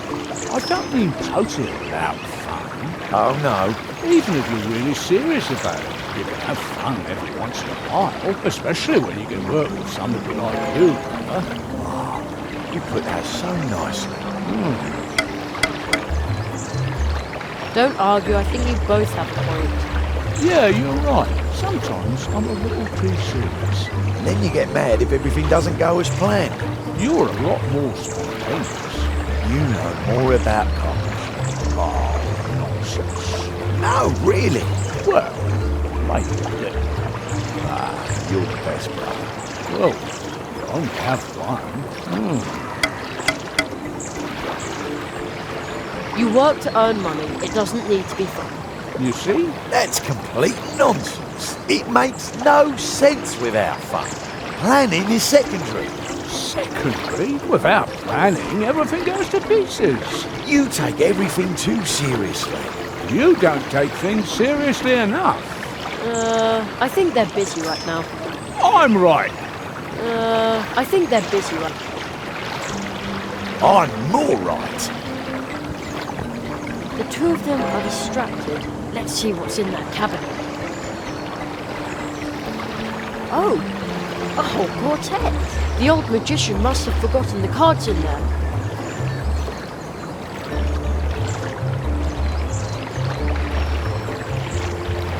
I'm right. Steals my hat. I am Emmett Melanoplos O'Donnell. I've won multiple awards for excellence in the field of technology. Nobody steals from me.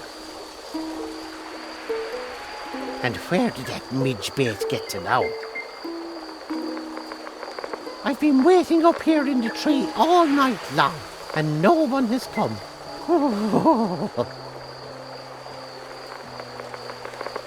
They wouldn't dare do that on the Emerald Isle. What does the pipsqueak want there, anyway? He isn't up to facing the moody weather. Without a hat, my sweet shamrock will catch a cold over there. That looks like... I don't know what that looks like, but it seems to be stuck in the middle of the tree. That can't be a good thing. That big flower is really interesting. Hey, what are you doing sniffing around? I'm just admiring the big, pretty flower. Flower. Rubbish.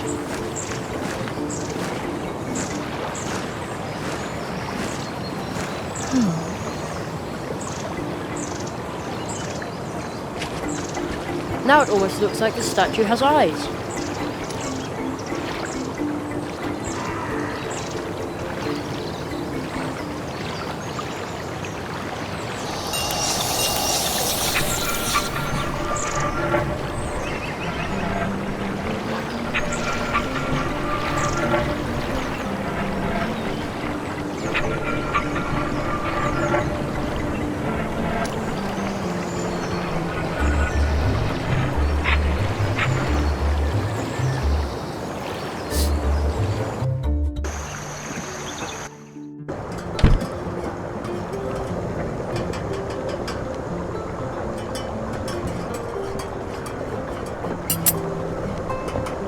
I hung the clock part over the key.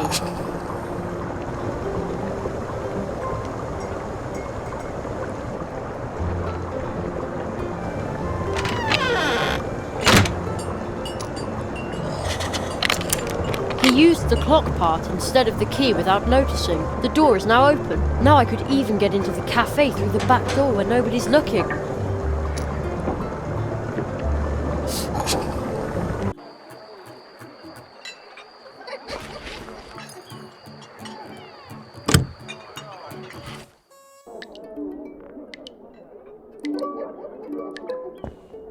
Oh.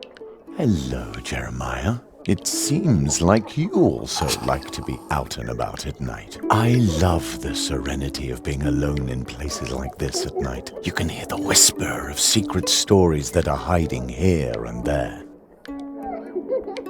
I have a special story for you. It's about mice and squirrels in the woods. Would you like to hear it?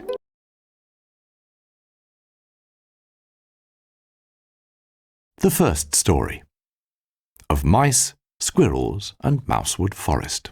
Somewhere, tucked away between faraway fields and winding paths, there lies a forest crowded with mice and squirrels. So crowded, in fact, that even a mighty wizard with an even mightier beard couldn't wander the forest's paths without being asked by some tiny rodents for a lift, because they wanted to visit relatives who moved 3 clearings down the road a few years ago because there were gooseberries over there. And because there are so many mice, the forest is known as Mousewood Forest. But something was going on in the otherwise tranquil Mousewood Forest, a forest so peaceful that at noon all you would sense was the soft rustle of the wind in the treetops, the sweet scent of the pine needles, and a lone buzzing bee skipping its lunch break. Yes, something in this tranquil forest was disturbing the peace. For a few days now, some furry, fairly unhappy red squirrels had refused to refer to the forest as Mousewood Forest. The squirrels, as they saw it, were narrowly outnumbered by the grey mice. Why, they wondered, should Mousewood Forest only be known as Mousewood Forest? So they made a great effort to remind visitors out for a Sunday walk or a picnic that there were not only small grey mice, but also auburn squirrels with bushy tails and equally bushy ears. For example, under each sign that read Mousewood Forest, they attached a second, reading, and Squirrelwood. Furthermore, a few squirrels with particularly fluffy red fur lay in wait behind tree stumps and hidden in foliage to jump out in front of passers-by, look at those humans with honest, beady eyes, and push the idea that this forest could just as well be called Squirrelwood. As a rule, most humans are startled when suddenly something pops out in front of them from behind something. This may lead to them no longer thinking about Mousewood Forest and its name, which could just as well be a different name. Instead, they may flee, never to return. Or they may even scream and shout, since they weren't expecting to be startled. Those who run away never to return, the squirrels reckoned, would probably call fair Mousewood Forest by its name, which might just as well be a different name. A startled, fleeing rambler might even call Mousewood Forest "Don't go there." And that, the squirrels concluded, would be even less desirable than Mousewood Forest. If people started screaming when startled by a small auburn animal, the serenity of the forest would be lost for good. And neither the squirrels nor the countless other forest dwellers, not even the inhabitants of Mousewood, Mousewood Forest's capital, would want that. For serenity in a forest is no ordinary silence, like in a boring, noiseless room, but a cacophony of many tiny, likeable sounds. The wind wafting through the leaves, twigs clicking in the canopy, rustling down in the undergrowth, and the gentle creaking of towering trunks. So, if the squirrels wanted to purposely pop out from behind something, they had to be careful about doing it, without scaring anybody off or disturbing the forest's serenity. Those who know squirrels are probably wondering how anyone could possibly be afraid of the little fellows at all. Well, if a small animal with a bushy red tail suddenly crossed your path, you might be briefly startled, but in an instant you'd spot that the little animal was just as much taken by surprise as yourself. What would follow is a cautious glance and then a quick dash to safety.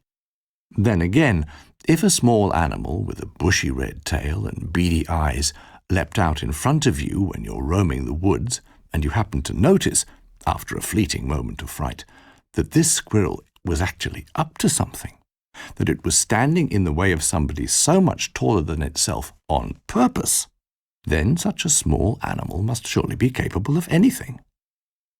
It'd probably run up to you really fast, climb up your legs and back until it reached the top of your head, and then start furiously tousling your hair with its tiny paws. In anticipation of this, anybody would run or scream, assuming they don't actually like getting their hair tousled by squirrels who are up to something. Since squirrels are generally not very fond of having their own fur tousled, they try and hide the fact that they leap out on purpose. It has to look like a coincidence. Even those blessed with beady eyes have to play act a bit if they want to appear surprised and shy, when they in fact aren't. Just this morning, around 9 o'clock, 3 squirrels decided to practice popping out from behind something, since, as you now know, it's easier said than done. Wait for it. Wait for it. Leap. Stop. Have a look round. Spot the rambler. Freeze. Stare at the rambler and straighten those tufted ears. Add a few skillful hops behind the next bush, spiral up that tree like an expert, and then watch the rambler's reaction from a safe distance. As if you really were surprised to see me. Well done, Oswald, said Edgar, one of the 3 squirrels. He had played the role of the rambler, roaming around before then getting a reminder of the striking number of squirrels living in these woods. He had held a large leaf, painted with a surprised human face, in front of him to make this training exercise as real as possible. Oswald, the 2nd squirrel, climbed nimbly down the tree, while Edward, the 3rd squirrel, who had only played the role of spectator during this run, hopped out of the nearby bushes. Yeah, really good, he confirmed. Flawless, even. Looked really realistic to me. Thanks, Oswald said. It was time to switch roles. Since Oswald already knew the ropes of popping out from behind something, it was his turn to watch from the bushes. He was in an excellent position to tell Edgar, who had just played the rambler, if he was also good at popping out from behind something, or if there was anything he could improve on. Edward just had to stroll along the path and carry the leaf with a face on it in front of him. When Edgar popped out, by chance, and confronted Edward, the latter froze as if petrified. The leaf in his paws began to shake, as did his legs and, eventually, his squirrely tail. He seemed truly shaken. Shaken like a rambler afraid of a squirrel tousling his hair. Faced with this, Edgar completely forgot that he had to act like a shy squirrel and was supposed to scurry up the next tree. Instead, he just stared, stock still, at the face painted on the shaking leaf. Edward took his role of a startled visitor very seriously. As soon as he noticed that the animal with the red bushy tail and beady eyes that had suddenly popped out in front of him wasn't in the least bit shy or frightened, he shook even more. "Ah!" he yelled, certain that this was how somebody afraid their hair was about to be tousled would yell. He turned and ran away as fast as he could. And because he was determined to be as convincing as possible, he disappeared for a few days. After waiting for a couple of hours, Edgar and Oswald were no longer in the mood to continue their training. They sat down by a small stream running through the forest and thought. They thought about training, and about the fact that thinking about training was already a good training exercise in itself, sometimes. And then they thought about acorns and nuts. After a while, a group of mice came along the bank of the stream. "Hello there. A very good day to you." "How are you?" Edgar responded. "Good day to you too," said Oswald. One of the mice stepped forward and took a small leaf with writing on it from his rucksack. After clearing his throat, the mouse began to read aloud. "Dear Squirrels, we, the mice, know you don't really like the name Mousewood Forest. Since your kind is so numerous in this forest, it might just as well be named after you. Since noticing how much effort you put into reminding people that the forest could be named differently, we wanted to invite you to a meeting where we will consider, together with the other forest dwellers, what to do about the situation. The mouse rolled up the leaf and put it back in his rucksack. Oswald and Edgar thought briefly about what the mouse had just read to them. They concluded that if they didn't have to remind people that Squirrelwood would also be a fitting name for their forest, there would be plenty of time for all sorts of other things. And Edward would surely say there was no fun in hiding for ages just to play a scared rambler convincingly in order to practice popping out from behind something, if, that is, he weren't hiding right now. So they accepted the mice's invitation and followed them along the stream until they reached a clearing where many other forest dwellers were already gathered. Mice, squirrels, hedgehogs, dwarves, hares and bears, and many more inhabitants of the forest were sitting on benches made from long branches or standing next to tables set with freshly baked blueberry pie. They were chatting about this and that and other things. One young badger was talking to a hedgehog about fishing at the pond. A beaver was discussing the quality of lumber with the hedgehog brothers. Two little mice were playing tag with the rabbit kids, while their mothers tried to persuade a grumpy wood dwarf to reveal the recipe for a drink made with dwarf root. On a stump sat Conrad, the great owl. He was a member of the town council, and his great owl eyes looked benevolently upon the crowd of animals, dwarves, and whoever else had gathered there. "Hoot!" he called out with a deep and calm voice, instantly gaining the audience's attention. "My dear friends," he began, "as you may be aware, we have gathered here to resolve the dispute about the name of our forest. I am honoured to hold the chair of this assembly. Many of the squirrels among us would like to see Squirrelwood as the legitimate name for our home. Well, seeing as there are a good deal of squirrels here in our forest, their wish is hardly surprising. But let us not dwell on that." He slowly closed his eyes, only to open them again in an instant, as if he had had a sudden stroke of genius. "A forest called Mousewood Forest. What kind of forest would come to someone's mind who was, not familiar with our beloved woods?" Conrad's head turned inquisitively as his gaze wandered across the gathering. Animals, dwarves, and a few others thought hard. Oswald the squirrel's first thoughts were concerned with nuts, but he quickly realized that these had nothing to do with the name, more the fact that he really liked nuts. So he continued thinking hard and eventually called out in a low voice, "They'd probably think of a wood full of mice?" Conrad, the old owl, blinked with his left eye, with his right following shortly after. "This is indeed what someone would think when they first heard the name. Thank you, Oswald," said the owl. "But there are not only mice in these woods. There is, in fact, no such thing as a forest populated solely by mice. What sort of forest would that be if there were only mice in it?" Much murmuring ran through the assembled ranks. Even the mice had trouble imagining a forest with only mice in. Nothing but mice. "We mice can't do everything on our own," said a young mouse named Humbert, while the older mice nodded in agreement. "All on our own? Impossible," they exclaimed. "You see," said the owl calmly, "and we can't survive without you either." This he said with such conviction that some of the mice flinched. They had good reason to assume that this owl had an occasional appetite for mice, despite his wisdom and kindness. So, if someone hears the name Mousewood Forest and thinks there will only be mice, they will quickly come to the conclusion that such a thing cannot exist. Conrad balanced carefully on the stump as he spoke. They will be aware that there must be squirrels and badgers and ants and crows and all kinds of other animals. We all need each other to survive. "But why is Mousewood Forest called Mousewood Forest anyway?" some squirrels wanted to know, still feeling disadvantaged. A wood sprite nervously clicked some twigs. "Because, At the time this forest was named, there were a lot of mice here, as there still are today. But even if one day there are fewer mice, this forest will still be called Mousewood Forest. You can't just rename a forest, can you? Just imagine if someone wanted to visit and couldn't find us because the forest had been renamed. Woot! And the squirrels had to agree. They had grandparents who rarely visited since they lived so far away.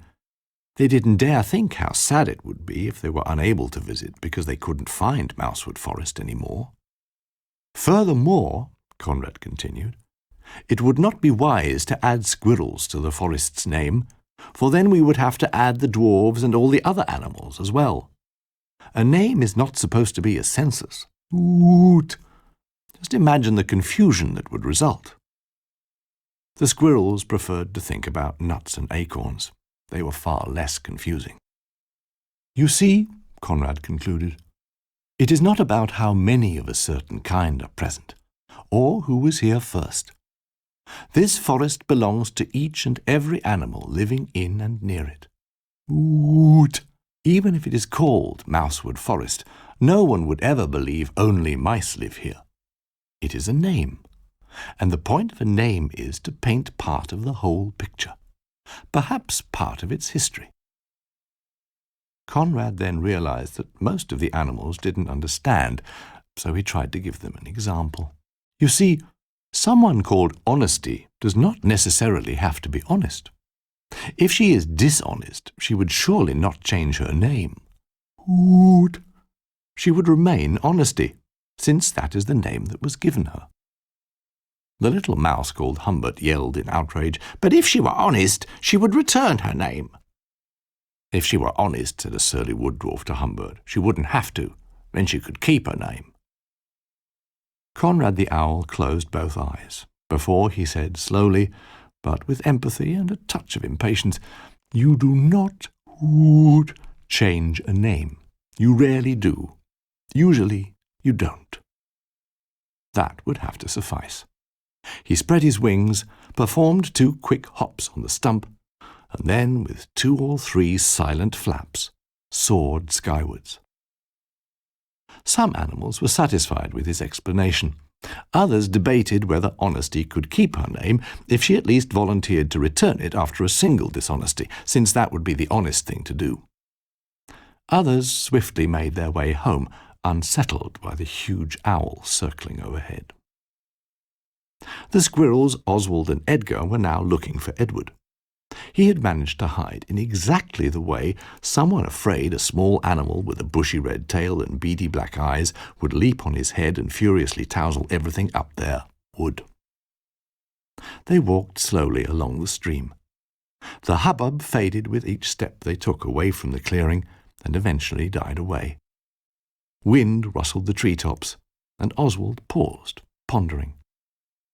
So, the wood is not very much like its name, but it doesn't need to be, since names don't change. It just is. Even though the forest is constantly changing and growing, it just takes its name along with it. Edgar nodded eagerly. Both were glad that, since the forest could not just be renamed Squirrelwood, they and their well-hidden friend would have the next day off. Because somebody, at some point, when the forest was much smaller, had given it its name. And you don't change names. Well, rarely. Usually, you don't. Did you like my story? I often find strange things between the worlds, fragments of stories long forgotten, lost beginnings, and lost endings. Perhaps there's something you have forgotten. Maybe I can find what you have lost.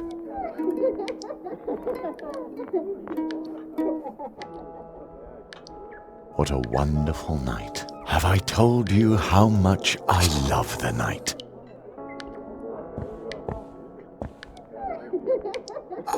One hot coffee.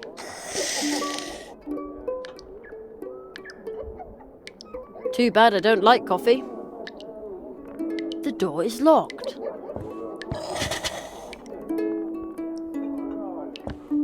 I hung the clock part over the key. You can barely tell. The perfect illusion. Well, of course you can't lock doors with the thing.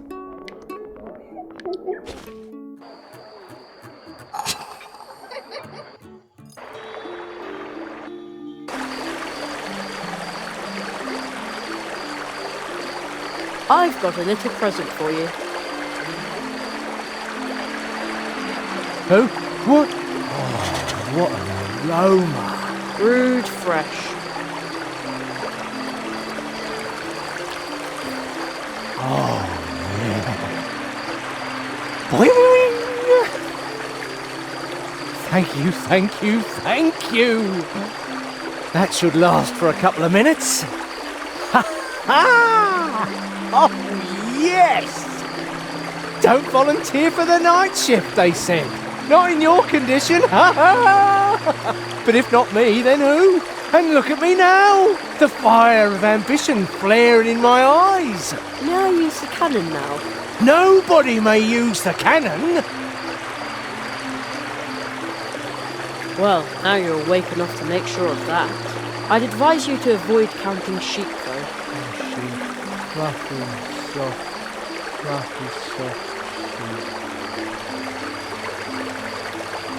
A cannon, just like in a pirate movie. Arr!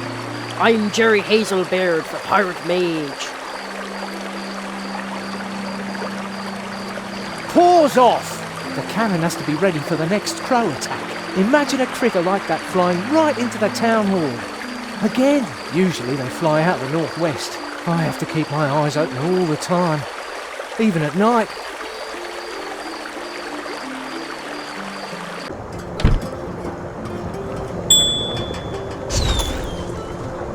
Just a sec.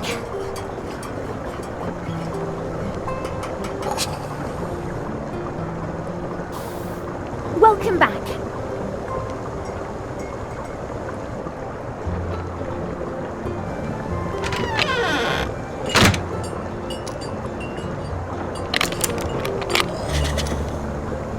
I've heard that the Hare family is waiting for a cake.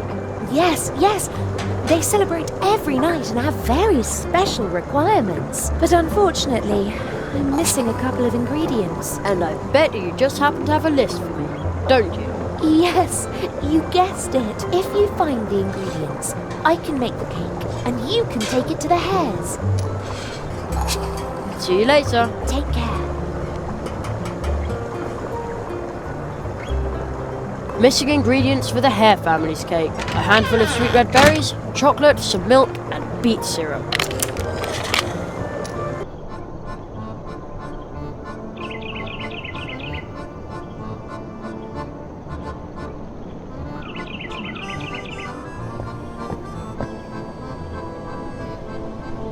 Now I've got milk.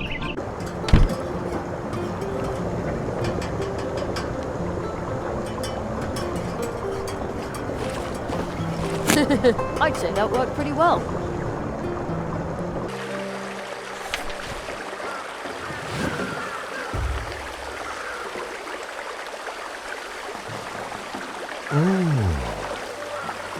Hello, Jeremiah. Did you know that the moon is responsible for the tides? But my old friend the moon has nothing to do with this flood, or with the wild crows that haunt this area during the day. Do you see the lights on the other side of the river? Over there looms the beginning of the sad story from Mousewood's folk. I hope it will have a happy ending. Isn't there something we can do to help? That is out of our hands, I'm afraid. But wait, let me tell you a beautiful story from the time before the flood. It's about the old magician visiting the post office by the river. Would you like to hear it? A wizard at the post office. One morning, a really old wizard living on the outskirts of Mousewood decided to pay a visit to the post office. The wizard was very wise and knowledgeable, but he rarely talked to his neighbours, like the Hedgehog brothers who resided a few steps further towards Mousewood town centre, or the Toad family of Meadow Pond. He was leaning on his bedroom windowsill, enjoying the refreshing view of green meadows, when through the foggy morning dew, which sparkled in the early sunlight, he noticed two familiar figures trundling along the track nearby. One didn't need magical powers to spot that these were the Hedgehog brothers on their way to the river, even though at that time of day they were usually headed in the opposite direction to the edge of the forest, where they could get all kinds of building materials. One would, however, need magical powers to know that these two were on their way to the post office to pick up a delivery. They had ordered new tools for their carpentry business. The wizard felt that he, too, should pay the post office a visit. He had a magical hunch, as skilled wizards like himself tend to have from time to time. He sensed that he had to go to the post office to receive a letter. What he didn't know, though, was if the postman was ill or had simply forgotten his post. Magical hunches tend not to be all that accurate, so a lot of wizards don't really pay attention to them when they come to mind. But our wizard didn't really have anything else to do. He took a deep breath and then slowly exhaled. Then he closed the window and grabbed his case, a wooden case with shoulder straps made of leather. He always had the case with him, as a wizard has to expect to be asked for help, and should thus have a few helpful things at hand. The wizard hurried down the stairs, packed a bit of this and a bit of that, then unlatched his massive wooden front door and stepped outside. High above him, the wind rustled the green crown of the beech tree, the very same beech he had stood beneath many years before when he decided to build his home here. Back then, his beard had already been white, though shorter and scraggier. The Hedgehog brothers' father had run a carpentry business and supervised the construction of the wizard's house. Just like his sons, he was a master of his craft. The wizard turned and walked along the path from his house to the wider track that ran beside the fields. The sun was busy spreading its warmth across the path, driving the moisture from the dark sand, slowly turning the rich, humid brown to a lighter, dry tone. The scrubby weeds at the roadside were still heavy with dew, which bent them towards the ground where they sleepily rested on each other. Some of them sprang up as if startled from sleep as soon as the old man, who knew many, but not, of course, all the secrets of magic, brushed them with his feet. The wizard hitched the strap of his case over his right shoulder, clutched it close to his body with his left hand, and began walking faster. The sound of the sand under his feet and the wide fields blending into the horizon lit a spark in the wizard's eyes. The choice of paths and destinations a rambler had here, and the unconditional beauty of the landscape, reminded him of the freedom he had to roam wherever he wished, while still having the possibility to return home. Having this meant having almost everything one could wish for. With almost everything in his luggage necessary for a happy life, the old man walked on and on. In the distance he could see people working in the fields. This view was unusual for him, as he lived on the outskirts of Mousewood, where humans were rare visitors. For the people, the wizard pondered, it would be the other way round. They would be surprised if they saw animals at work. If, for example, a badger crossed their path carrying paintbrush and easel and politely greeted them, the most courteous response he could hope for would be something along the lines of, "Look, a badger! They live in the woods and eat beetles, I think." The other humans would simply nod and return to their human business. Why that is, most animals can only guess. Perhaps humans have poor eyesight. Perhaps they're a bit dim-witted or eat overripe mushrooms. And those can have strange side effects, as animals know. Or maybe they can't take something that's smaller than them seriously. The truth is probably somewhere in between. Most humans just seem to have forgotten how to live among animals. Those farmhands would even have been bewildered at the sight of a wizard at the post office, especially seeing that the post office was run by a beaver. A few steps further on, the old man came to a house made of coarse stones, effortlessly holding up a thick thatched roof. He noticed a mother rabbit hanging out her laundry in the front yard. A baby rabbit sat beside her on a stump, watching her with curiosity. Each time she took a fresh piece of laundry from her basket, the boy looked closely, eager to know if it was a shirt or socks or something completely different. As she pulled it out and hung it over the clothesline, he jumped up and ran right under the piece of laundry so he could see exactly how she hung it on the line. Then he looked at her again to see what she'd do next. And as she reached into the basket, he sat down again on the stump, no less excited than before and eager to see the next piece of clothing to be hung up. Even though the wizard wasn't the chattiest person in the forest, he did talk to the mother rabbit now and then about this and that when they met on the path or elsewhere. And since she was no longer the youngest rabbit, and he was definitely old, they had been neighbours long enough to fit in a lot of now and thens, and so knew each other pretty well. "Hello, Mrs. Rabbit," said the wizard, and was quite startled by the sound of his own voice, since he'd been lost in thought for days, talking to no one but himself. The little rabbit turned to the wizard, and her big rabbit eyes took in the old man.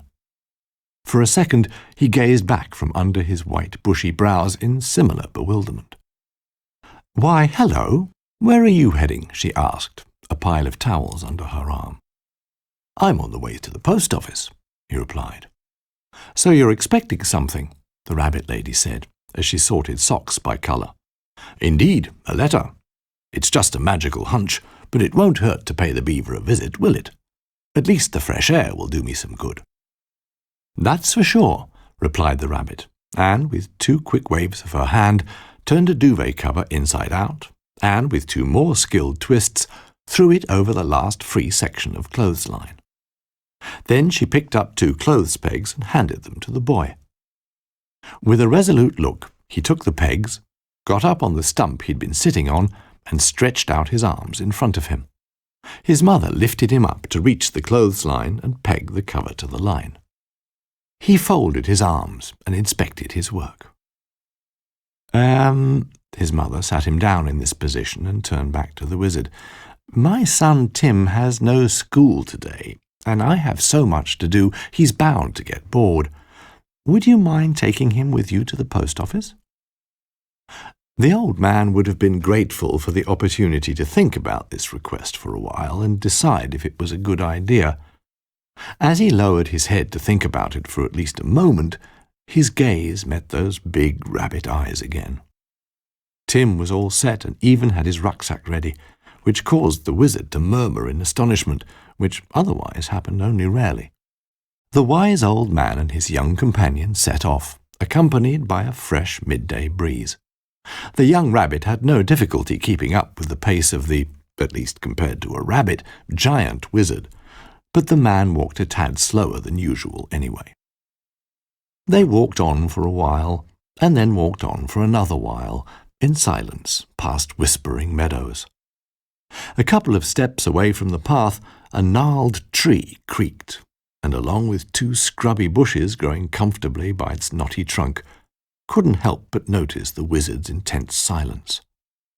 The man, trained in the arts of magic, wasn't sure if it would be better to stay silent or actually say something, and even if he'd been sure it would be better to say something, he would still have struggled to come up with something to say. As he pondered this problem, he missed a gnarled root sticking out of the ground in front of him. He staggered, flailed around in surprise, and seemed about to tumble. But eventually he regained his balance and steadied himself. Taking a deep breath and smoothing down his beard, he noticed Tim peering at him. The old man looked down, unable to spot any harm or injury. "I'm all right," said the wizard. "Let's be on our way." "Onward ho!" said Tim, and started walking at a slower pace than young rabbits usually do, even though the wizard hadn't hurt himself. So they left the root behind, along with the gnarled tree that didn't seem to be in the slightest involved in this episode. On their way, the 2 of them met a hedgehog who was spreading out a red and white checked blanket on the grass by the bridge across the gushing stream that had to be crossed on the way to the post office. He seemed to be just settling down for a lunch break and was taking some sandwiches out of a basket beside him. As he noticed the 2 hikers, he stopped what he was doing, stood up, and with a broad, happy smile, asked with blinking hedgehog eyes, "Where are you 2 heading?" "To the stream," the old man replied. "My young friend and I are on our way to the post office." Tim and the wizard stood by the wayside, both of them realizing that it was about lunchtime. This obviously didn't escape the hedgehog, and he decided a tasty sandwich would do the two of them good. Fresh country air provides a healthy appetite, and if there was one thing there was no shortage of out here, it was country air. "May I offer you a little refreshment?" asked the hedgehog, who loved to pack a little something more than he could actually eat, as he also loved to share. Tim looked inquisitively at the wizard as the old man answered, "Well, thank you. We very much appreciate the offer." Tim continued to look up at him inquisitively. With a slight creaking sound, the wizard bent down to the young rabbit. He explained that you shouldn't usually accept things from strangers if you're not a wizard. Wizards always know if they're dealing with a scoundrel or simply a friendly stranger. Tim nodded in agreement.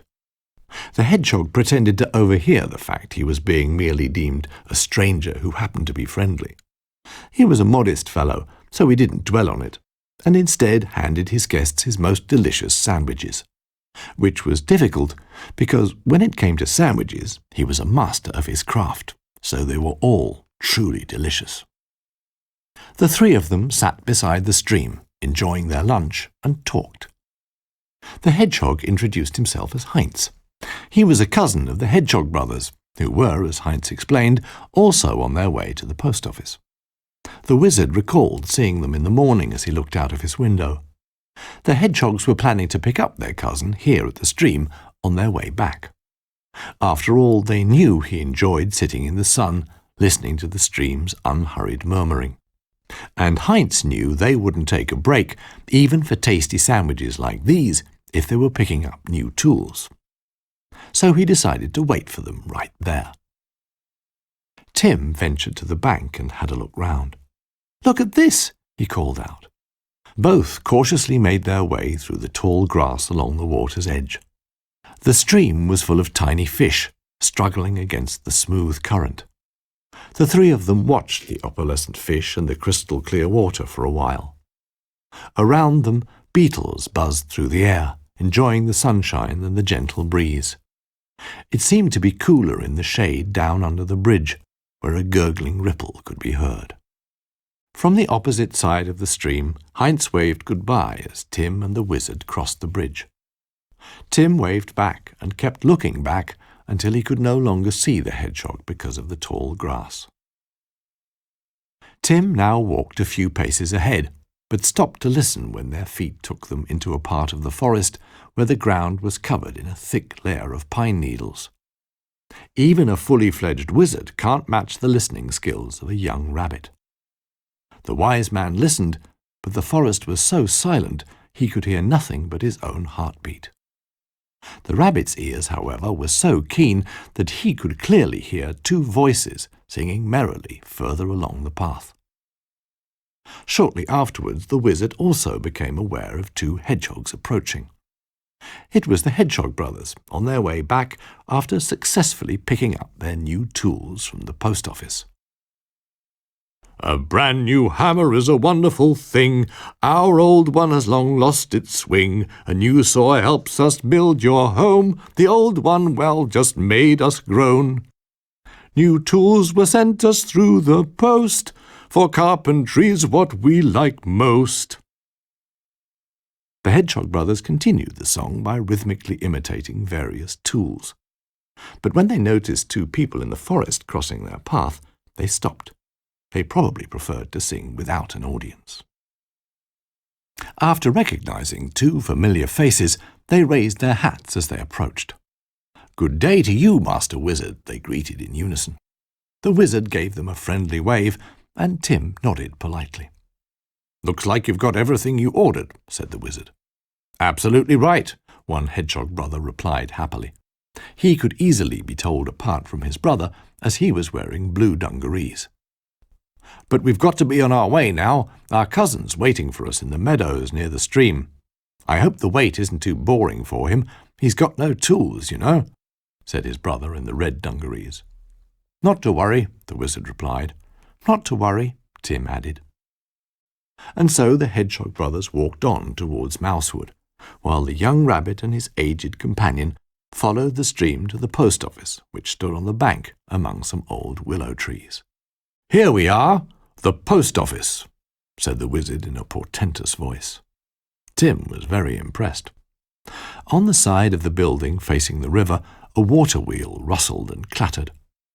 A rustic pier led to a boat, waiting to stem itself against the stream or gently glide through the water to other forests, towns, and post offices, maybe even as far as the sea. As they entered, they were greeted by the postmaster, a stout beaver who was sorting letters at his desk. Beside him stood piles of carefully wrapped parcels. "Hello there, Mr. Beaver. Do you have any post for me?" the wizard asked politely. "No, I'm sorry. I'd know if I did," the beaver said, adding, "Besides, you should know we deliver directly to you." "Well, that is if something's been left here, but—" and he gestured towards some pigeonholes reserved for the wizard's district of Mousewood. "Nothing has." "That's okay," the wise old man replied, pondering. "That's the thing with magical hunches. Sometimes they work, sometimes they don't." Nevertheless, he still had the uncanny feeling there was post waiting for him. He didn't think it wise to mention this at the post office, though. If the beaver told him there was no post, there was no post. As the wizard continued to ponder, accompanied by the water wheel's helpful rattling, the stout postmaster told Tim of the time when Mousewood almost underwent a name change, a matter that had caused him many a sleepless night. You can't just change a forest's name. It's especially harrowing for a postman. Tim agreed. As noon turned to afternoon, and the sun's rays took on a warm golden yellow, the little rabbit and the wizard, still pondering, made their way home. As they walked beneath regal pines, the old man looked up and let his gaze rest upon an exhilarating symphony of light and shadow. High above them, spiders' webs shimmered between the branches. Old, abandoned, and riddled with holes, their creators had long since left on 8 busy legs. "Just look at that," the wizard said, and pointed upwards. Tim was delighted by the spectacle high overhead, and found out after a while that, if he spun around on the spot while looking up at the webs, the sunlight caught in them refracted into opalescent colours. With a harumph, the wizard looked down at him. "I don't suppose your mother would be too happy if I told her you were spinning around like that." Tim looked at the wizard, who blocked out the sun and treetops like an old cloud. Then the wizard shook with laughter and started spinning himself. Then Tim began to laugh. A family of mice, who had just curled up with their evening tea, listened to the disturbance in their otherwise quiet neighbourhood. But while their kids acted as if they'd be held responsible for all the noise, eventually the mouse father couldn't hold back any longer and joined in. Along with his wife and the mice's grandmother, they rocked with laughter. Tim and the wizard arrived back at the bridge, passing the meadow where they had met Heinz. Both walked a little slower as they remembered the kind hedgehog, as well as the shiny fish they had watched in the stream. Further along the path, Tim noticed a familiar root. He politely asked the wizard to stand back. Then he hopped from where he stood, as rabbits tend to do, right over the root without difficulty. He glanced back and assured his companion that this method of passing the root was completely safe. The wizard gave a stern look at the snare that had caused him to stumble that afternoon. Then he performed a lively and, for such an old wizard, impressive hop right over it. As he landed, the wizard glanced down at the root. It stuck out of the ground as innocently as a root can. The gnarled tree nearby would probably have enjoyed the spectacle, but right now it seemed to be taking a nap. The wizard snapped his fingers, and the air filled with glistening, crackling sparks. With a rustle, the root disappeared into the earth of the forest. After this magical sleight of hand, the old man rejoined his companion, and together they continued on their way, just like two ramblers who know at least two safe methods to get past roots crossing your path. After a while they reached the house where the wizard had met the little rabbit and his mother that morning. The laundry waved in the gentle evening breeze. "I'm home," Tim shouted, and a few moments later the door opened and 5 curious rabbit heads poked out. Mrs. Rabbit made her way through Tim's siblings, drying her hands on a tea towel. She laughingly embraced the little rabbit as he leapt up at her. On the doorstep, the family bade the wizard farewell, and none of the little rabbits let him leave without a hearty "Goodbye." The wizard bowed and wished them a good evening. "Many thanks for your company on the way to the post office, my young friend," the old man said to Tim, who waved one last farewell. Then Mrs. Rabbit and her children went into the house. Leaving the rabbit family behind him, the wizard made his way home. Around him, in the tall grass, the songs of crickets and locusts could be heard, bidding their own farewell to the fading sun, which was approaching the horizon at a leisurely pace. In the distance, dusk had already fallen, but everywhere the wizard looked, humans, animals, and whatever else lived under this evening sky seemed utterly content. And as he turned off the forest road onto the path leading to his house, his high beech tree, which had kept a silent vigil over his home, greeted him. His eyes wandered upwards to the treetop. Then he unlatched the massive wooden door, put his case down, and took a look around the house, like someone who had journeyed far and almost forgotten what his home looked like. With one more glance at the evening sky, the wizard closed the door. The magical hunch regarding his post might have been a red herring, but paying the post office a visit had been a good idea nonetheless. Of that the old man was certain. Meanwhile, at the rabbit family's house, Tim sat down at his father's desk, took a sheet of paper, and started writing, as neatly as he could. Dear Wizard. So that the old man would remember this day, he wanted to write to him about how they had met Heinz, the kind hedgehog with his sandwiches, about the Hedgehog Brothers' song, about the boat bobbing up and down in the stream, and of course about the stout beaver, who was sure to deliver this letter reliably. Did you like my story? I often find strange things between the worlds, fragments of stories long forgotten, lost beginnings, and lost endings. Perhaps there's something you have forgotten. Maybe I can find what you have lost.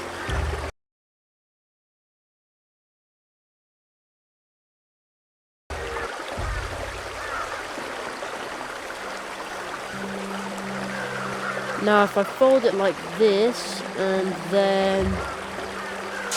ta-da! A pot. Oh! Are you going to cook something? What is it? Let's see. Not that I need anything. I can manage all by myself.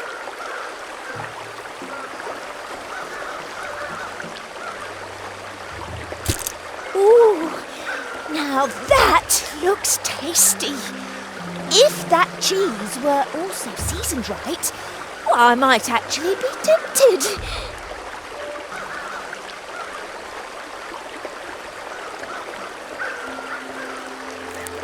Ooh. Oh, that smells so incredibly good. A well-peppered cheese fondue. I bet it would keep me fed for a week. Would you give me some red berries in exchange? Berries? Who needs them anyway? Take as many as you like. If they taste as good as they smell. By now I must have collected enough berries for 4 games at least.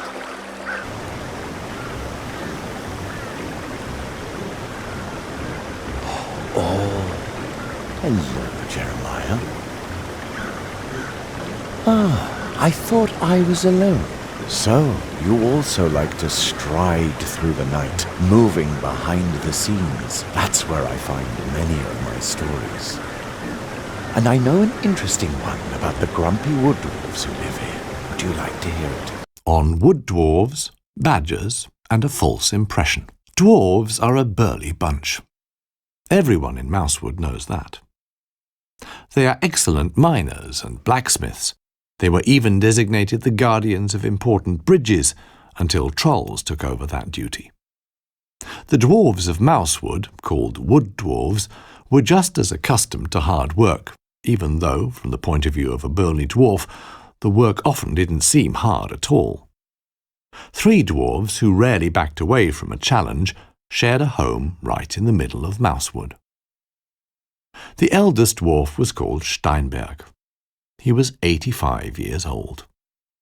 Even by dwarf standards, he couldn't be considered green anymore, even though his father and grandfather always teased young Steinberg at family celebrations. His fellow lodgers were called Logger and Soft Steel. Logger was 73 and had a magnificent forked red beard. Soft Steel was the youngest and had just had his 71st birthday, without making much song and dance about it. Dwarves like to party loud and long, and as often as possible, just not on birthdays. Maybe because they have so many of them. The dwarves' home lay deep within the forest, half above and half below ground. There were cellars and mine shafts reaching deep under the forest floor. The dwarves drove these tunnels and shafts deeper and deeper between the roots and the earth, hoping for new pockets of precious metal or other treasures in the soil. Around their home, the 3 dwarves cultivated beds of dwarf root. Dwarf root is not a particularly small root. It's called dwarf root because only wood dwarves cultivate it, because they know how to extract the precious blue juice. Blue juice is popular among the forest dwellers for its peculiar taste and slightly unpredictable effects. In any case, no one in Mousewood would ever think of small when thinking of a dwarf. In fact, dwarves are a good deal larger than mice, squirrels, or foxes.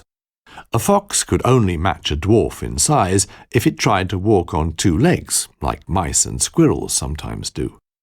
Okay, granted, from time to time, even foxes try to walk on 2 legs. But if you ever see a fox trying to do so, you'll immediately know why these sly fellows chose a quadrupedal life. It's like watching humans try to crawl on all 4s just for the sake of it. A ridiculous sight. In addition to their burly physique and knowledge of blue juice, there's another significant characteristic innate to all dwarves: grumpiness. No one knows why or since when. Even the dwarves themselves cannot recall, so each and every day they look for reasons to be grumpy. Actually, they'd be happy if they didn't find anything to be grumpy about, but there's always something to make them irritable. One morning, Steinberg was sitting at the kitchen table in their tidy house, waiting for his fellow lodgers. They had gone down to the cellar half an hour previously to get some honey for breakfast. The cellar is where the dwarves stored their food, since the cool, damp caves kept it fresh. Steinberg had everything already prepared. He poured out some fresh, cold milk, cut the bread into thick slices, and had a chunk of fresh butter. All that was missing was sweet, golden honey. Suddenly, Steinberg heard a loud grumbling coming from the cellar door, a grumbling he knew all too well. The dwarf already had a bad feeling about what was in store. Finally, his housemates climbed the creaking cellar stairs up to the living room and looked gloomily at Steinberg. "We're out of honey," Soft Steel said, grimly putting out the lantern he had used to illuminate the cellar's depths. You could see in his expression that for him, a breakfast without honey was no breakfast at all. "And we won't find any up here either," growled Logger, running his tongue around his mouth, silently smacking his lips, as if this could conjure up the sweet taste he now had to do without. "Pah!" exclaimed Steinberg, something the dwarves make a habit of. "Pah!" he said again, getting up from his chair. "It's always the same, I tell you. The day's ruined." He stood with hands on hips, resting them on his broad leather belt, as if he were bracing himself for another ruined day. Slowly he calmed down and grumbled, "All right, No honey, then. And eventually the dwarves sat down and had breakfast, if you could call it breakfast. Pah! Steinberg sputtered, his mouth full. Later on, the dwarves got ready for work on the root beds. They strapped their bags for gathering ripe roots over their shoulders and picked up their hoes and shovels and everything else they needed. Without another word, the wood dwarves left the house. A cuckoo's call echoed through the trees as Steinberg, Softsteel, and Logger inspected their root beds. It looked like being a very promising harvest. Many thick dwarf roots were ripening, waiting to be turned into delicious blue juice. Softsteel began to carefully till the earth around the precious plants with his hoe. Meanwhile, Logger checked the huge harvesting baskets for holes and other damage they might have suffered during the last shift. They seemed, however, to be in immaculate condition, despite the fact that they had been outside for weeks. Before they started harvesting, though, Steinberg would always smoke a pipe, which he kept along with his tobacco in a pouch on his belt. He began packing the tobacco. But, just as he was about to light the pipe with a burning splint he had already lit with a lighter a relative had once crafted for him, he was startled by a yell. So startled, in fact, that his pipe fell out of his open mouth to the ground. "Hello! We need help!" a badger yelled as he ran towards the dwarf. Logger and Softsteel joined Steinberg, waiting to hear what the badger had to say. "Excuse me," the badger said, gasping for air and stumbling the last bit of the way towards the dwarves. "We've just moved into the neighbourhood," he said, gesturing nervously in a vague direction. "It's our cart. We're transporting my in-laws' furniture. If it falls over, my wife is going to—" The badger seemed to have difficulty imagining what his wife would do to him if the cart fell over. "Please come with me," he begged the dwarves. "Of course. We'll just drop everything and come and help," said Steinberg, and, with a weary sigh, tapped the remaining tobacco out of his pipe. The harvest would have to wait. The wood dwarves followed the badger to the place where he had got into difficulties. The big wooden cart was packed with old cupboards and other furniture. It was propelled by a bike-like frame fixed to the front. At least, at the moment it was fixed to the front, so long as it didn't get stuck in the mud and wasn't about to topple over, as was the case now. The badger's wife was waiting by the cart, trying to stay calm. She was not, however, having much success. As she saw her husband and the dwarves approaching, she ran up to them. "Are you here to help? The cart, do you see? Do you see?" she asked anxiously. Steinberg, Logger, and Softsteel could see the cart clearly, as it was directly in front of them. Softsteel groaned quietly. "That's my parents' furniture. It mustn't be damaged at any cost," she continued agitatedly. "It has so many memories. Do you see?" The three wood dwarfs had no problem seeing. Softsteel groaned again, a little less softly. "All right, boys, let's get down to it," said Steinberg, and the dwarves began to make a plan. Logger took a look at the cart, inspecting first the sides, then the front. Softsteel examined the mud, which had swallowed two of the wheels, while Steinberg checked the consistency of the path in front of and behind them. Eventually the dwarves started to search for thick branches to lever the cart from the mud's grip. While the dwarves were busy working and planning, they noticed the badger's wife talking secretively to her husband and looking up from time to time, as if she was afraid they might grow suspicious. Steinberg didn't hear particularly well, but he did have a particularly good instinct for things said behind his back. For him, it was obvious the badgers were talking maliciously about him and his fellow lodgers, and that made him extra grumpy. Using branches as levers, the burly dwarves managed to pull the cart out of the mud in one go. Then they stabilized it by covering the track with twigs and leaves so the wheels wouldn't sink in again. "All right, give it a try," said Steinberg. The badger mounted the bike and pedalled as hard as he could. Slowly the cart moved forward along the track, rattling and rolling under its heavy load. It's worked! It's moving again! The badger said, coughing and hastily accelerating along the path. Sorry, but I'd better not stop, he yelled, otherwise it might get stuck again. His wife ran up to the cart and managed to clumsily climb on, sitting down on a cupboard. And thus the cart and its load of furniture lurched and reeled down the path. When Steinberg was sure they were out of earshot, he clenched his fists and gave a loud "Pah!" Softsteel and Logger looked at him inquisitively. Didn't you see they were talking about us behind our backs? He asked, infuriated. Actually, they hadn't noticed, but there were two things they knew for sure. Their friend was reliable about things like that, and they didn't like things like that. The dwarves were angry. I'm used to people only coming over here if they need our help. Really, I'm used to that, said Logger dejectedly. But talking about us behind our backs while we're helping, that's just... Steinberg patted the disappointed dwarf on the back. None of them could imagine what the badgers had been saying behind their backs. They'll always come up with something, grumbled Softsteel. So, with the harvest still to be done, the wood dwarves returned to their root beds. Hour after hour they worked to the very end of the day, which gave them a few more reasons to be grumpy. They grubbed out the roots with their shovels and hoes, plucked the precious plants from the earth and put them in their harvesting bags.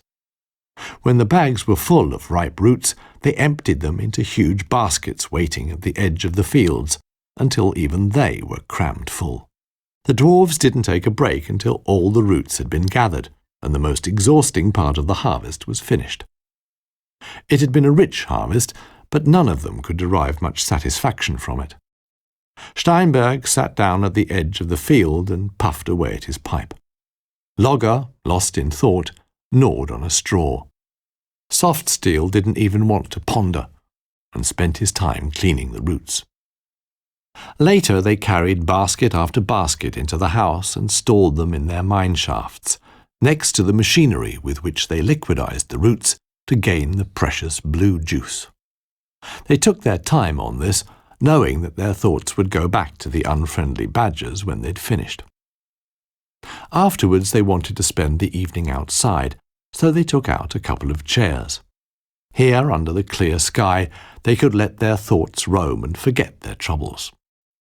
Dusk began to fall, and in the distance birds started to sing, their songs ringing out clearly to every corner of dark and tranquil Mousewood. Gradually, a completely different sound made itself heard.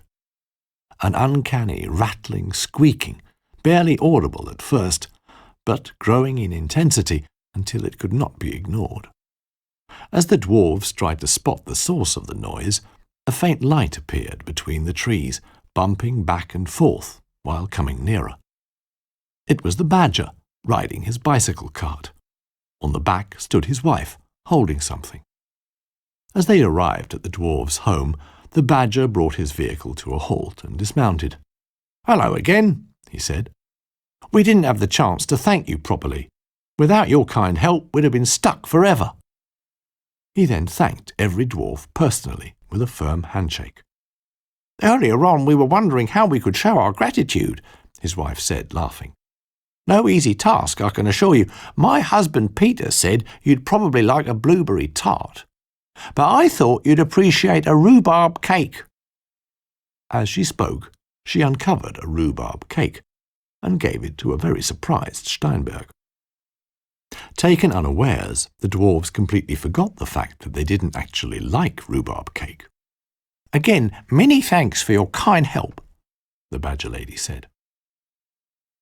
"It was a pleasure," replied Steinberg, as he took the freshly baked cake with a slight bow, assuming that was the right thing to do.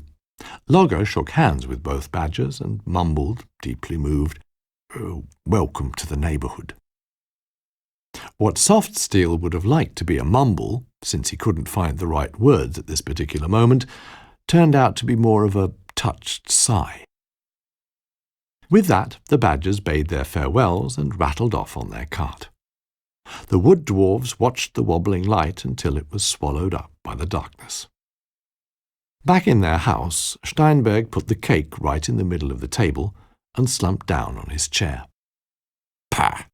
So they brought us a cake," he said, and eyed the cake, which in fact for a rhubarb cake looked quite delicious. "Who'd have thought it? Looks like they actually brought us a cake," Logger agreed thoughtfully. Steinberg stood up and walked around the table, scratching his chin and thinking. The other dwarves looked at him expectantly, waiting to see if he had an idea. "We'll have to return the favour, or they might think we're bad neighbours," the oldest dwarf said firmly. And as he said it, he gestured towards the cellar door, where the freshly harvested dwarf roots were stored. Later on, the dwarves celebrated and ate the rhubarb cake with great pleasure. It had a very special taste, one you could really get used to. Then they raised their root beer-filled mugs to the new neighbours. Far into the night, the dwarfs' home was filled with bright light, and thick blue steam spiralled into the night sky. And for quite some time, the rattling and sizzling of machinery could be heard coming from the cellar, as the first drops of the new season's blue juice were bottled. Did you like my story? I often find strange things between the worlds, fragments of stories long forgotten, lost beginnings, and lost endings. Perhaps there's something you've forgotten. Maybe I can find what you have lost.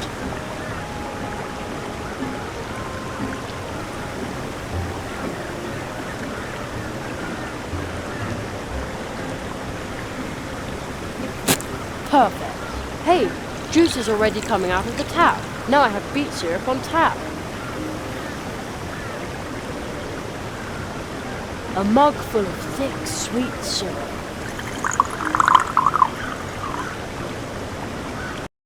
Thank you so very much for watching. If you like this video, leave a comment and a like down below. And feel free to subscribe to my channel. And also check out my Patreon page in the description below if you want to support my channel, so I can keep doing more story videos like this one. Thank you very much.